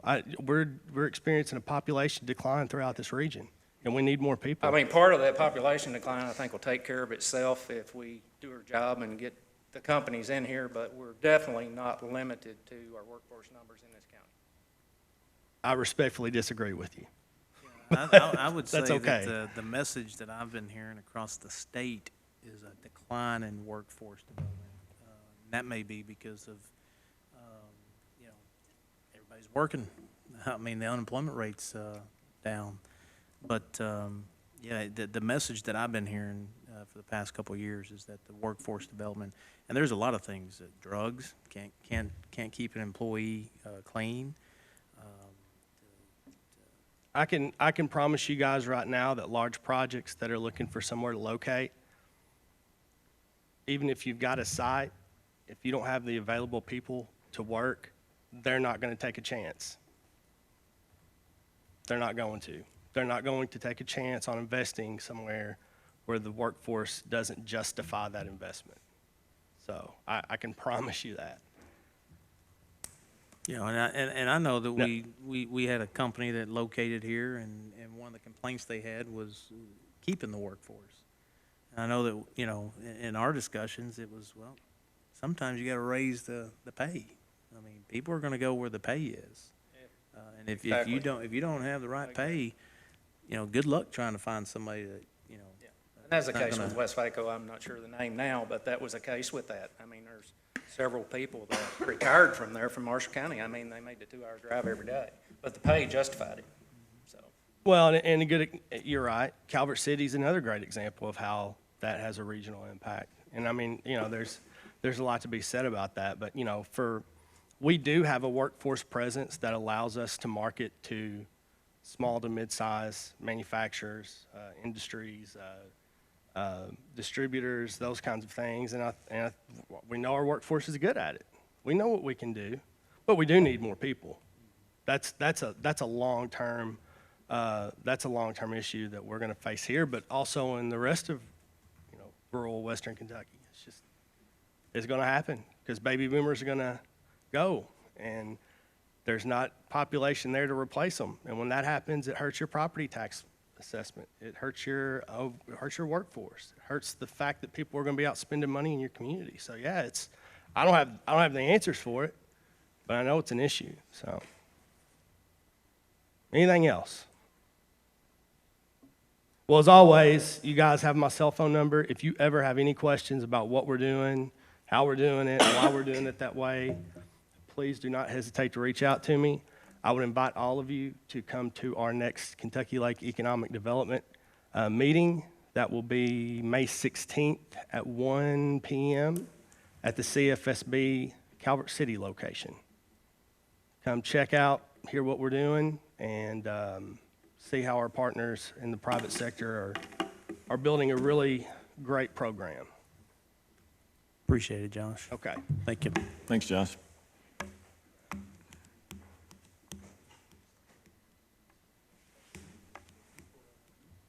I want Brad, since he was gone, he was taking Chris down to 911 when we were discussing the commissioner's pay and stuff, but I want him to pull up what it was that we had found out as far as comparison with other counties. I want you guys to see that.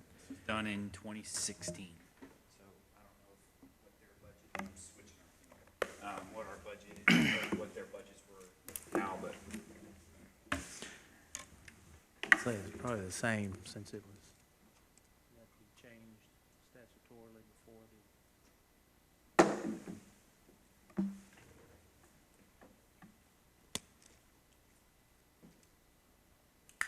just don't play with it. Okay, I'm trying not to.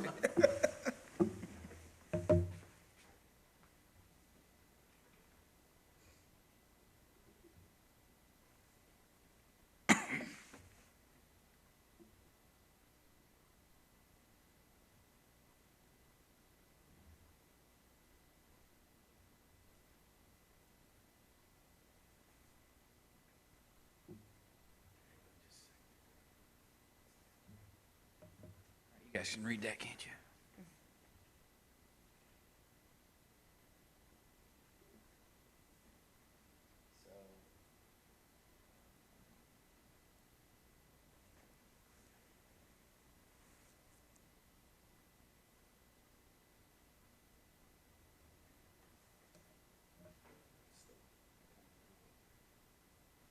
You see Fulton broke out there. So at the time, I was looking at estimates from 2015 population. Yeah, sorry about that. Get on him, Denise. Yeah. Their annual salary was 17 to 26 per commissioner or magistrate. I'm not sure what they fall under. And then their fringe, that varies whether they take the health insurance or not. And then some of them I couldn't find for sure if they had training expenses or not. So you see the total out there, and then I broke it down, the salary ratio per citizen. I don't know if that's helpful or not. I just was trying to get as much of a clear picture of where commissioner and magistrate stood. So I tried to pull some in our area. So you see Fulton and Ballard, and there's Marshall. And then I pulled Knox County because of their population, but I didn't get a response from them. Also pulled Muhlenberg, also didn't get a response from them. I did from Boyle. They're a close population to us. They have 6 commissioners or magistrates. So you can see that their total package, I would say their base is 8,000. Again, taking their fringe and training into consideration, it does vary that number. So, and then there's Carlisle. They're about 9,000 a year. Kraken, 24,000 a year. And then Graves, they got a population of 37,000, so they're about $29,000 a year. Meade County, pulled them because of their population. And there's Callaway, 16,000 apiece. Hickman, 13,000 apiece. And I don't mind emailing these to you all if you want them. I just wanted you guys to see that I've been looking at that for some time.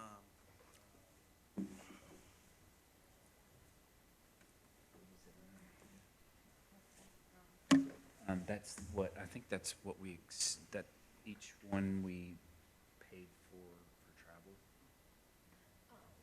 Right, So like what we that's budgeted not- for, not their incentive. Okay. No. If you guys want, we can do a wage survey development, if that's something that you want to look at. I know I don't need it, but if that's something that y'all want, we can do that. Okay. Good. Yes.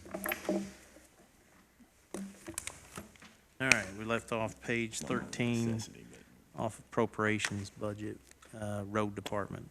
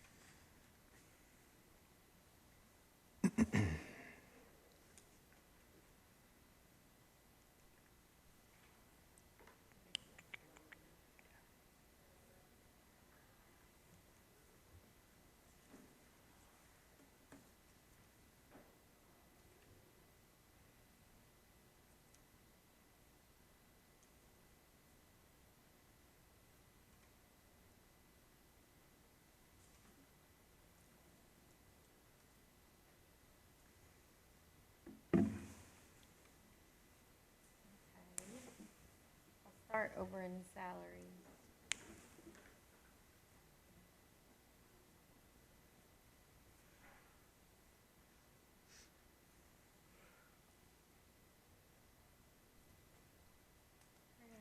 Here's our road engineer. Thank you. Here's our road engineer. Salary line. Here's our 2 road foremans. Here's our administrative assistant. And this is our labor force. It has a $10,000 payout in there for retirees. And we have budgeted approximately 750 hours of overtime.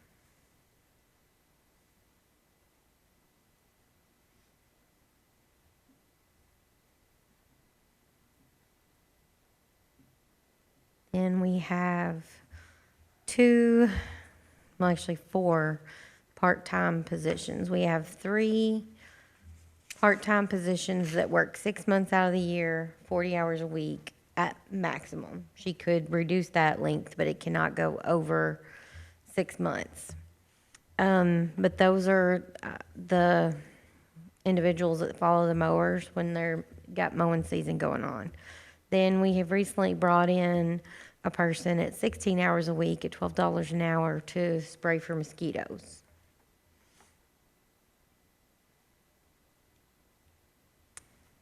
And that is all of the salary associated in the road fund.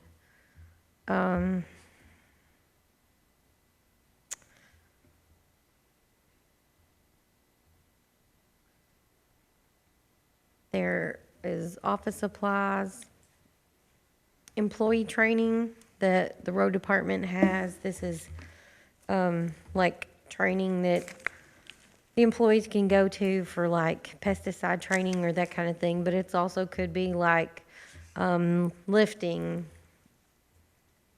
training on the employees, that kind of thing. She's got a line item for those type of educational opportunities. Travel is the same. Office equipment is the same.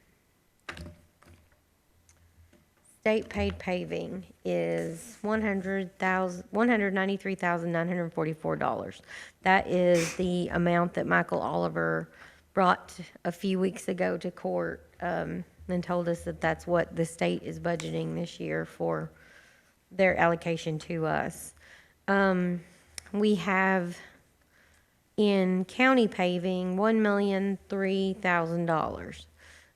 That is the $675,000 that we originally budget per year, plus what we plan to carry over for Hauser Roads paving, which is estimated to be at $328,000. the Hauser Road monies are intended to be state money, correct, that we're going to receive or We- anticipate? Yeah, we anticipate. We put in for discretionary funds request. Mm-hmm. So, we haven't heard anything yet on approval, but we did request it. We have $10,000 for equipment rental in there. I forget what type of equipment it is that they rent sometimes, but it is cheaper. Wendy suggested that it's cheaper to rent it rather than own that one particular piece of equipment. There's $15,000 for road striping, $3,500 in other services.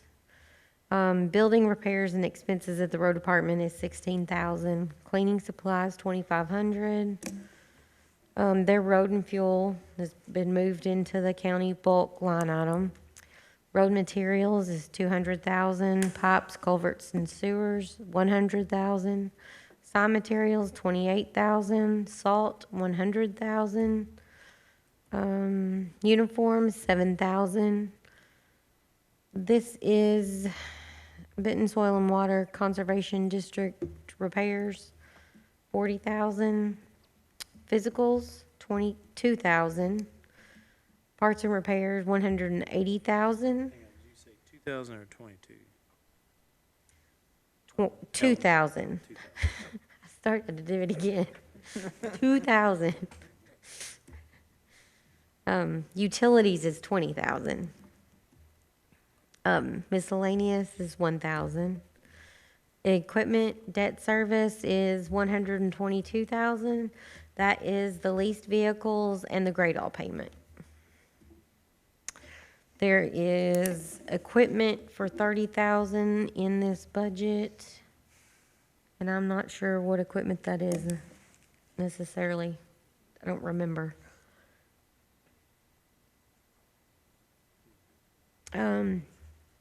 Bridges and bridge repair has 674,000 in it. That is 374,000 for Hauser Road and 300,000 for Sid Darnell Road. We're not sure. We had our 80/20 funds. We had looked at getting those funds. We submitted our application back in November of last year, and we've still yet to get any confirmation on those $80,000. So that project may be held up depending on what happens with that application. Funding. We have 15,000 for snow equipment. Often we need plows and that kind of thing, so she always tries to budget a little bit to replace, if we need to, a plow. She's got 5,500 for safety equipment. And then this is employee fringe at the bottom. So road fund is a total of $4,443,844, which is an $841,000 increase from the prior year, but you have a lot of carryover. You've got over $500,000 worth just in those two areas that we anticipate getting funding from, so. Where, come again now? It's 800 below. Oh, yes, Yeah, it's, 800 below last Yes. year's budget. yes, you're right, I'm sorry. Yeah. Right, unless I'm looking at that. No, you're right. Okay. And we've got, it's the trucks, from us replacing the trucks, and then paving. This has just been an expensive year with the fire, and then the year before that was an expensive year with the windstorm. Well, you're, Yeah. and, I mean, you're taking fuel out. That's a, you know, close to a quarter of it, 20% of it. That is really an expense. It's just in a different Right, it's a different spot. location.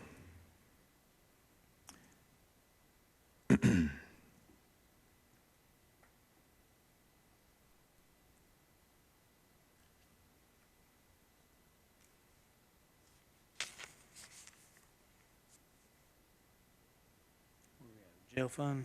Y'all have any more questions about road?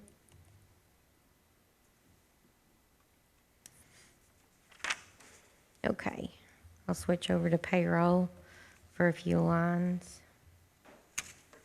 The jailer's salary, his deputy jailer's salaries.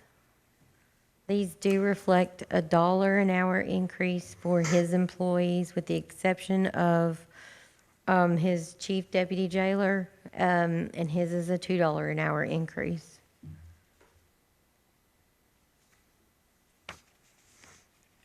And the reason why Roger sat down with us, he's having a hard time keeping people for the amount of money that they're currently being paid, so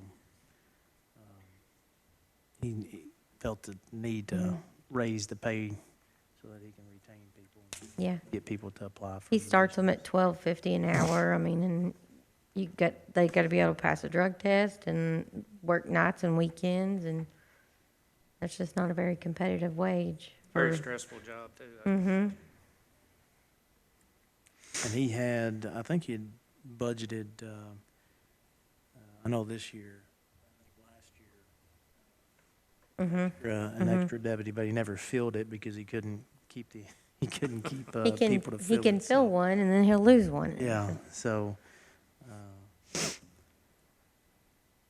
But we decided we'll give the pay raise to see if we can attract people and then keep them.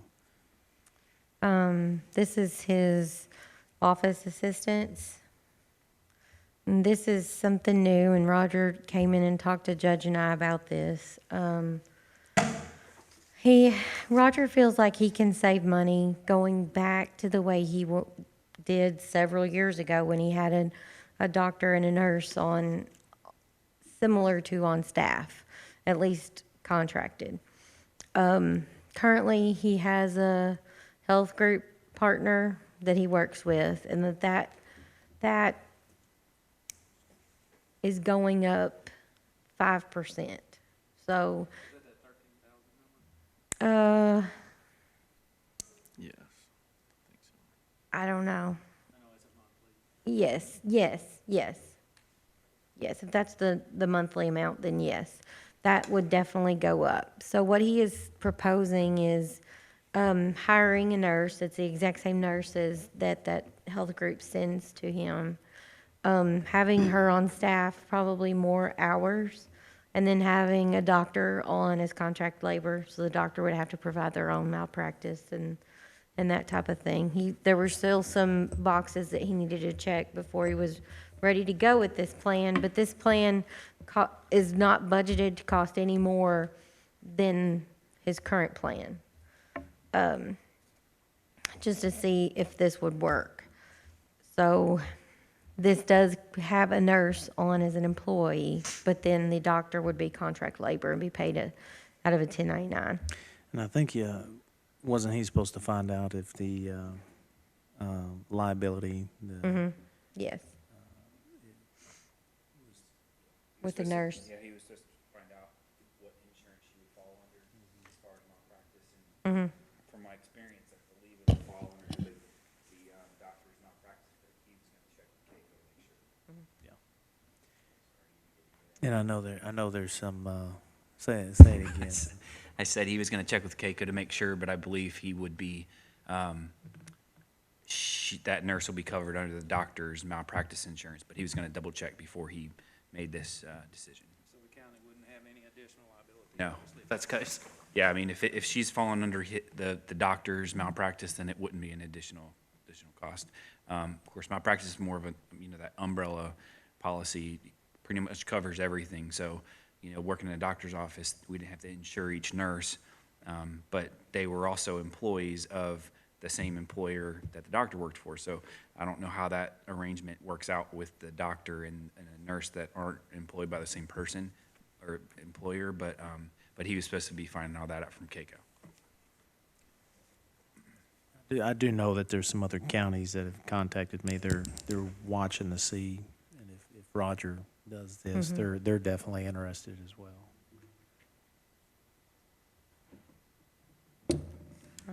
His cooks, are listed in here. They're part of the dollar increase as well. His other employees are a part of some programs that the jail offers to the inmates. And they have a program coordinator. Those are all part-time employees. This is his full-time maintenance staff and his incentive allotment.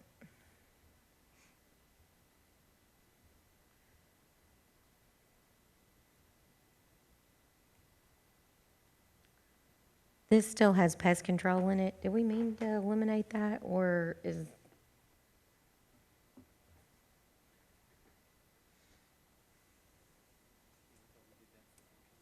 Okay. I think, I'm not sure.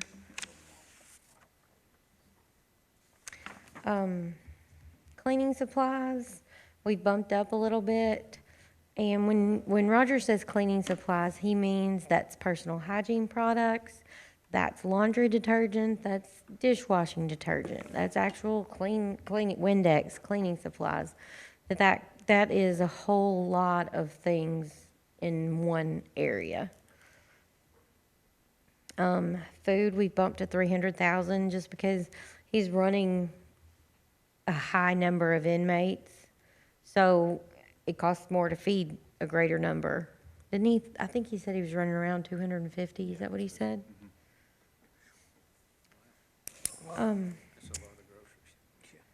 Fuel is moved to the county line.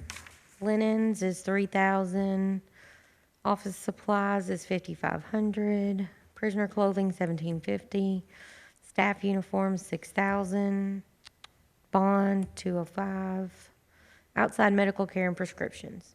This current year, it's budgeted at $200,000. Next year is looking at $199,900. So it's virtually the same amount. What this has that nurse line plus an allotment for the doctor, plus any outside medical that wouldn't have been included in that. So he's got it all rolled into one to price compare as we get through the year to see which one would be more beneficial if he went that way.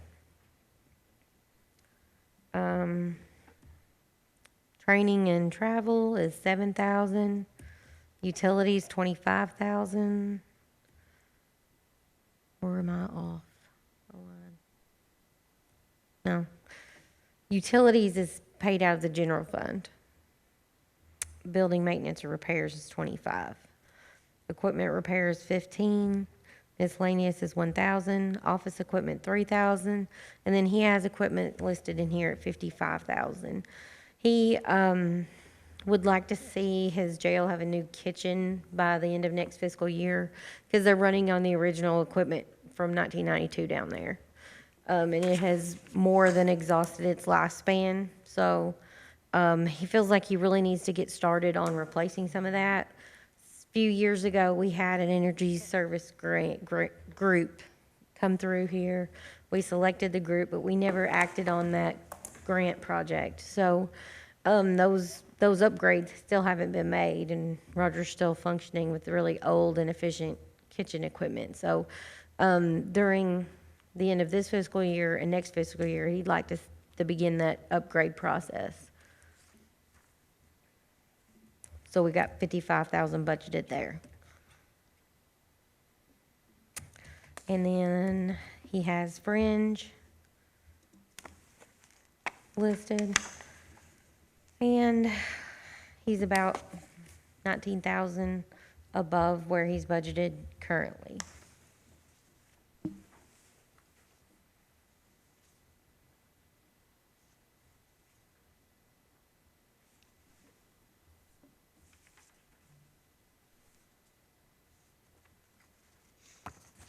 Will any of that come back to the county in the form of reimbursements from the state, or do you have any idea? Yes. When we get to receipts, we get the state inmate payment. That's what mostly funds the jail, is state inmates.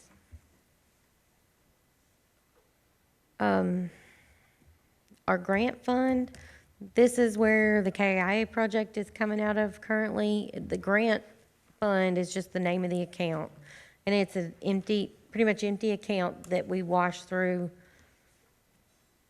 grants or projects like this.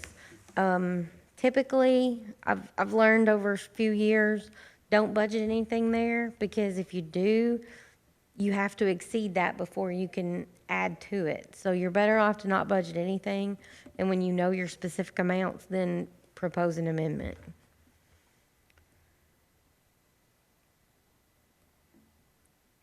Nine-one-one, salaries are all rolled into one line item here as well. This does have the new director's salary in it, as well as one open spot for a dispatcher, or they may have replaced it and I just didn't put a name in, I'm not certain. But it does have 9 full-time dispatchers. There's 50,000 budgeted for overtime and 30,000 budgeted for part-time labor.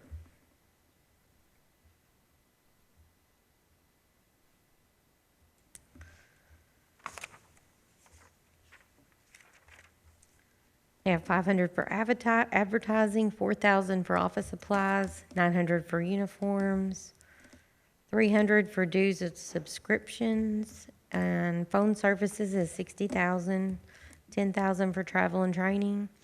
This past year, travel and training has been really high, but I think a lot of that was somewhat due to the school event.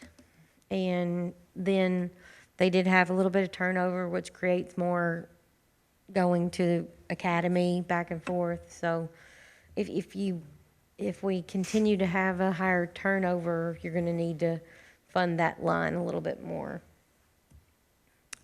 Miscellaneous is 500. Communication, maintenance, and equipment is 42,500.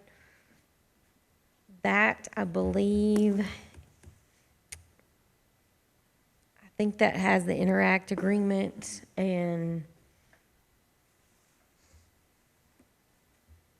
I can see what that had throughout this year.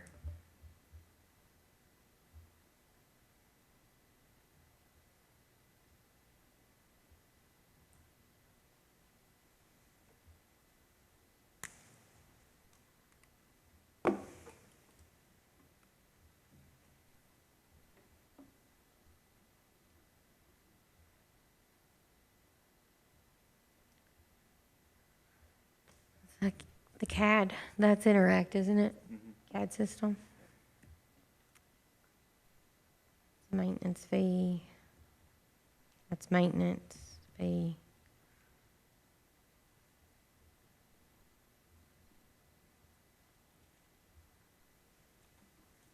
It looks about 26,000 of that from this year is maintenance fees.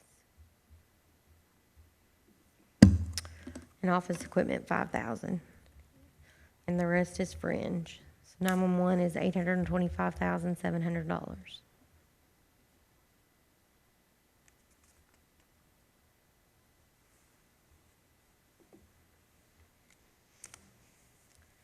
Occupational tax fund, there are only 2 lines in occupational tax fund currently. There is one for $60,000 that is refunds to taxpayers that are due a refund. And our investments line item, that is $3 million. Now, one of the things that, if you look at RBS, for the multi-facility, the funding is where we were going to pull from here, from this $3 million, was to fund the multi-facility. RBS, they gave us a rough estimate of $1.7 million. You've got the bids that just came in, so you can see the difference of what the bids were and what we were anticipating. RBS's, their amount that they had suggested. What was the lowest on? 1.9, right at 2 million. I think with,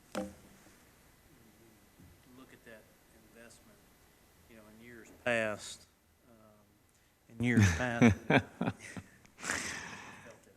Yeah. I could feel it coming.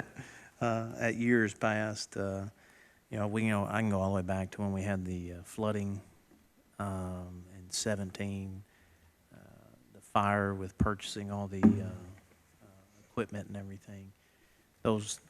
Having those incidences, you know, with the way that the monies were available in the budget, we could actually cover those costs. But as you can see, the importance of getting 911 off of our budget, and then you throw in the retirement. 2017, there wasn't a retirement payment. 2018 was the first one, the current year that we're in. So you can see how that $3 million gives us a cushion for unforeseen circumstances, if you will. But what you're saying is, it's 2 million of it is the multi-facility, right? So we're only, Yeah, I mean, we're talking that's- about $1 million on top of Yeah. that. I mean, that's, when you look at those bids, that's, Yeah, it's close. Right Yeah. at 2 million. the other one, I think the lowest bid was Well, right at Yeah, 2.2 1.9, was the. 2.1, and then a 2 point, Yeah, they two were, or they were three. within Yeah. $60,000 of each other, 2 and 3.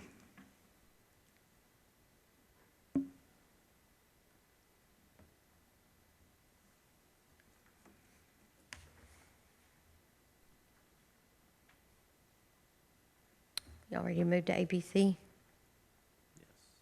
Okay. I'm gonna switch over to payroll. There is no ABC administrator's pay. ABC, this is contract, but this is the sheriff's office portion. So this is where we saw in the sheriff's office budget that it had removed 30% of those, the road deputy salaries. Here's where those are paid from.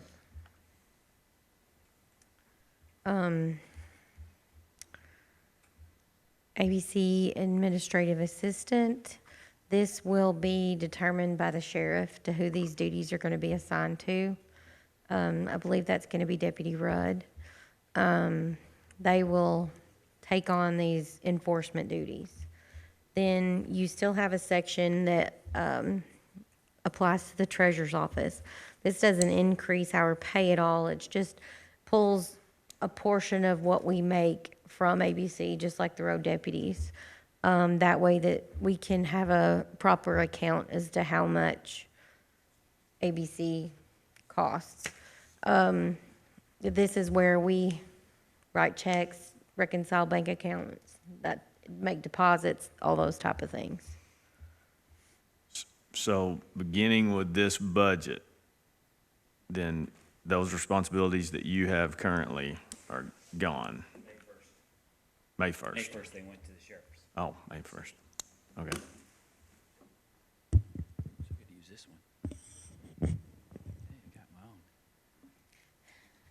But he can't start. Oh, good Lord. The sheriff's office, has he already started then paying his administrator or no? the intent was to do it July 1. Yeah. There'll be a few months Transition. there. Yeah. Okay.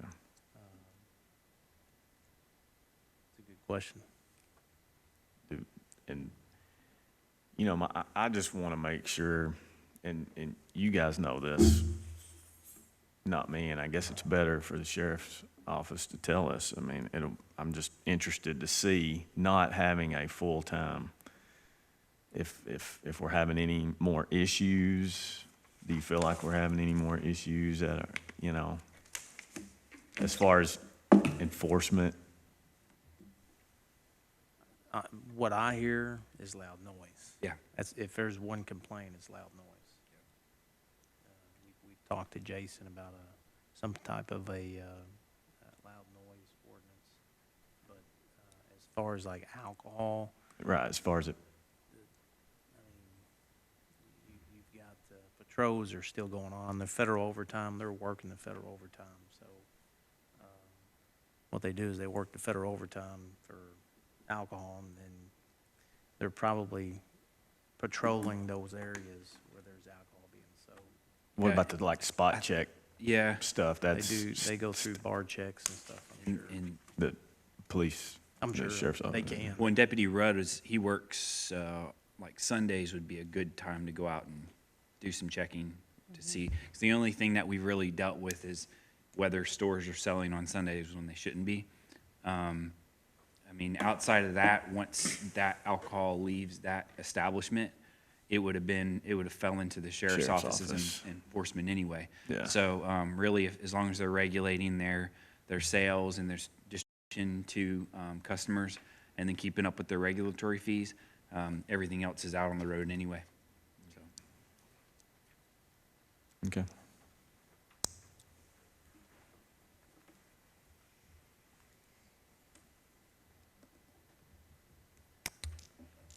There is $1,200 for office supplies, $300 for uniform, $200 for bond. There's a small amount, $800 for refunds, no vehicle expenses, and $1,500 for travel expenses. There is also $115,000 allocated to sheriff's office equipment. There is no fringe down in this section. I moved that up so you could kind of clearly see the administrative part costs, which would be, that would be that Deputy Rudd's section of pay. The part for me and Brenda where this 8,900, that's us with fringe. Then these small little amounts for office supplies and travel is $31,110. And then the policing and enforcement aspect of it is $343,400. They do have that, this leaves them a reserve of $23,990 for ABC. So their total budget in fiscal year 18 is proposed to be $398,500.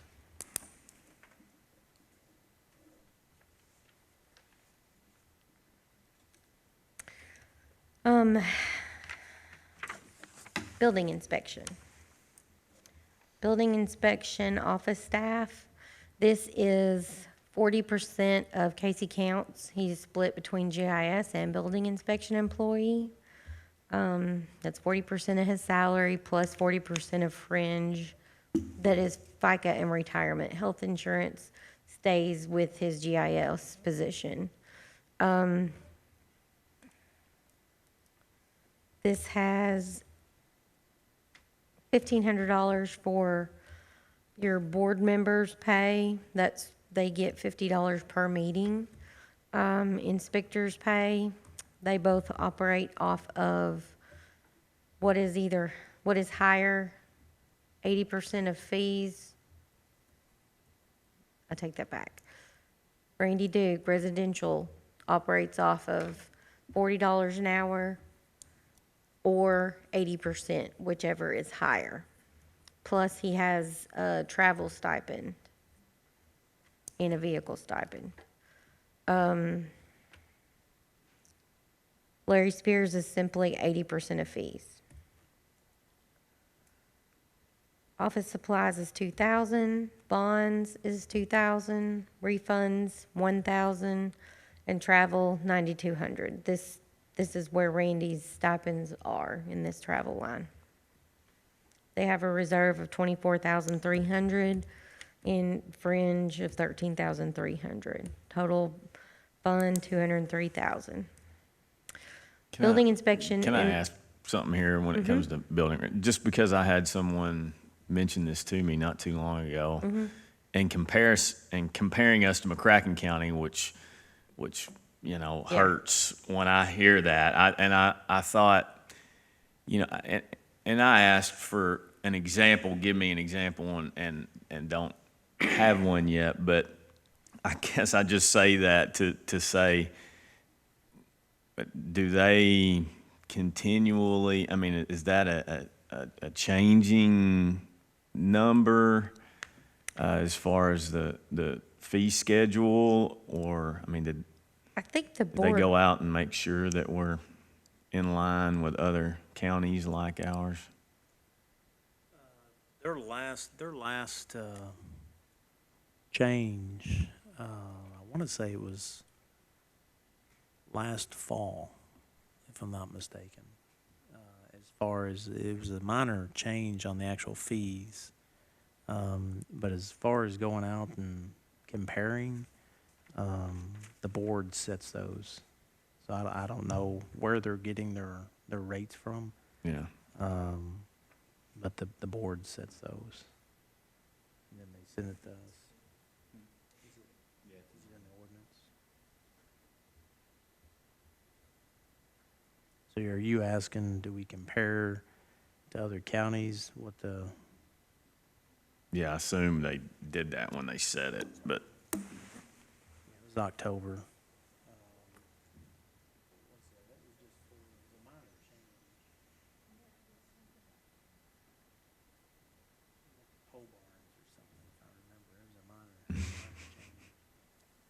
I don't know if they do. I don't even know what the other counties are.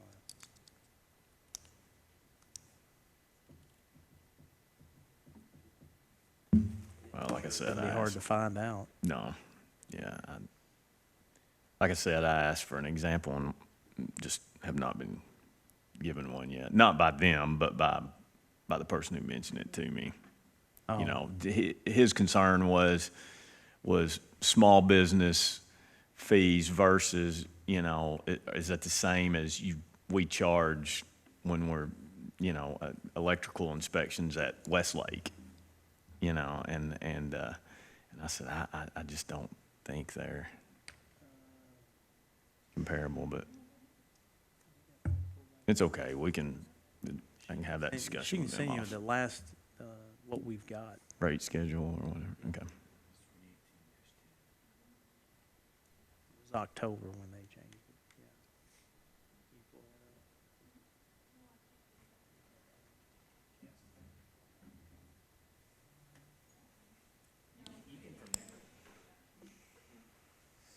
you want me to uncast? Thanks. Huh? I said, do I need to uncast? He's like, no, I can just knock you off. Building inspection is self-supporting, though. Yeah. Whatever they bring in, they are supporting themselves.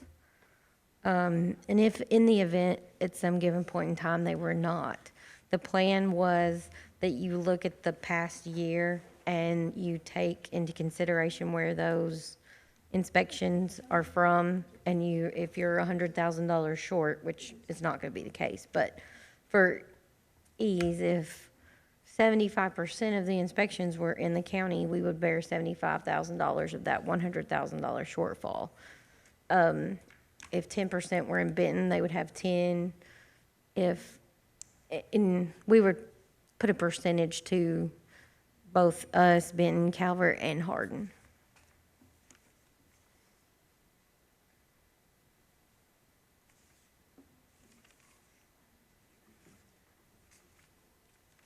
Why don't we email it? You just want us to email it to Yeah, it's you? fine. Yeah, there's no need to, yeah, I'm not asking for Or email it to all of them? yeah.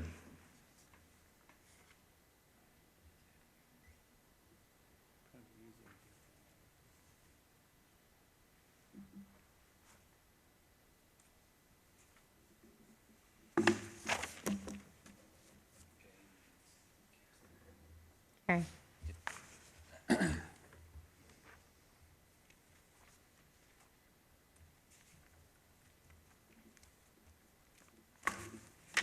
Okay, so that totals all of our funds at $21,615,645. Those are our budgeted expenses.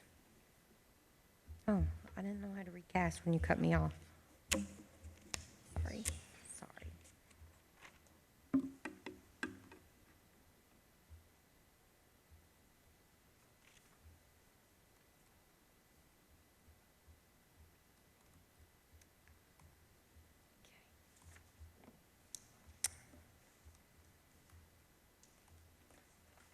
Okay.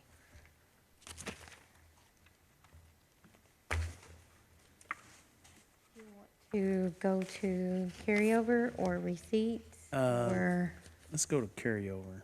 When you changed all those, is that keeping up? So It's not, it's the same number, though. Surely it's not, is it? what changes when when I reduce the pest control out of jail fund, that 3,000? So I'm going over to reserves and adding it to there. And that okay. may not be, Okay. that's probably not where I need to put it because that's from a different Okay. fund. All right, so it's the same, it's just you put it into. Yeah, I need to reduce that and put it in.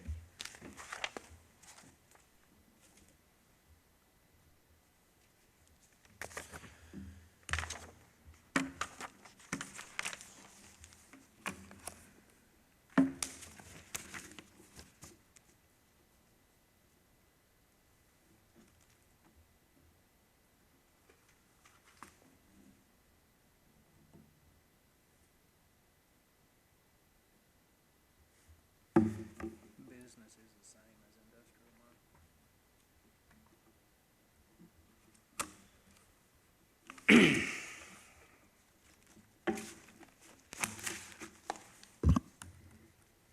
Okay, I want to talk about carryover a little bit. And I'm a horrible teacher, so feel free to ask questions. So, yeah, you should have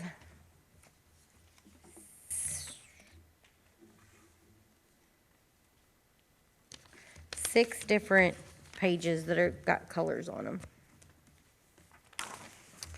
There's one for general, one for road, jail, occupational tax, 911, and ABC.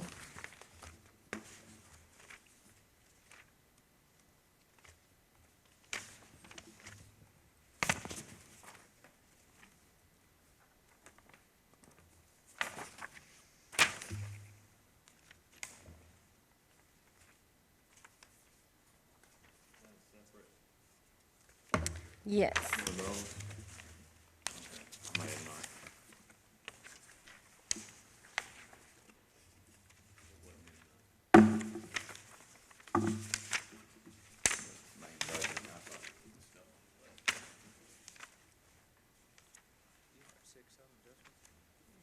Yes, sir. Like that should be one group.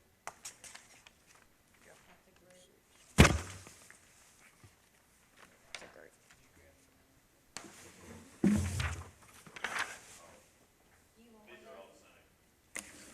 One, yeah. I got one, brother. You got one? Yes, sir. Yes, sir, appreciate it.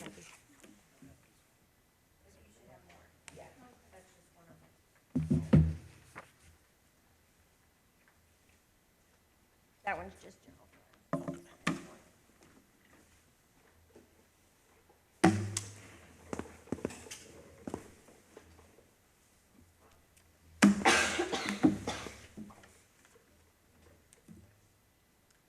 Okay. When I start looking at carryover, I will take the most recent book balance that we have. I've gotten April's, yes, I've gotten April's, but I haven't gotten it into the spreadsheet yet. But, so as of March 31st, I have a book balance in general fund of $1,359,735.93. So I look at the prior years, April, May, and June, receipts and expenses. Filter through those to see if any of them are non-reoccurring. So I'll pull those out. And I usually overestimate on expenses that we would have and underestimate on receipts to give us ourselves a little bit of room for inflation, hopefully. I also look at how many transfers in from occupational taxes that account had to have during these last 3 months of the fiscal year. So I take all of those into account and then look at things that I know are fixing to happen within that fund. So I take my book balance minus the expenses above and plus the receipts above, plus the transfers that had gone into it in the year prior, and look at that. So those things alone leave us at $1,857,000. I know I'm expecting DRA funds of, I thought it was 307,000, but we've learned that the PAD office takes a cut of that, so it's now 299,000. So I'm adding that in, which I currently do have now, but it's not included in that book balance, so that's why it's still here to add back in. I'm allowing an increase for the SROs. That's the only big payroll difference between last fiscal year and this fiscal year. And we're anticipating you all agreeing to doing some work with Jonathan Creek on an extension project.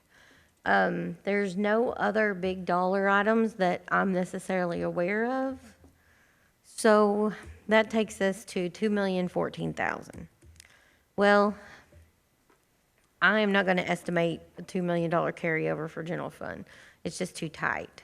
There's too many things that pop up and you all want money for, you need us to find money for this or find money for that. So you don't, I never would put carryover at $2 million. At $1.9 million is what I'm estimating, and I'm a little concerned that that might be too tight, because all that takes is if you all to agree to do one other $100,000 thing, and we're cutting it close. So currently, I have general fund estimated at carryover of 1.9. So what that means is this 1.9, July 1, that's what we started off with. So that 1.9 is already embedded into all these expenses that we've already talked about. So anything that we pull in throughout the year is going to add to that. But there's sometimes people get confused and think, well, this line item still had this amount left in it. Where did that go? Well, it went into carryover, and carryover is already spent. As Judge said, if you go to in receipts, we haven't gotten this far yet, but like the general fund does not sustain itself. The general fund brings in I'm estimating $5,592,000 a year. It has carryover of 1.9, which part of that came from occupational tax. So it has a shortfall of $2.6 million. $2.6 million is needed from occupational tax to support general fund. Occupational tax supports every fund we have except for ABC and building inspection. Those are self-sustaining. So carryover is probably the hardest part of the budget because things come up and you all don't know you're going to spend the money. And if I don't know you're going to spend the money, it can really throw you off. And if you overestimate it too high, you can really cause yourself cash flow problems if it's overestimated greatly.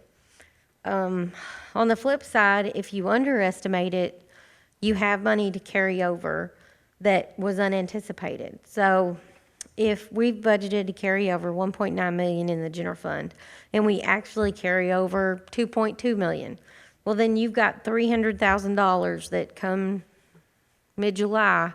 You can amend in and then reassign those dollars out into your appropriations, just like any other budget amendment that we would have done.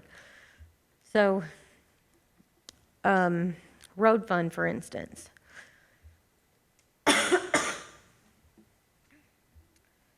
It's on the next page. I go through the same process with the book balance and the expenses. But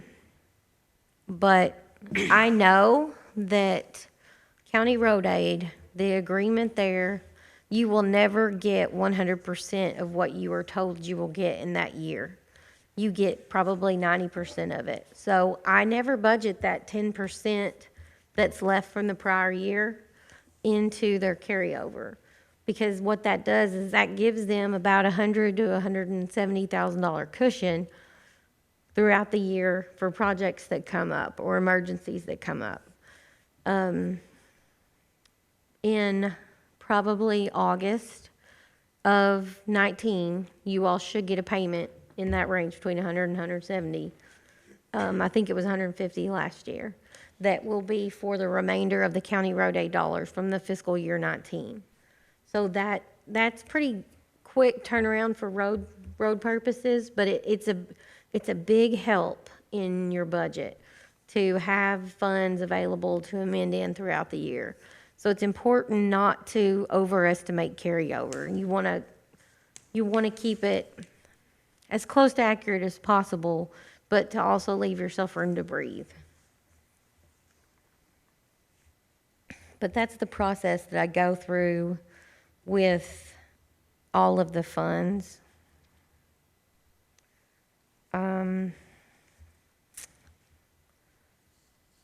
Occupational tax is, I'd go through the same process with it. However, it's kind of in reverse. It's how much do we get rid of in that instead of how much we retain. It looks like we might expect a $3 million, $3.1 million carryover, and I'm budgeting 2.75 for occupational tax.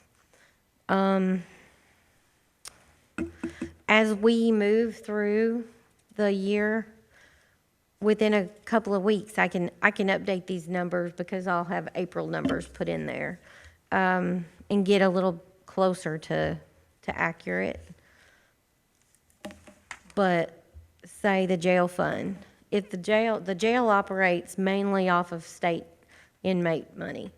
If the state decides they're not going to pay us until July for April, May, and June, well, we've just completely blown this carryover budget, and we haven't gotten the income that I anticipated. So having that gap there in occupational to be able to give them those funds to continue to operate the jail fund until we do receive those funds is important to have that little gap there as well.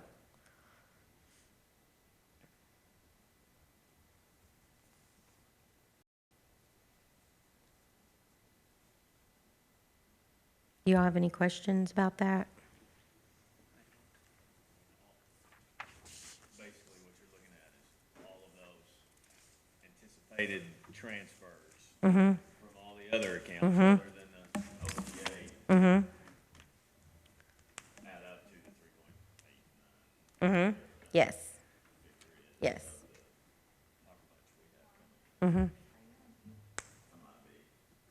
Yeah. Sorry. Anyway, I was just clarifying that all of those in yellow Yes. add up to the Reduction transfer from, reduction from occupational. OTA. So, Yes.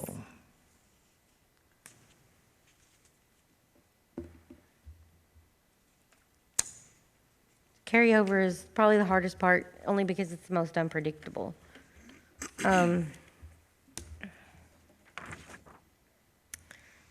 So we can switch to receipts now. So for general fund,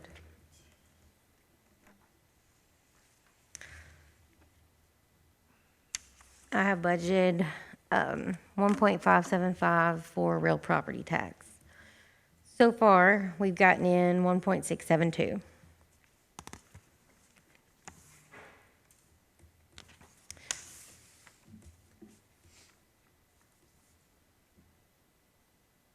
I budget receipts very conservatively because you need to have an amount to be able to amend in for needs that come up throughout the year. And if you, for whatever reason, do not need to amend them in and don't need to spend them, then that's even better.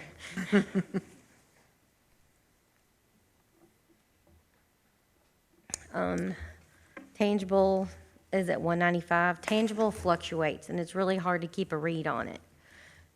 We may get budgeted at 195, and we may get 245.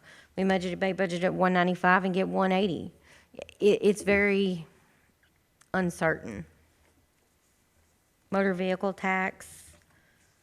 Why in the world did I raise it that much? I guess because the prior 2 years had been at 300, and I was only budgeting 220. So I did creep it up a little bit.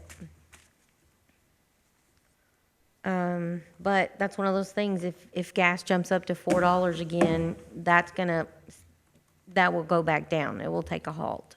People will stop buying vehicles. Delinquent tax, looks like it's down a little bit, but I just kind of watched the trend from historical data. Garbage tax, I've left at 50 because I am not in the loop and have no idea what's going on with the host agreement and the percentage of what we expect to receive or anything, so I've just left it as is. I think the important thing here is that if you look at the ordinance, the three major things are roadways, cleanup along our roadways, and hazardous waste response. If you look at last year, 56,983, compared, I mean, putting in here 50 is conservative to that number, but that's what goes towards those three. Our ordinance was 2% for the gross as far as the tonnage. And last year, we had a second reading tabled to increase that to 5 1/4, or 5% and 6 1/4, I can't remember which, but the intent was so that we can get more funds in for those three areas. I do know that the 109 board just negotiated and the host agreement changed. I've got a copy of that and I can give that to you guys, but I think any further discussion on it, we all need to sit down and discuss it so that you're fully aware of what's going on with that agreement. So we'll probably, we'll have further discussions on that as a fiscal court. But keep those numbers in mind. You think 50,000's an accurate number to leave there for now? Well, it's going to be increased.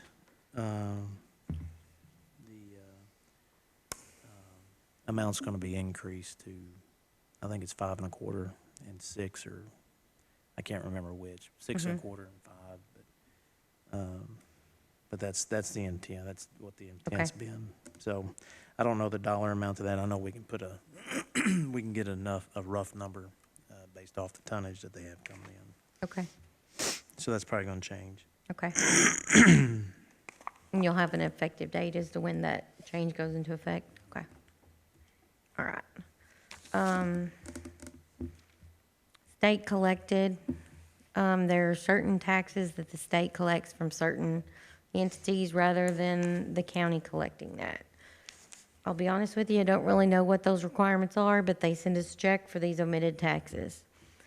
Bank shares, 160 is a little bit conservative, but if we had a bank decide to move out of our county, 160 would probably be overestimated. So I don't want to go up too much from that. That's based on, do you all know what that's based off of? Like, okay, all right. I'll make sure that you all are deposits. familiar with that. There's, Yeah. when we set our tax rates, you all will do that in July. On that order there will be your tax rates for setting the 2019 real estate and tangible tax rates. Then you will have the 2020 vehicle rates on that order, as well as the bank share. I All think that- the more possible thing that happens is not what you mentioned, which is a bank moving out that has a large amount of this, is more One coming the in. banks, the banks being able to get the legislature not to let us have that tax anymore. That was a danger Yeah. this year that they Yes. had to address, so that's probably the more realistic And possibility. the but- banks don't pay occupational tax, they don't pay a net profits tax because of this. It would be a double taxation. So if this were repealed, we might could get, but More in to get, yeah, occupational. but to get all that to happen is gonna take a whole lot of Yeah. initiative. Franchise tax is a lot like tangible. It fluctuates greatly. And used to, you could depend on, we would get 20 returns in a year, and everybody would have a return in a year, but they may dispute it and not have to pay for 3 years. It may be in dispute for 3 years, and then all of a sudden, we get 3 years' worth from somebody that was a big entity. So, I always go pretty conservative on that, just due to that reason. It's very undependable. Deed tax, I'm pretty comfortable at 100,000. Yeah, it's gonna be about like last year. TVA in lieu of tax. This is gonna do some changing over the next 2 or 3 years. And I'm hoping I'm not overestimating it at 780,000. We get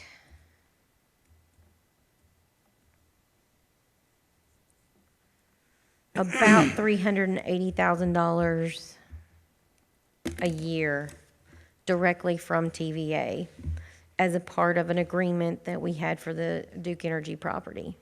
Then we get a bulk payment from the state in late January, early February. With the closing of, is it Paradise? Yeah, Muhlenberg In a County. couple of years, we'll see a decline due to that. When USEC shut down, before USEC closed, we were getting like $1.2 million in this line. With the close of USEC, we saw it decrease, and it's climbed back up slightly. TVA told us that they were trying to offset that loss with USEC through some coal opportunities, I think, in Muhlenberg.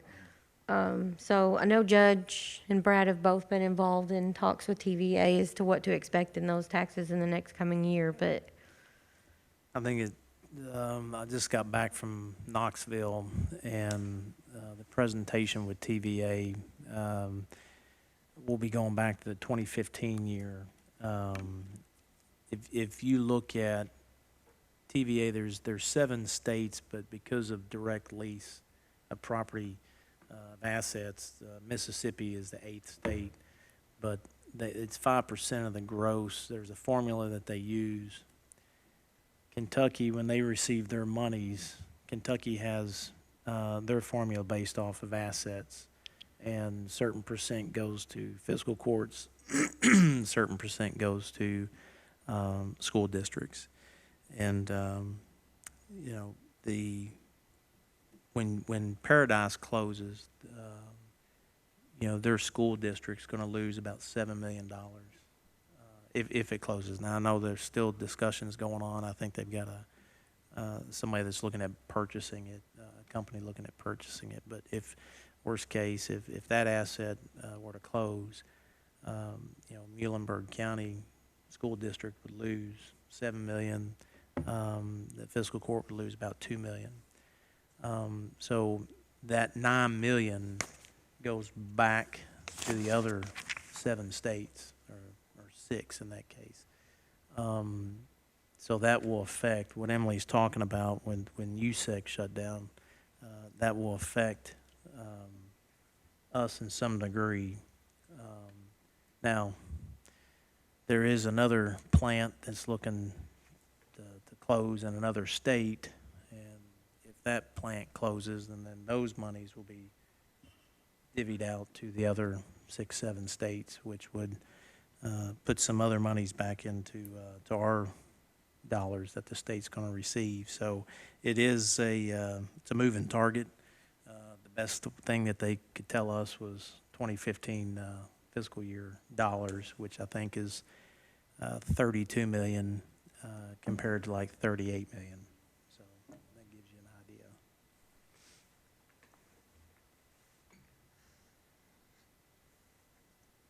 idea. Something else that just from my perspective of dealing with some people asking questions about my job sometimes is when they think about taxes, I think people think about paying their property tax. And I think what the county gets laid on them is I think we get the burden of thinking that we get all of that, and we get very little. We get our real property and tangible rates are 0.9, 9.8, and they've remained flat for years. Since 1999, they've remained flat. The number may fluctuate slightly to either accommodate or not accommodate with a moving assessment total. But that assessment total and our tax rate is built so you cannot receive more than 4% increase in income every year. And we've not even taken that. So I personally get frustrated when people will be like, you all get so much money. It's like, no, not really. We operate off of the same amount that just slightly more than what the refuse district gets, just slightly more than, the same or less than what some of the fire districts get.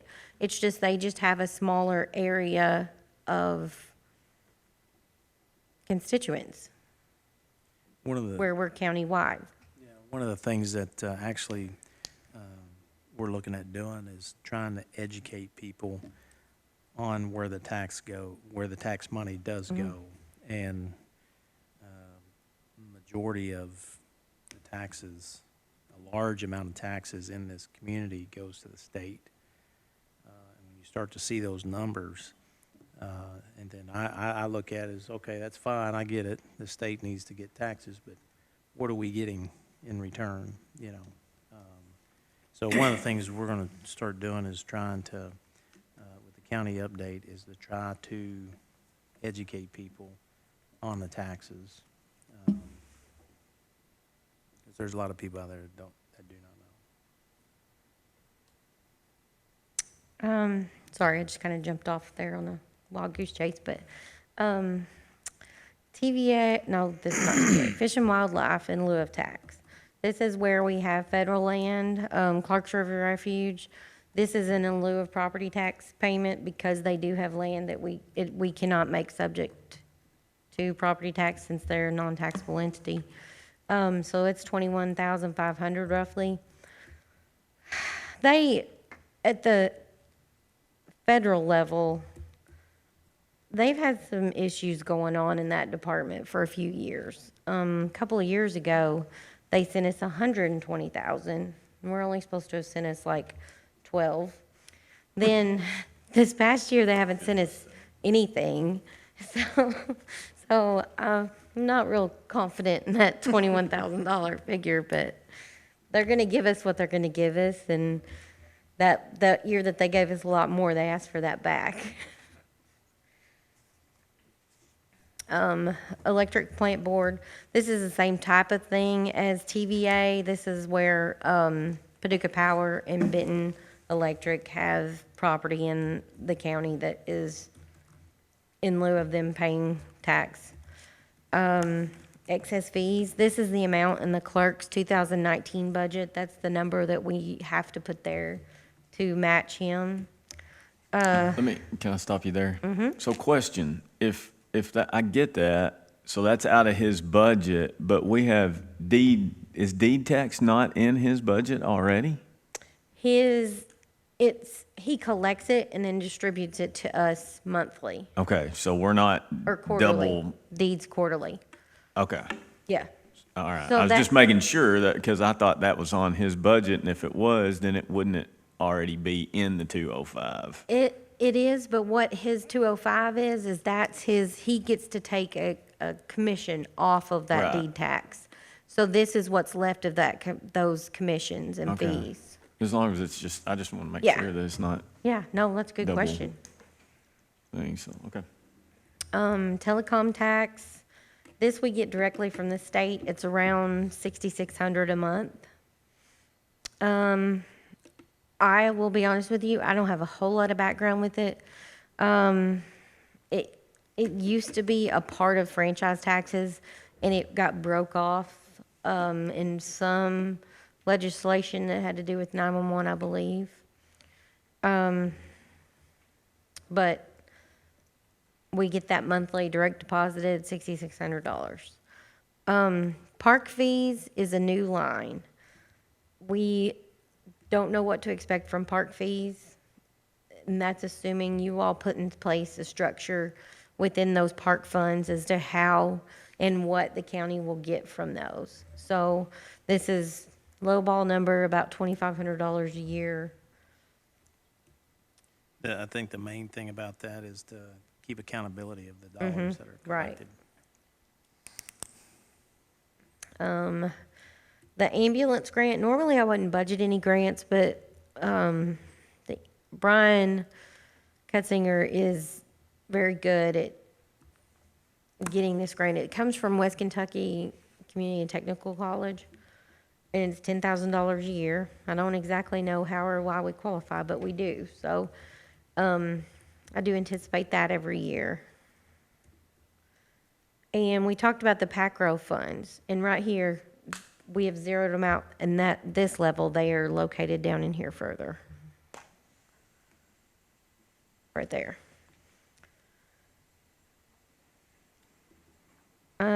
State election reimbursement, we get reimbursed $25 per election per precinct. Woo-hoo. Per election? Mm-hmm. So, So we get 2 back, times. yeah. That's great. Yep, a little less than $4,500 per election. And an election roughly costs $50,000 to $60,000. Oh, yeah, yeah. Anyway, this would be a good spot to take a break. Y'all need to take a break? Do you care? Yeah, Yes. yeah, go ahead, take I a don't think we've taken one since we started back. Yeah. Want to do receipts? Yeah, we got through state election reimbursement? Okay. Board of Assessments, that is the board that, if there are any properties that are unable to be resolved between the PVA and the citizen, that they go before the Board of Assessments. The state reimburses us for 50% of whatever the Board of Assessments costs. Usually, in the past couple of years, it's only been $300 reimbursement from the state for a $600 total. It can be up to $800 total, or $400 reimbursement from the state. Animal adoptions, I've got 10,000 in there. They usually do at least that. They do very well with adoptions. Court rental. This is where we've got an agreement with them for $254,000. I've only budgeted $220 because as we saw that we were probably going to be being overpaid for this, they probably overpaid us for this year. So if they did, they will cut out of that $254,000 down. So I don't depend on getting $254,000 from them. So I budgeted $220. Emergency management, we get roughly $20,000. I think it's around 22. Reimbursement on salaries for Kurt and Darlene for the emergency management office. City of Benton, puts in $1,500 for the emergency management office funding. This is sheriff's fee pooling. A few years ago, it looked more like the clerk's excess fees, but since they're fee pooling, it's a monthly payment. I bumped that up to $1.6 million to reflect the reimbursement from the schools on the SROs. So that is up a little bit from years prior. Course cost supplement, that is something that we get from the state. It's small amounts.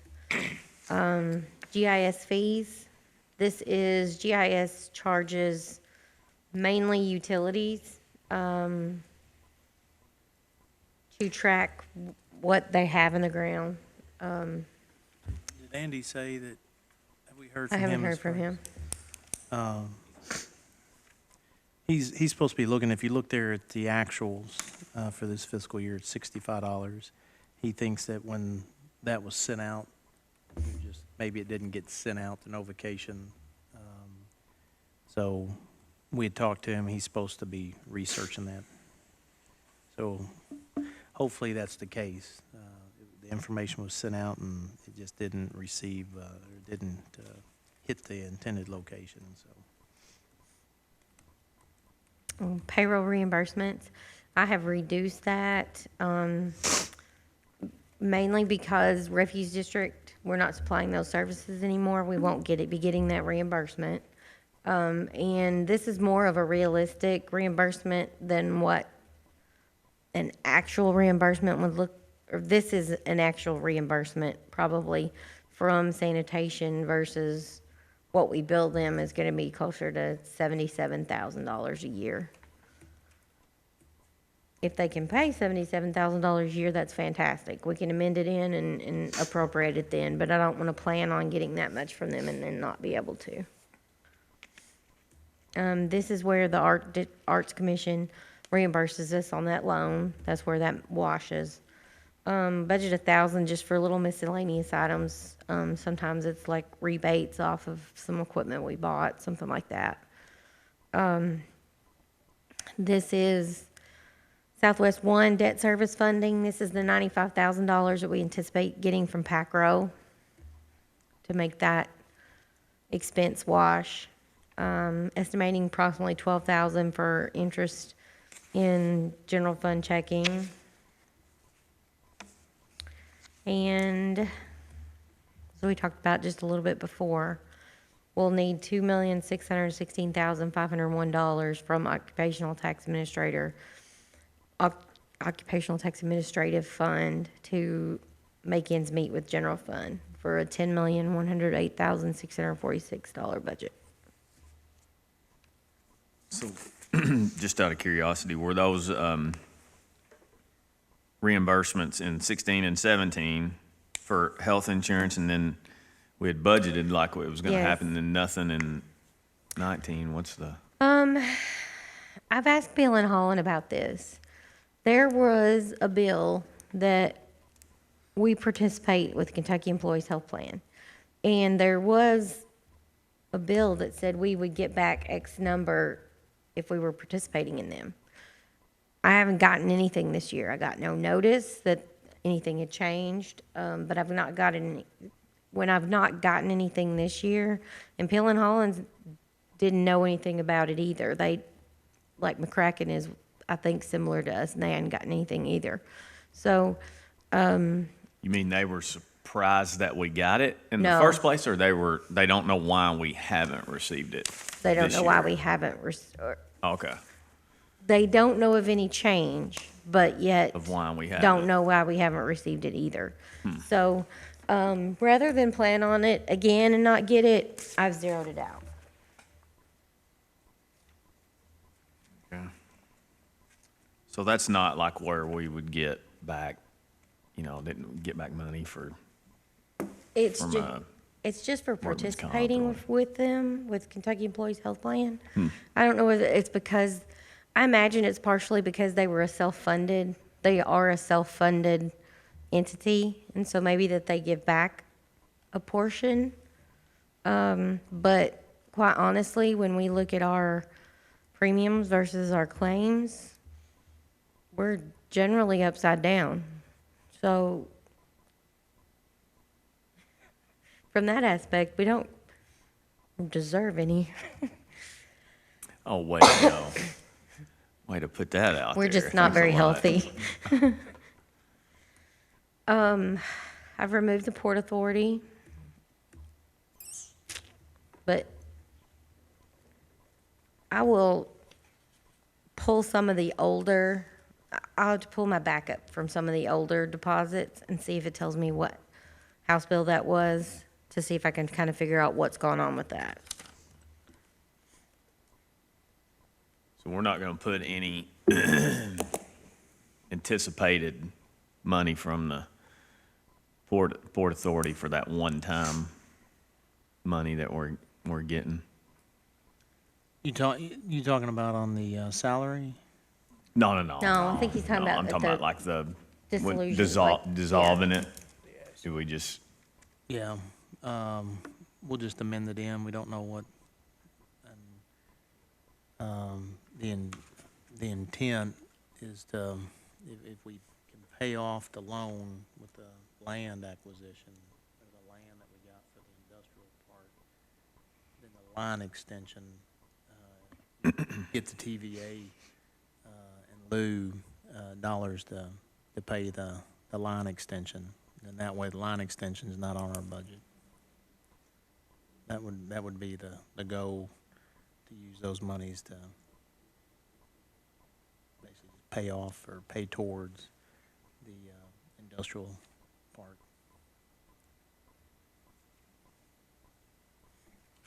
but we agreed not to do any of that until everything is settled and then split, right? So Right. that property essentially has to be sold first before we Yeah, even get to the cash. yeah, the, Jason and Greg are actually doing the dissolving of the board documents this week. So it should be done. The vehicle sold and the property sold. Oh, it is? Oh, There was a quote from a local business for the property. okay. Okay, good. I hadn't heard that. That was, what, last week? Friday, we got confirmation on the offer, and then Tuesday, we received a price for the vehicle. So the vehicle sold, and then, Oh, okay. as of Friday, everything was, So they should That's hit. good. I don't know how long the process is for the dissolution, but they're doing the legal documents, so it may be before, For this budget year. yeah. Hopefully. Okay.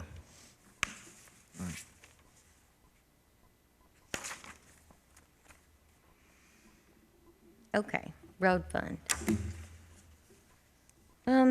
State-funded paving projects. We have, a part of this line item is the flex funds that Michael Oliver told us about. Then there's our 80/20 bridge money, is that correct? Yeah. Which one are you at? 024514.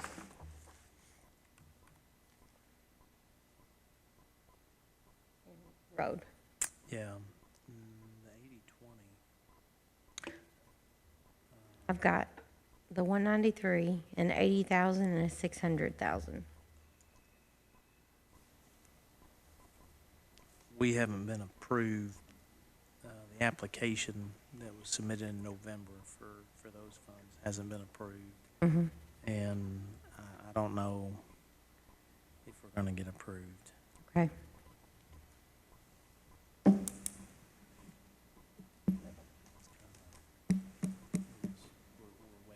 waiting. There's other applications that were submitted in October, that are still waiting, so. Well, We if- we did put in for discretionary funds, about I think a little over $600,000 for the Hauser Road paving and the bridge. But as far as 80/20, that application hasn't been approved yet. okay. So I don't know what you want to do there. but Right. If we want to go can- ahead and leave it in, or if we want to we'll pull it leave out. We'll leave it for right now, and then, you know, maybe June when we get to do the second reading, we can look at it. Okay. I can't tell you, other than it's been filed since November. Okay. It doesn't look like it's gonna get approved, in my opinion, but. Okay. Truck license distribution is $223,513. The state gives us that number annually. Driver's license refund, it's around $3,000 every year. County Road Aid, we get this number in February, and I will budget of approximately 90% of whatever that full amount is, because we will not get that other 10% until the next fiscal year. I don't budget anything for maintenance signs or surplus anymore, just because when you have a budget amount in there and then we get some, usually when they say we're gonna sell these surplus items because I wanna buy this. Well, if we've already got something budgeted in there, they want us to exceed that before we can add to that line. So it doesn't work as well for the department heads. So I've stopped budgeting anything there, and just that way we amend the whole thing in, and that the department head and the court can have a discussion about how much of what we want to spend. The last thing I have in the road fund is interest. So road fund pulls in $2.250. A lot of counties operate solely on those funds. We go above and beyond. County Road Aid, you mean? Yes, yeah. And in some even smaller counties, there's a cost allocation spreadsheet that you can complete that will allow you to take from the road funds and put towards your times reviewing roads and the judge's time reviewing roads and the clerk's time for taking ordinances, and it allows you to pull small portions of that out of it. We don't do that, fortunately, but there are counties that do have to do that. So occupational tax dollars to balance will require $1,321,594.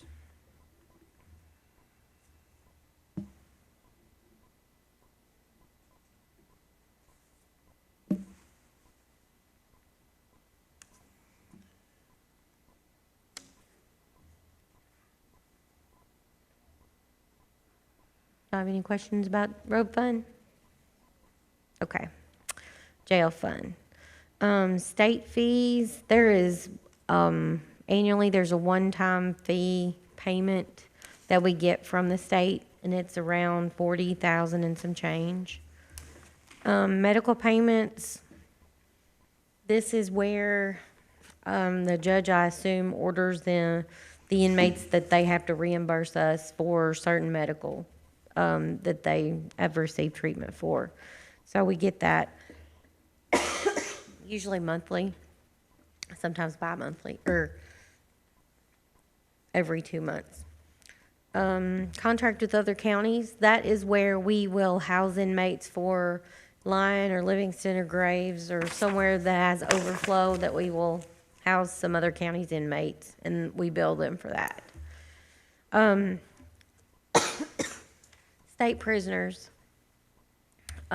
We are estimating $1,650,000.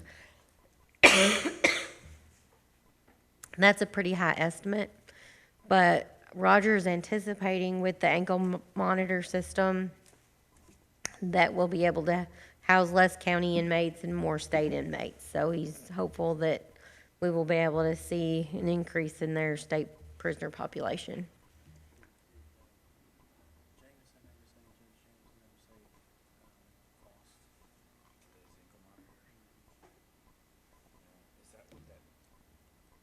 Meeting is, So we should find out if there's gonna be a cost. okay. That's an amount that is And an where unknown- that is an cost would be unknown borne. at this point, yeah. Okay. House Bill 463 is, I'm trying to remember what, it's a local corrections, something, it's LCA. It's fairly new, within the last 5 years, we've started getting these funds, and it's a monthly amount that we get.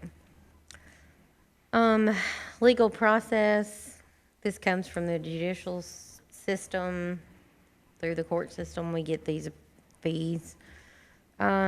Weekend payments, this is where the judge can order you to allow you to go serve on weekends. They charge you $25 a day to do that, so this is where that is deposited to, if you're allowed to do weekends.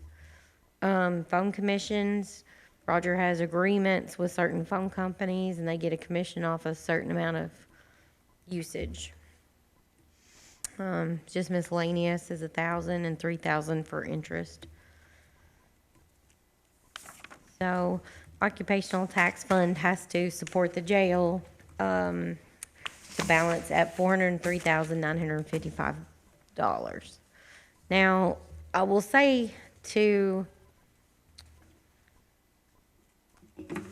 and this is true of the road fund, the general fund, and the jail, mostly the jail. So far this year, we have given, Roger has gotten no money into the jail fund from the occupational tax fund. I will probably need to give him $100,000 or $200,000 before the year's end to get his carryover balance healthy enough to sustain if the state were to not make payments. But the general fund and the road fund, both of their subsidy amounts, this road fund, $1,321,000, and the general fund, $2,616,000. I request to move those funds from you all on an as-needed basis. I'm watching that book balance. If we've still got cash in the bank, I'm not gonna ask to move it until we need that cash flow. So just because it's budgeted in there, that we would need $403,000, that doesn't mean we will actually need $403,000. It probably means we're gonna need more like $200 to $250. It just depends on the year and what happens, but Safety net. yes. Because we're in hopes that our receipts are higher than we anticipated and our expenses are less than anticipated.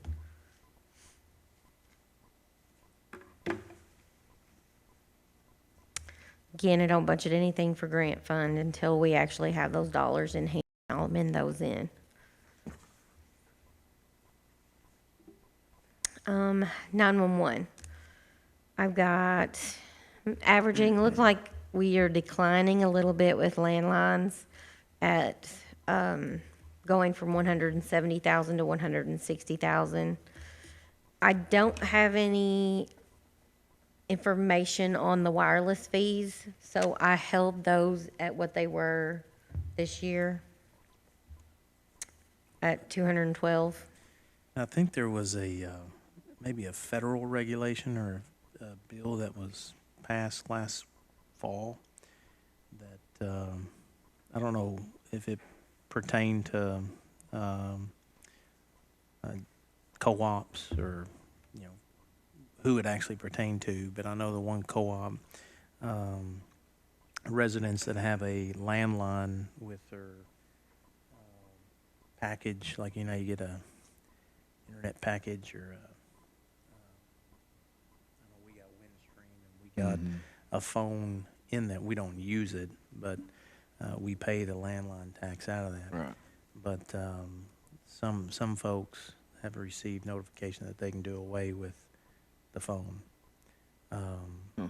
So how that ties in, you know, when we had the town hall meetings, we were like, well, you can raise up the phone tax or fee, you know, $7, $8, $9. Well, when you do that, you know, people can get rid of the thing. I'll try to get more information on it. I know I'm not doing a good job of summarizing the actual language of it, but apparently that is something that's going on. And we all know if the landlines continue to decrease, right there's the number. It's only going to get less and less. Okay, I'm sorry. That's okay. So it looks like our subsidy, as is for 911, is $372,950 Out of the occupational tax. Mm-hmm.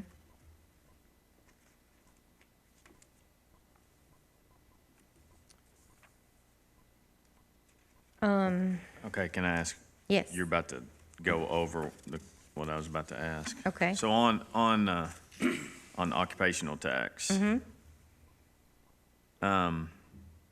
Is that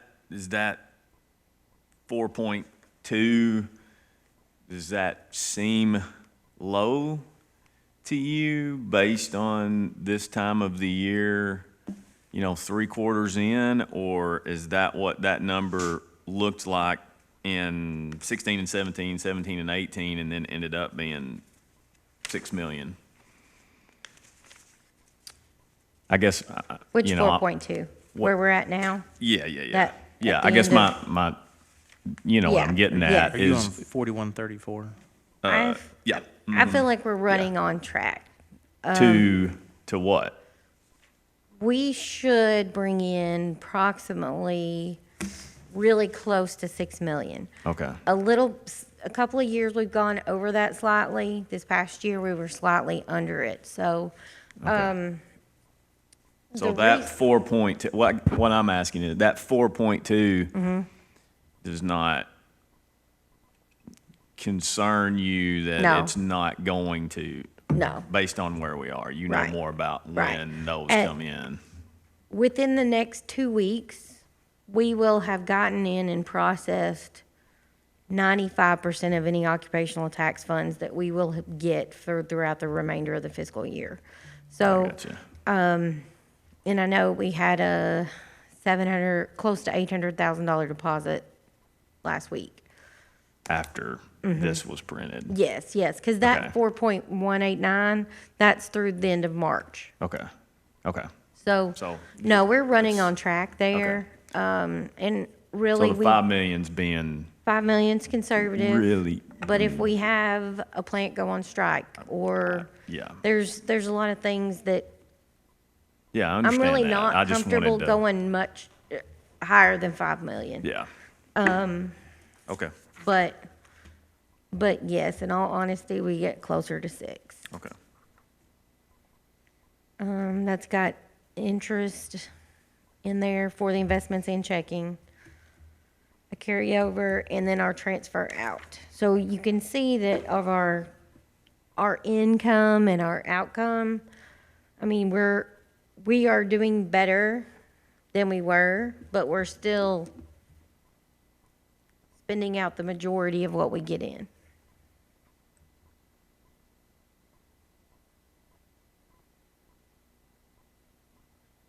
And when you look at projects that, you know, we've discussed, getting sewer across I-69 to where, you know, land on the other side of the interstate could help develop that area.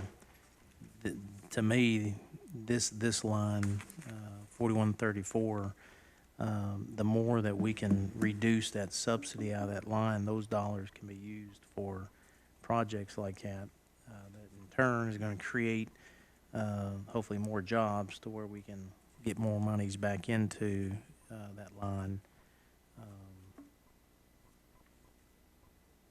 Yeah, I cringe sometimes when Josh comes to us and that he wants to take those occupational tax dollars that are associated with the new business and apply them to a specific project.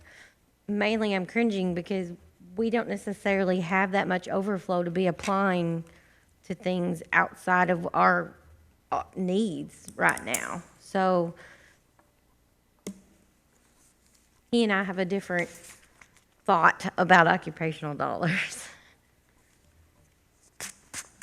And I think it's a good plan. I'm just not sure that we're stable enough yet to, In this line right now, I don't think we are. We need to make proactive measures, just like we are with 911. You see that, you see its subsidy out of the OTA.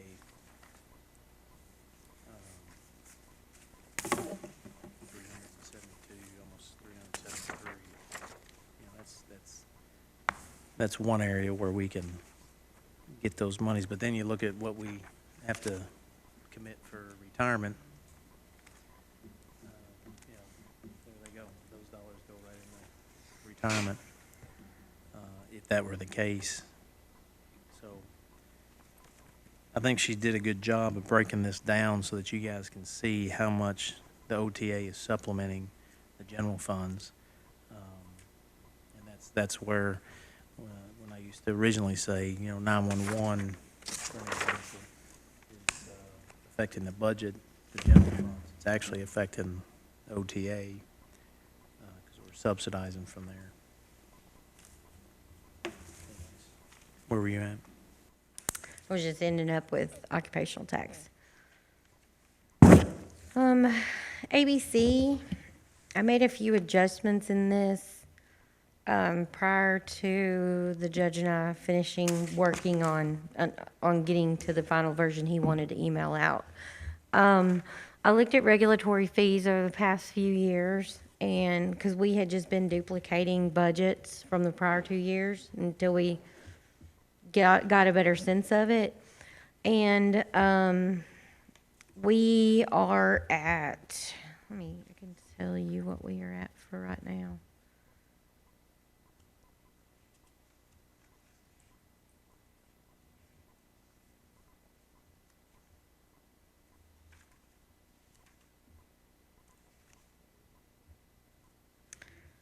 We are at $292,460 in regulatory fees for the year. We've been budgeting $245,000. I felt like we can bump that up to $270.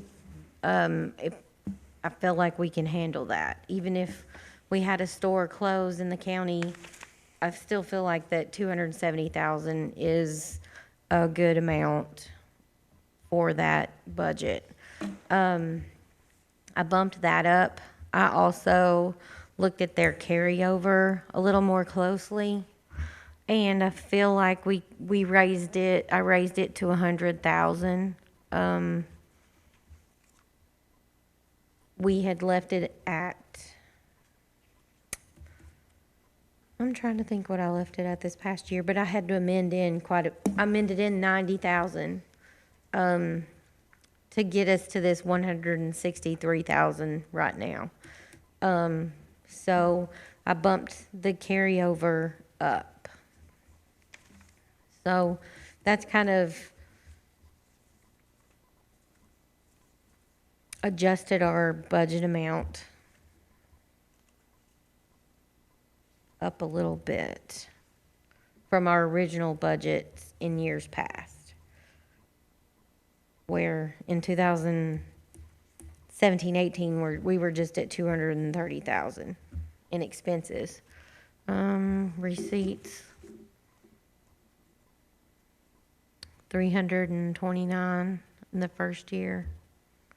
So we've been, and I feel like this will probably fall back in future years, possibly, because we had a couple of years there where we really weren't spending those ABC dollars as much as we should have. We had positions there that were not being filled by employees, so that edged us up. So I feel like over the next year or two, you're gonna see that come back down and get into a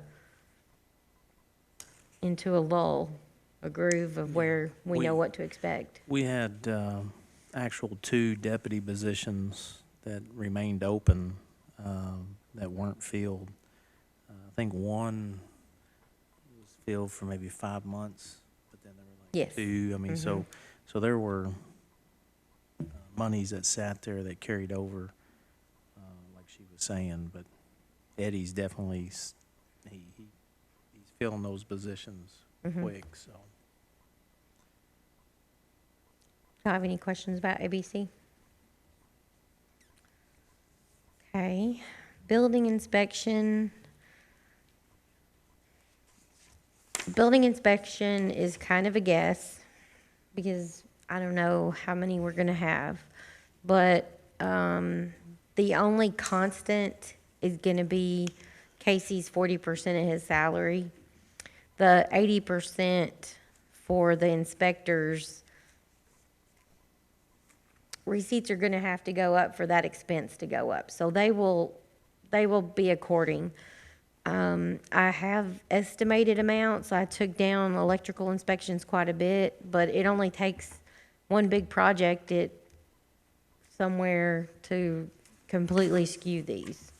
So these are kind of a estimate, but at the same time, that doesn't concern me because your expenses won't be high without your receipts being high. So if I've overestimated receipts, I've overestimated expenses, and they should never one outweigh the other.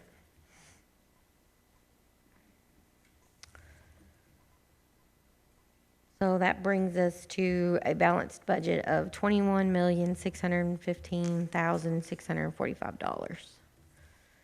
The end of this is kind of shows you, again, that trail of occupational tax dollars, where they've gone out and where they've gone to per fiscal year.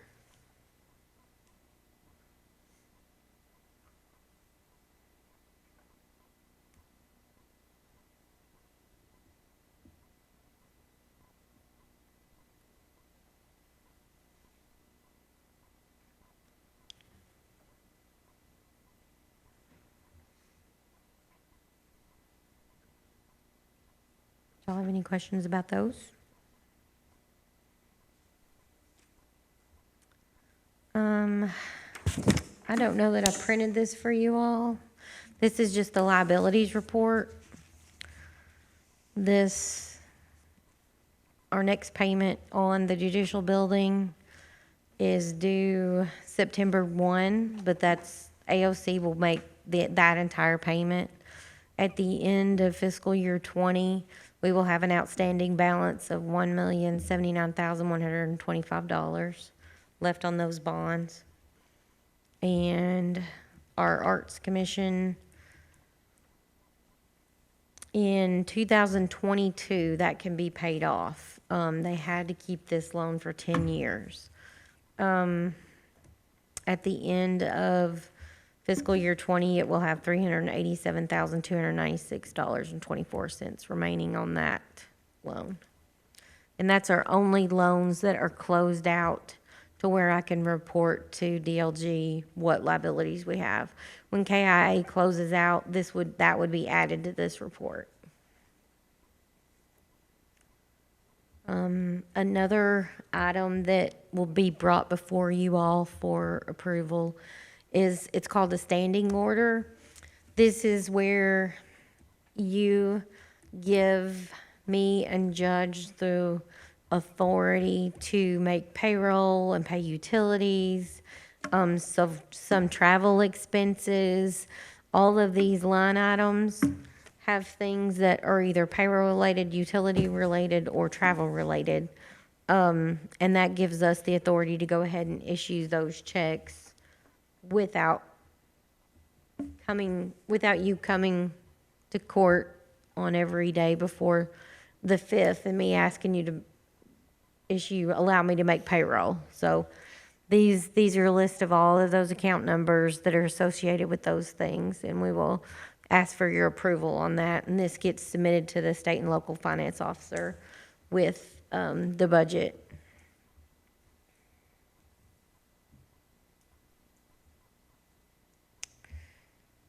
And this is just the this is what we will read for the first reading. It's just a summary, tells you what fund and what that middle set of accounts codes. The 01 means general fund, and then the 5,000 means general government, 51 protection, 52 health and sanitation, 53, so it goes through these. But rather than reading every line item into the record, we just read these summary lines for the first reading.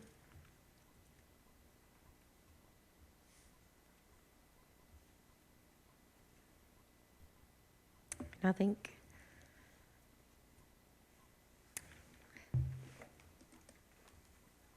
if you all don't have any questions, I've gone over the overall.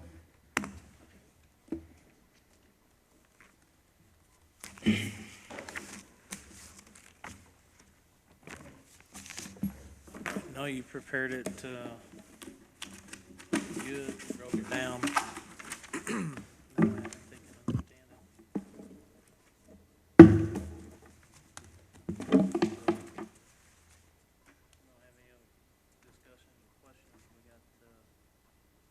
Scheduled to go till 4, but we're doing good now, so. Okay. Adjourn, come back at 5. So move. Second. Thank y'all very much. Thank you, good job.